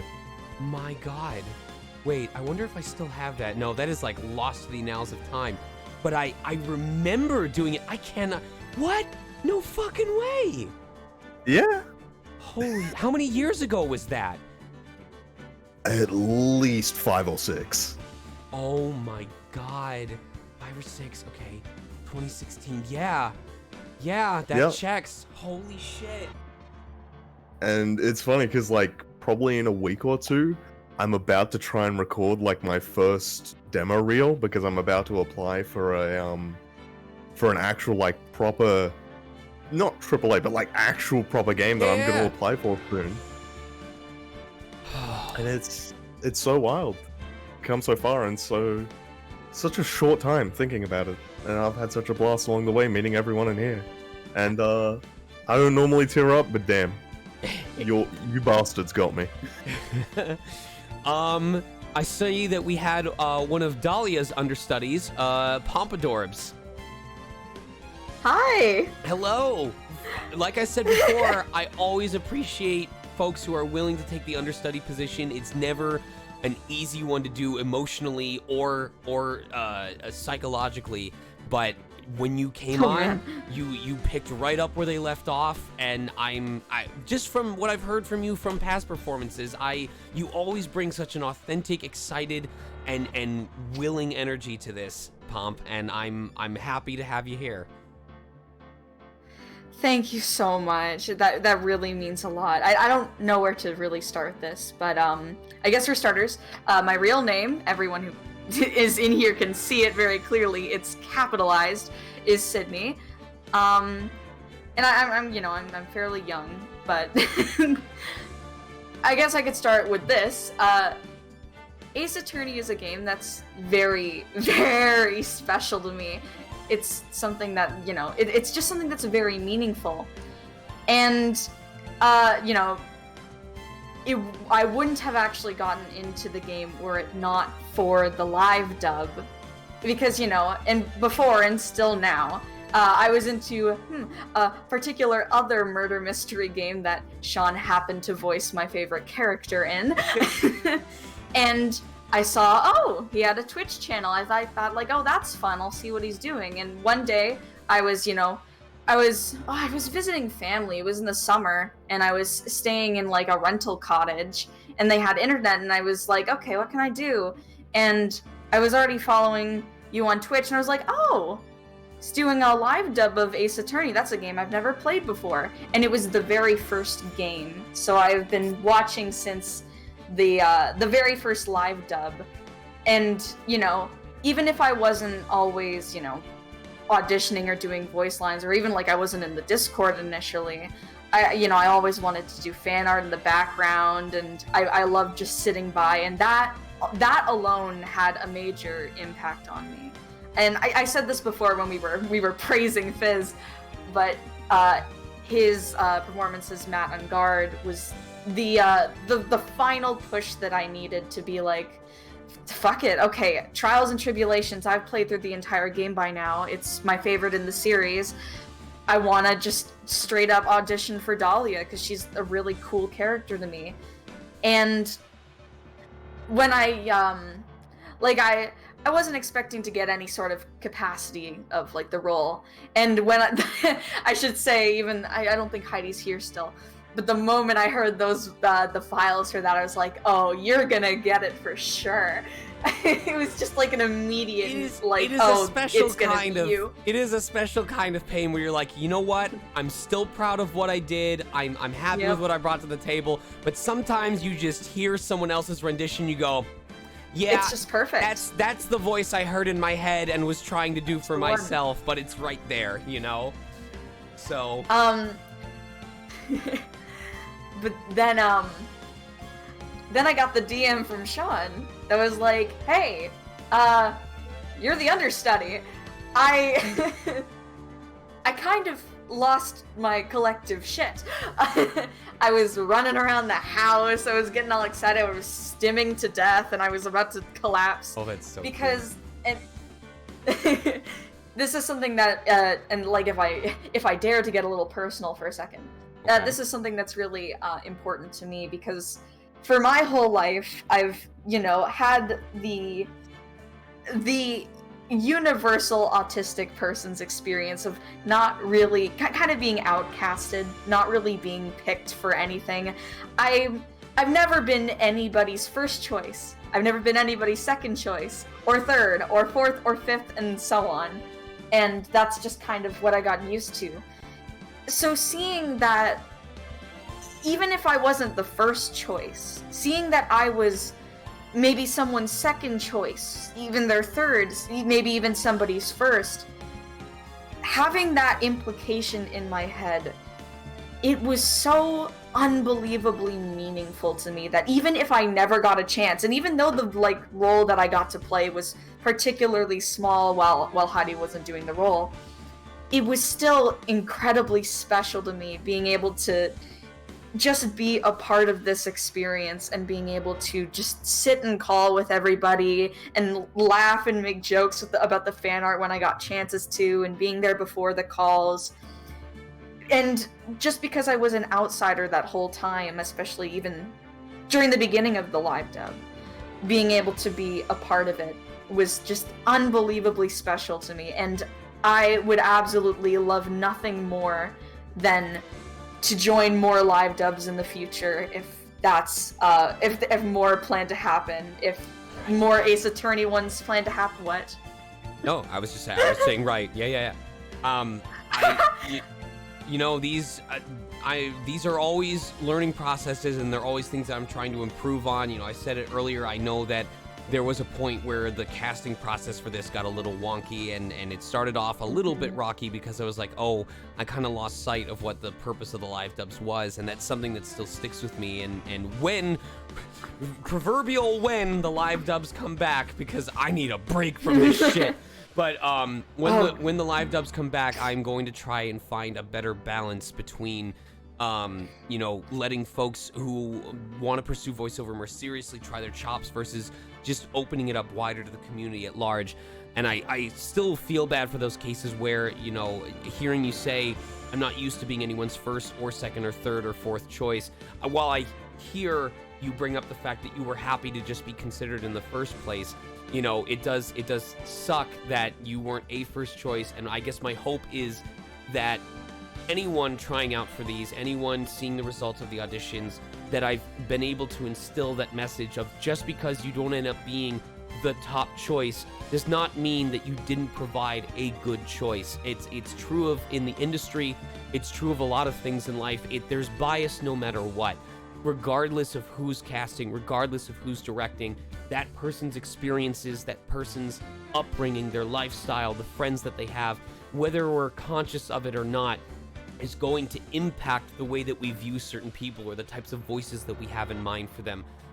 We're seeing it a lot now with just this entire challenging of the concept of gender identity and gender expression, where, there's a lot of friends that I have that identify as they, them, and I've had to work really, really, really hard not to default to she just because they present as feminine, and I'm used to, them doing things that I historically would tie to female or female presenting individuals.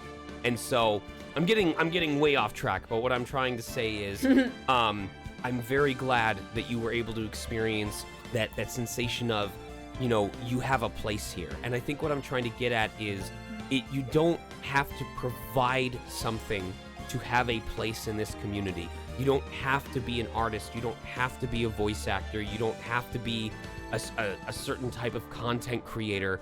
I am just happy to have you guys here, and I'm happy to see you interacting. Anytime that there is a conversation going in main chat, in Shitpost Central, in these offshoots for, I'll be honest, it's creating the channel for Hololive for VTubers, even though I personally don't follow it whatsoever.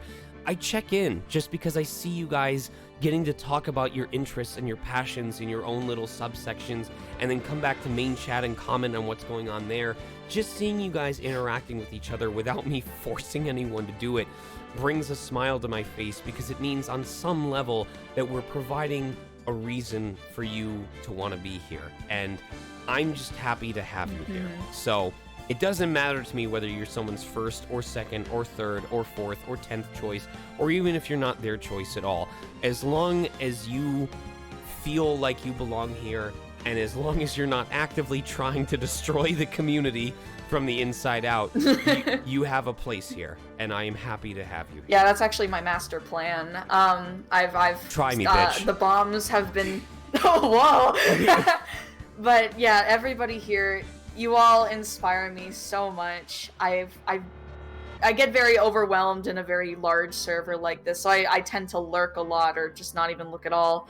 But if there is ever an opportunity like this again, where I can get to know everybody or be put in a situation where I would be less overwhelmed, like with the live dubs, I would jump at it in a heartbeat, because you are all just so incredible and so talented, and it makes my heart go in so many different directions every time, I get to hear you all, and I get to hear all your voices.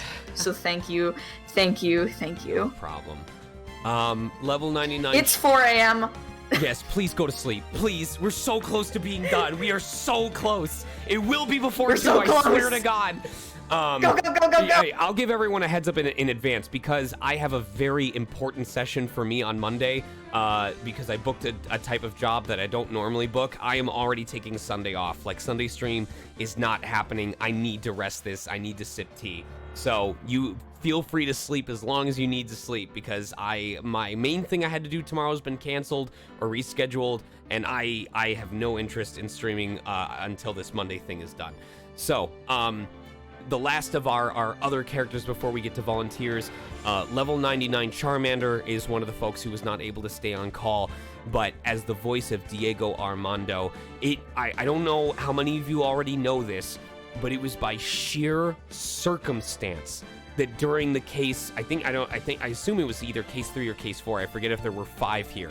But during the case with Diego Armando specifically, the flashback case, it just so happened that Deshaun was not available on several occasions to come by to voice the character. I was not aware of this. I just knew that it, like, colored set up, and it's like, okay, we've got Charmander filling in for this character.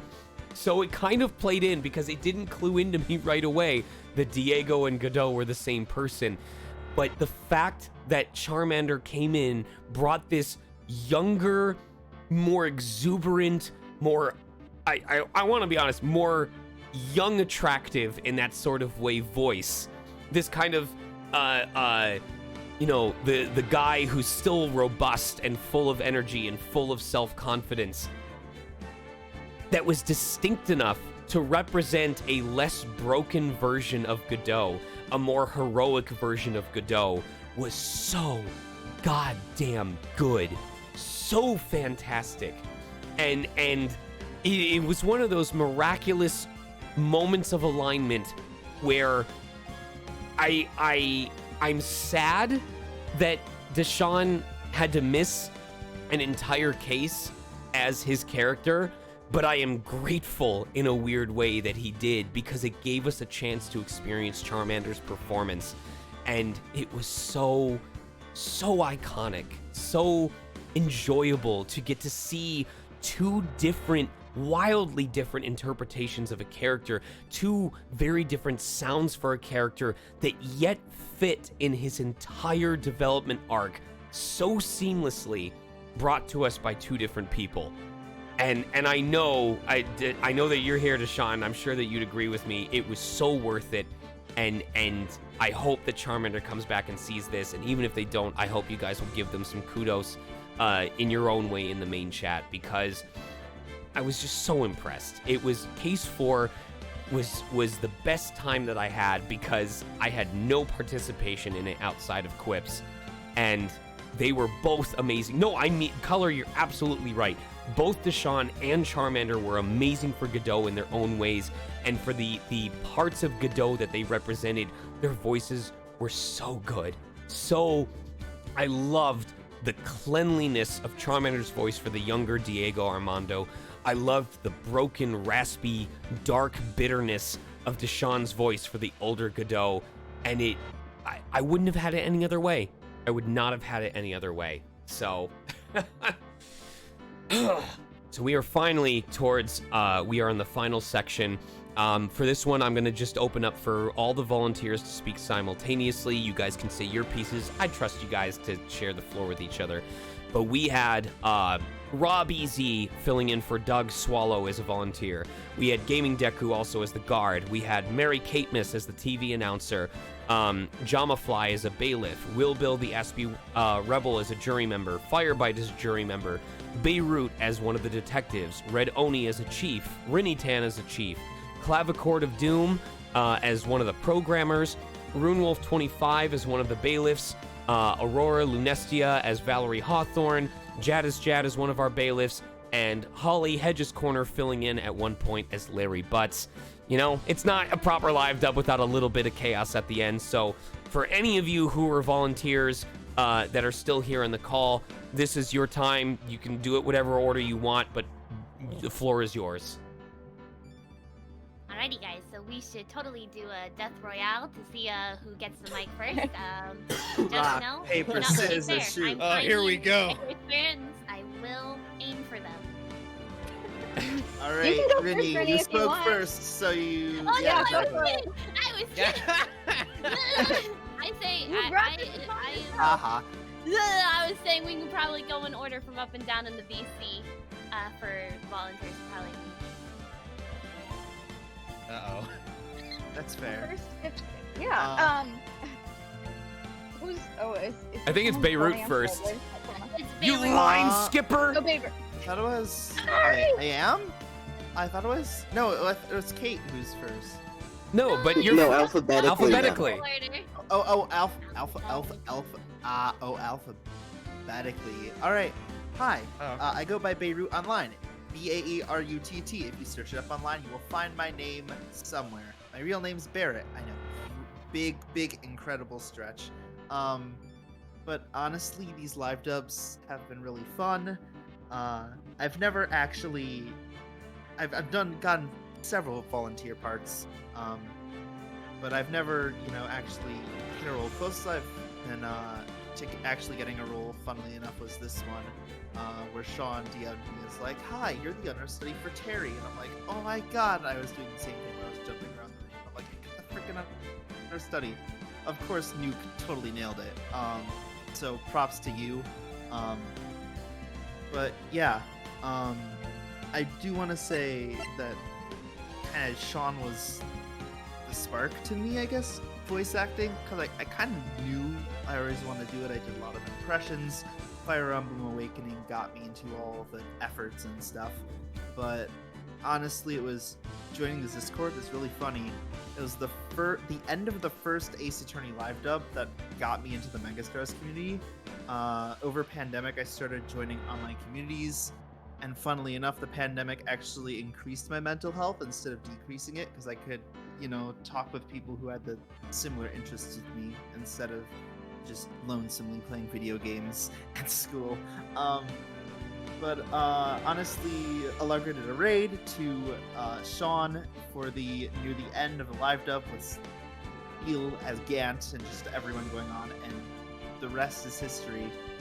But I started auditioning. I think it was the Deltarune one first, with like really terrible mic. But I mean, Sean did say he wanted to know how everyone's progress is going. So I do want to say, last year I tried getting into the acting department at my school, and they rejected me because acting and voice acting it's different, and they didn't like that I tried doing video game monologues. What? Actual. Yeah, I know.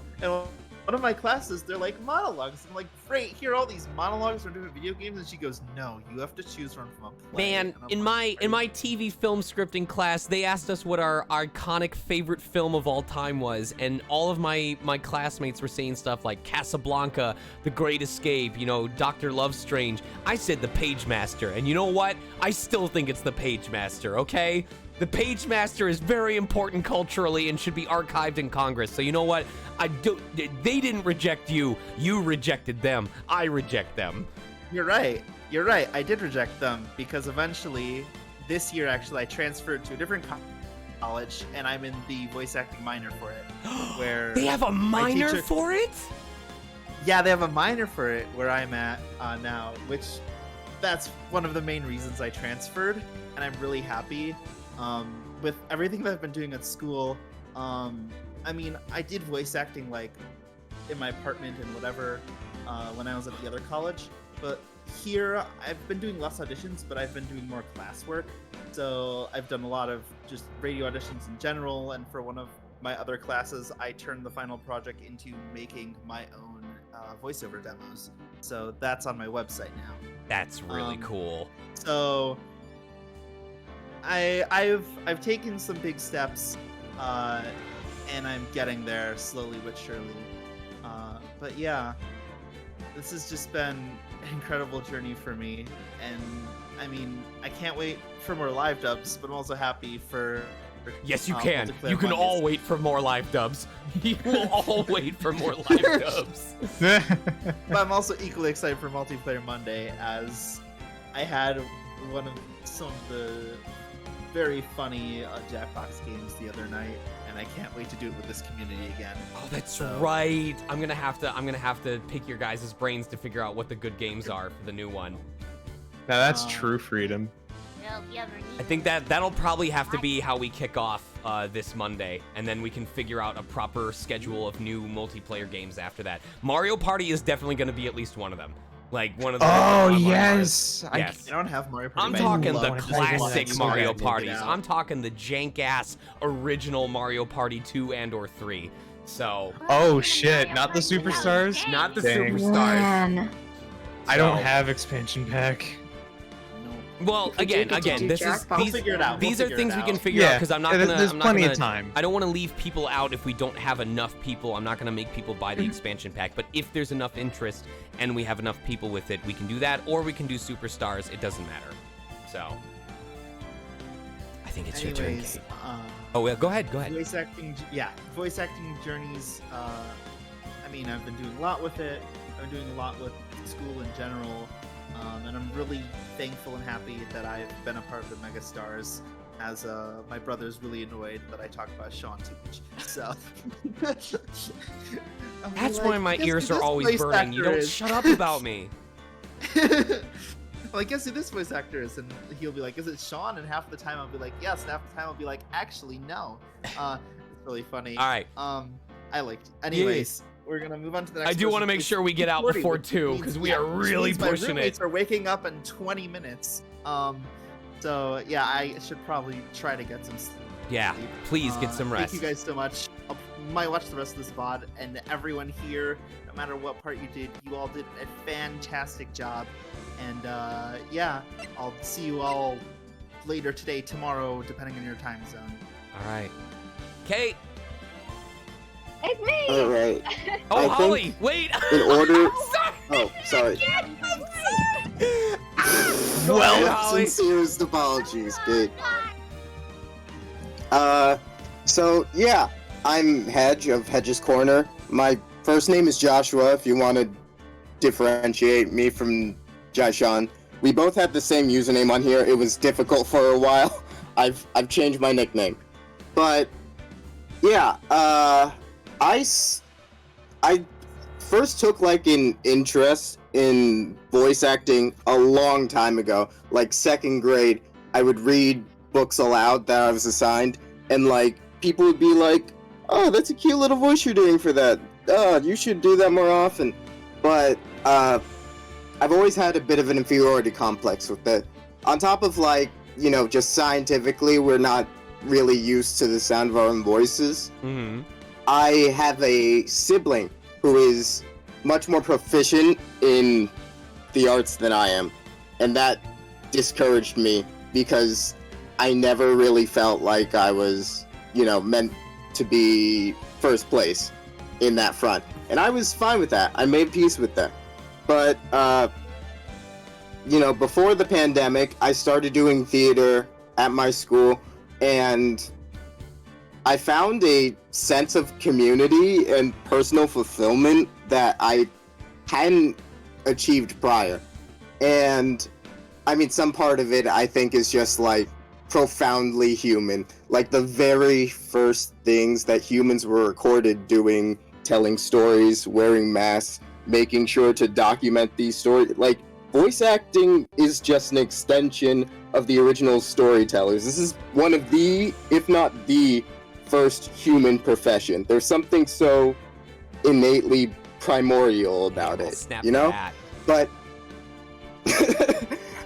at the same time, there's just this nice sense of community. It was nice having people that were like you, joking around, acting around, everyone being all fun and stuff. I did the Deltarune live dub as Rudolph, and as Sydney stated, I was not the first choice for Rudolph. I was not even the second choice for Rudolph. I was third place for Rudolph. But I ended up getting the character because first and second place both ended up playing entirely different characters, and I really loved it. Just I remember, being man. I here, remember how chat was like, "Yo, I love this voice for Rudolph." I go back to that clip a little too often. Whenever I need an ego boost, I will watch those 5 minutes Rudolph is on screen. I'm like, yeah, I did something good, and I enjoyed it, and I had a good time with a great community. And the thing is, if you at home are like feeling the urge and have any sort of trepidation, like, oh, I'm not gonna be good enough, look at all these good guys. I auditioned for this live dub. Multiple characters, like 3 characters. I did not get first, second, third, nowhere on the podium for any of them.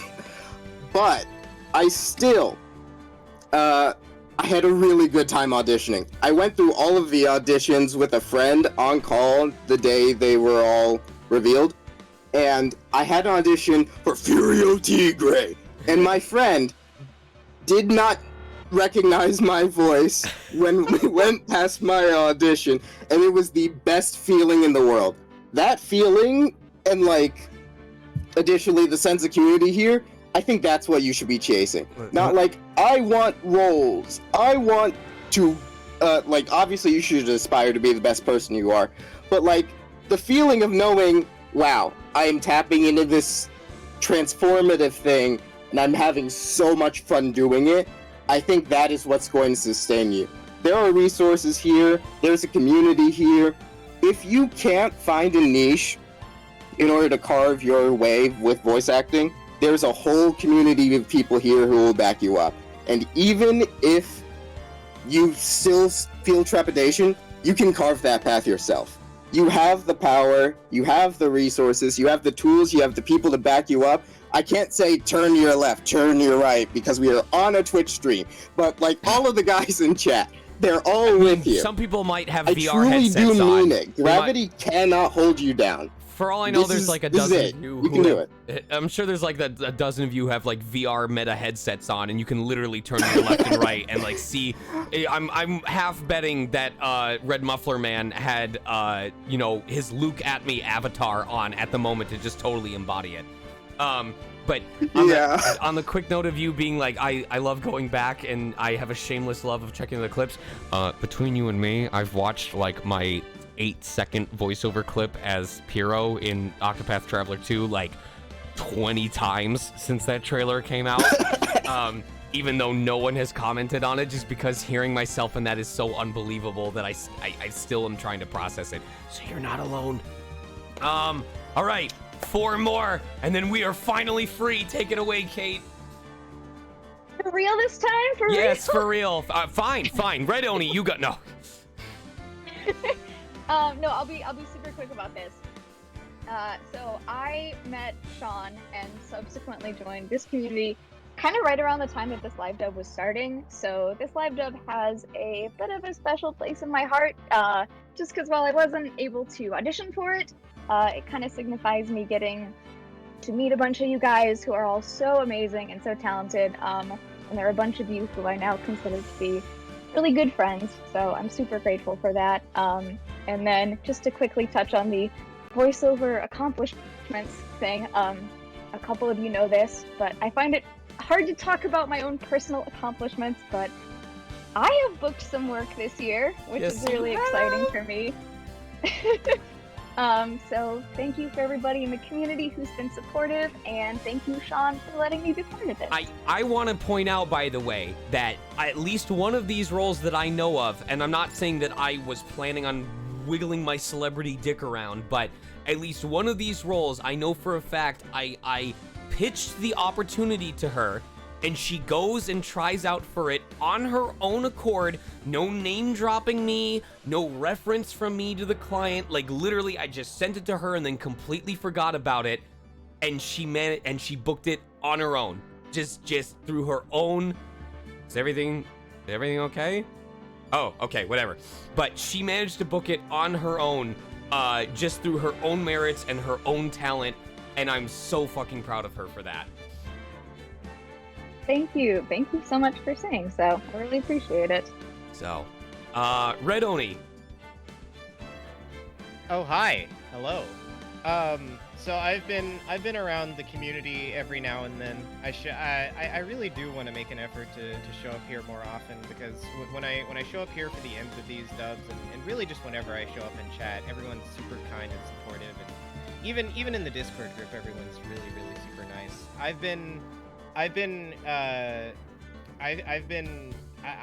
Man, how do I even put this? Whenever I've put myself out there to apply for these live dubs, I've always been so thankful for everybody's feedback and just the amount of participation that everybody goes into for these, and it's super nice, even just to be an understudy or even to be like a volunteer in these little roles, because all of it's important, right? All the bits, big and small, come together to make like a super entertaining thing to watch and take part in. And so I'm just, I don't know, I didn't have a lot to say. It just renews whenever I come in here and whenever I hear people doing great performances in here, it just renews my interest in pursuing voice acting as a career. And I've been booking some smaller things, but they are paid roles, so I'm so happy to hear that. I'm genuinely. Yeah. It was something that only really started around the time of the first Ace Attorney, but I started having that moment of, man, I know some of these people are gonna book work. Like, I know anyone in here is capable, and I know that there's some people already working towards it. I am so eager for when I won't be the only one announcing, like, named characters in upcoming games on my server. And honestly, if any of you ever book something on like a piece of published media that is coming out, let me know, because I will gladly give space and give proper time for us to congratulate you, because this is not just about tooting my own horn, it is about sharing my love of the craft with the rest of you, and hopefully inspiring a couple of you along the way to do this for yourselves the same way that I was inspired and found my calling, purely because of another actor just having fun in the booth. So yeah, so I just want to thank you guys, and I really do want to extend this to everyone as well. Thank you guys all for being not only fellow voice actors, but also sort of in our own ways being teachers to each other, teaching each other little skills and big things that we can take with us into our careers or our hobby or whatever you want to call it. So yeah, I'm just incredibly grateful for everyone, and I hope you guys all have a great week and month and great next year. So yeah. RuneWolf 25. Okay, how's everybody doing tonight? We are very tired. It's not your fault. It's my fault. It's entirely my fault. 5 a.m. I know. Where's my Gonzalez would featherly put it, everyone? What happened? That. This is why I love doing this. Is that. I Yeah. can just feel like I put a little bit of a smile on everyone's face, and as someone who is autistic and has Asperger's / Aspen syndrome and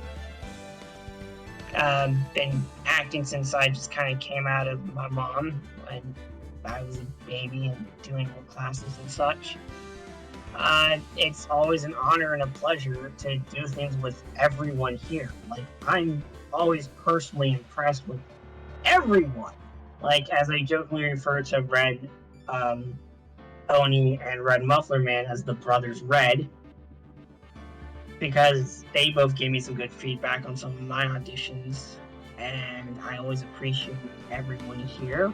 I'm always impressed, like, Monroe, I'm sorry, butchering your name, buddy. Mornall, like, does animation and voice acting and all that stuff, and I'm always impressed with his stuff. I'm always impressed with everything that you do, Sean. It's a real honor to be with everyone here. Sean, I'm like, first of all, I feel like you could totally play Kratos in a God of War game or anything like that. I maybe, but I appreciate that Kratos is being represented.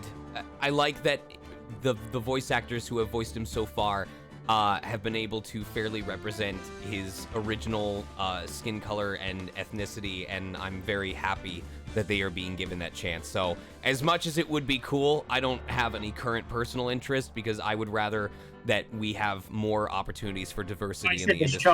Oh, okay. I totally misheard. I apologize. I'm not saying that you would not make a great Kratos either. You probably would. Be an interesting version. Maybe, I know, because there's the Sean and then there's Sean and I can...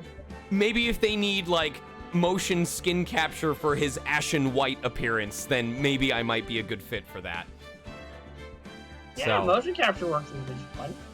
But to not, like, bring it up, because I want to give Rinny all the time that she should say too. But no, it's a blast. I like what pre-pandemic got my first ever paid gig. That's always fun. And I've been voice acting on and off since the year 2000.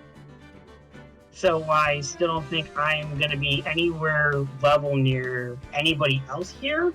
I'm always honored to work with everyone here, and I'll always take any opportunity, and cannot wait for next live dub, and cannot wait for whatever journey everyone else here is. So your path is your path, man. You know, Ryan Reynolds was not the big guy early on in his film career, and it wasn't until that one particular opportunity really took off. So you never know where it's going to come from.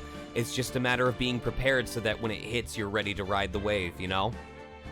Exactly. And like all I do at work is literally do voices from and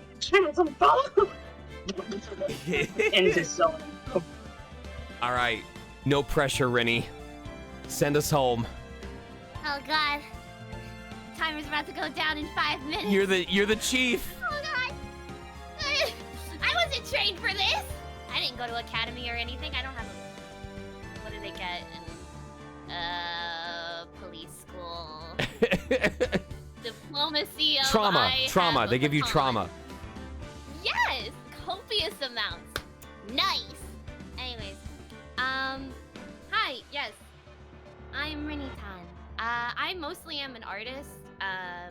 Funny enough, I only really I'm not a very active person in this community, and that makes me kind of sad because, like, funny enough, voice acting has been a thing that really helped me through my life, and being able to have this opportunity was really interesting, to, like, go on a different kind of stream, like a live dub stream, because I have been on streams before, I've done streams on my own, but, like, one that I felt like look myself in the mirror and go, don't fuck it up. I definitely really enjoyed it. Like, throughout this, and just like, I'm sorry, I'm mostly at a loss of words because, like, I kept telling myself, all right, you just gotta say this. You're gonna say these things. It will be perfect. And I know Red Muffler Man said it earlier. He was like, yeah, I was preparing a speech and everything, and then it just kind of went out of my ears, like gone with the wind. I definitely was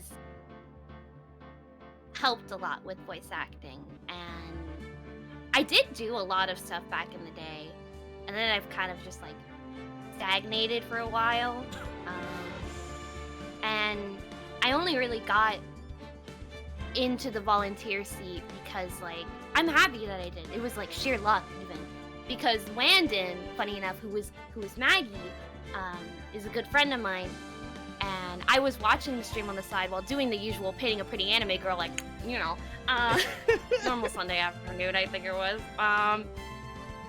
And she was like, "Hey, Rinny, volunteers are happening right now. Get on it, or I'm going to kill you." And I was like, that's "Yes, what- ma'am. Okay." Who needs assassins when you have close friends? Exactly, especially when she's the Duke/Knight of my Goblin Kingdom. She knows all my secrets and could kill me at any point. It's so good. Stay on our toes. So,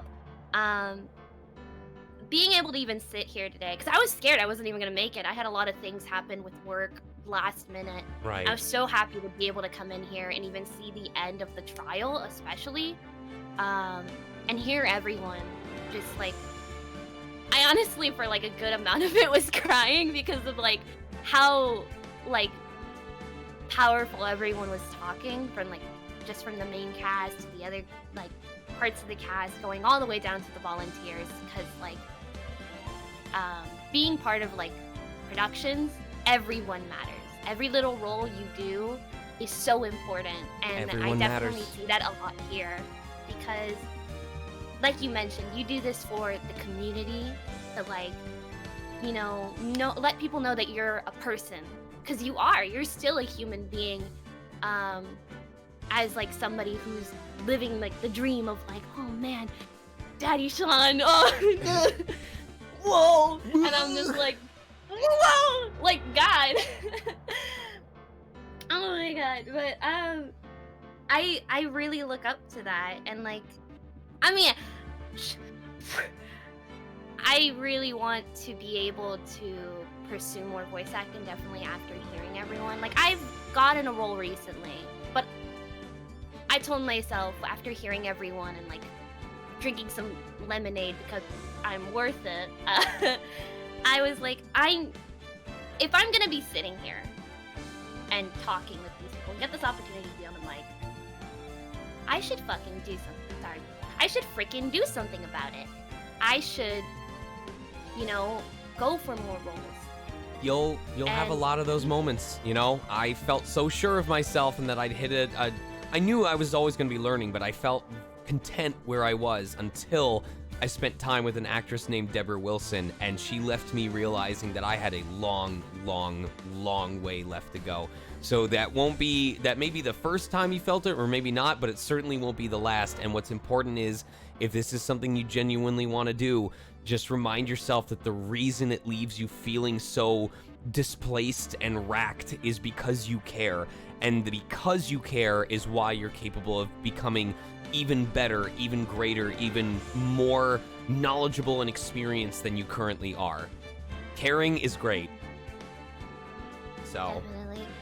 I thank you so much, Sean. I really appreciate Thank you. that. all right. No, thank you! Uno reverse card! Piece of shit! No, you Alright. fucking piece of shit! It is 2 o'clock in the morning, you guys. It has I been made it! almost 12 straight hours of streaming, and almost 100 of you are still here. A solid 80 of you are still here. So I'm gonna have you help me with one last piece, because as you know, we deliberately decided to do it today. Oh, yes. So we wouldn't be doing it on Christmas Eve. So I want everyone in voice chat to unmute themselves. Yep. Oh yeah. All right. I've been waiting for this one all day. I want everyone in chat to type that second line of text out to yourself. And on the count of 3, I'm gonna say the first half, the top line, and I want everyone in voice chat, warning to headphones users, to say the second half together. And as soon as that's done, I'm saying goodbye, and we're out of here, and live dubs are done, and y'all can go to fucking sleep. Are we all ready? Let's do this. All right. Yeah. And here on December 18th, 2022, signing off of Ace Attorney 3, I just want you all to know, almost Christmas means...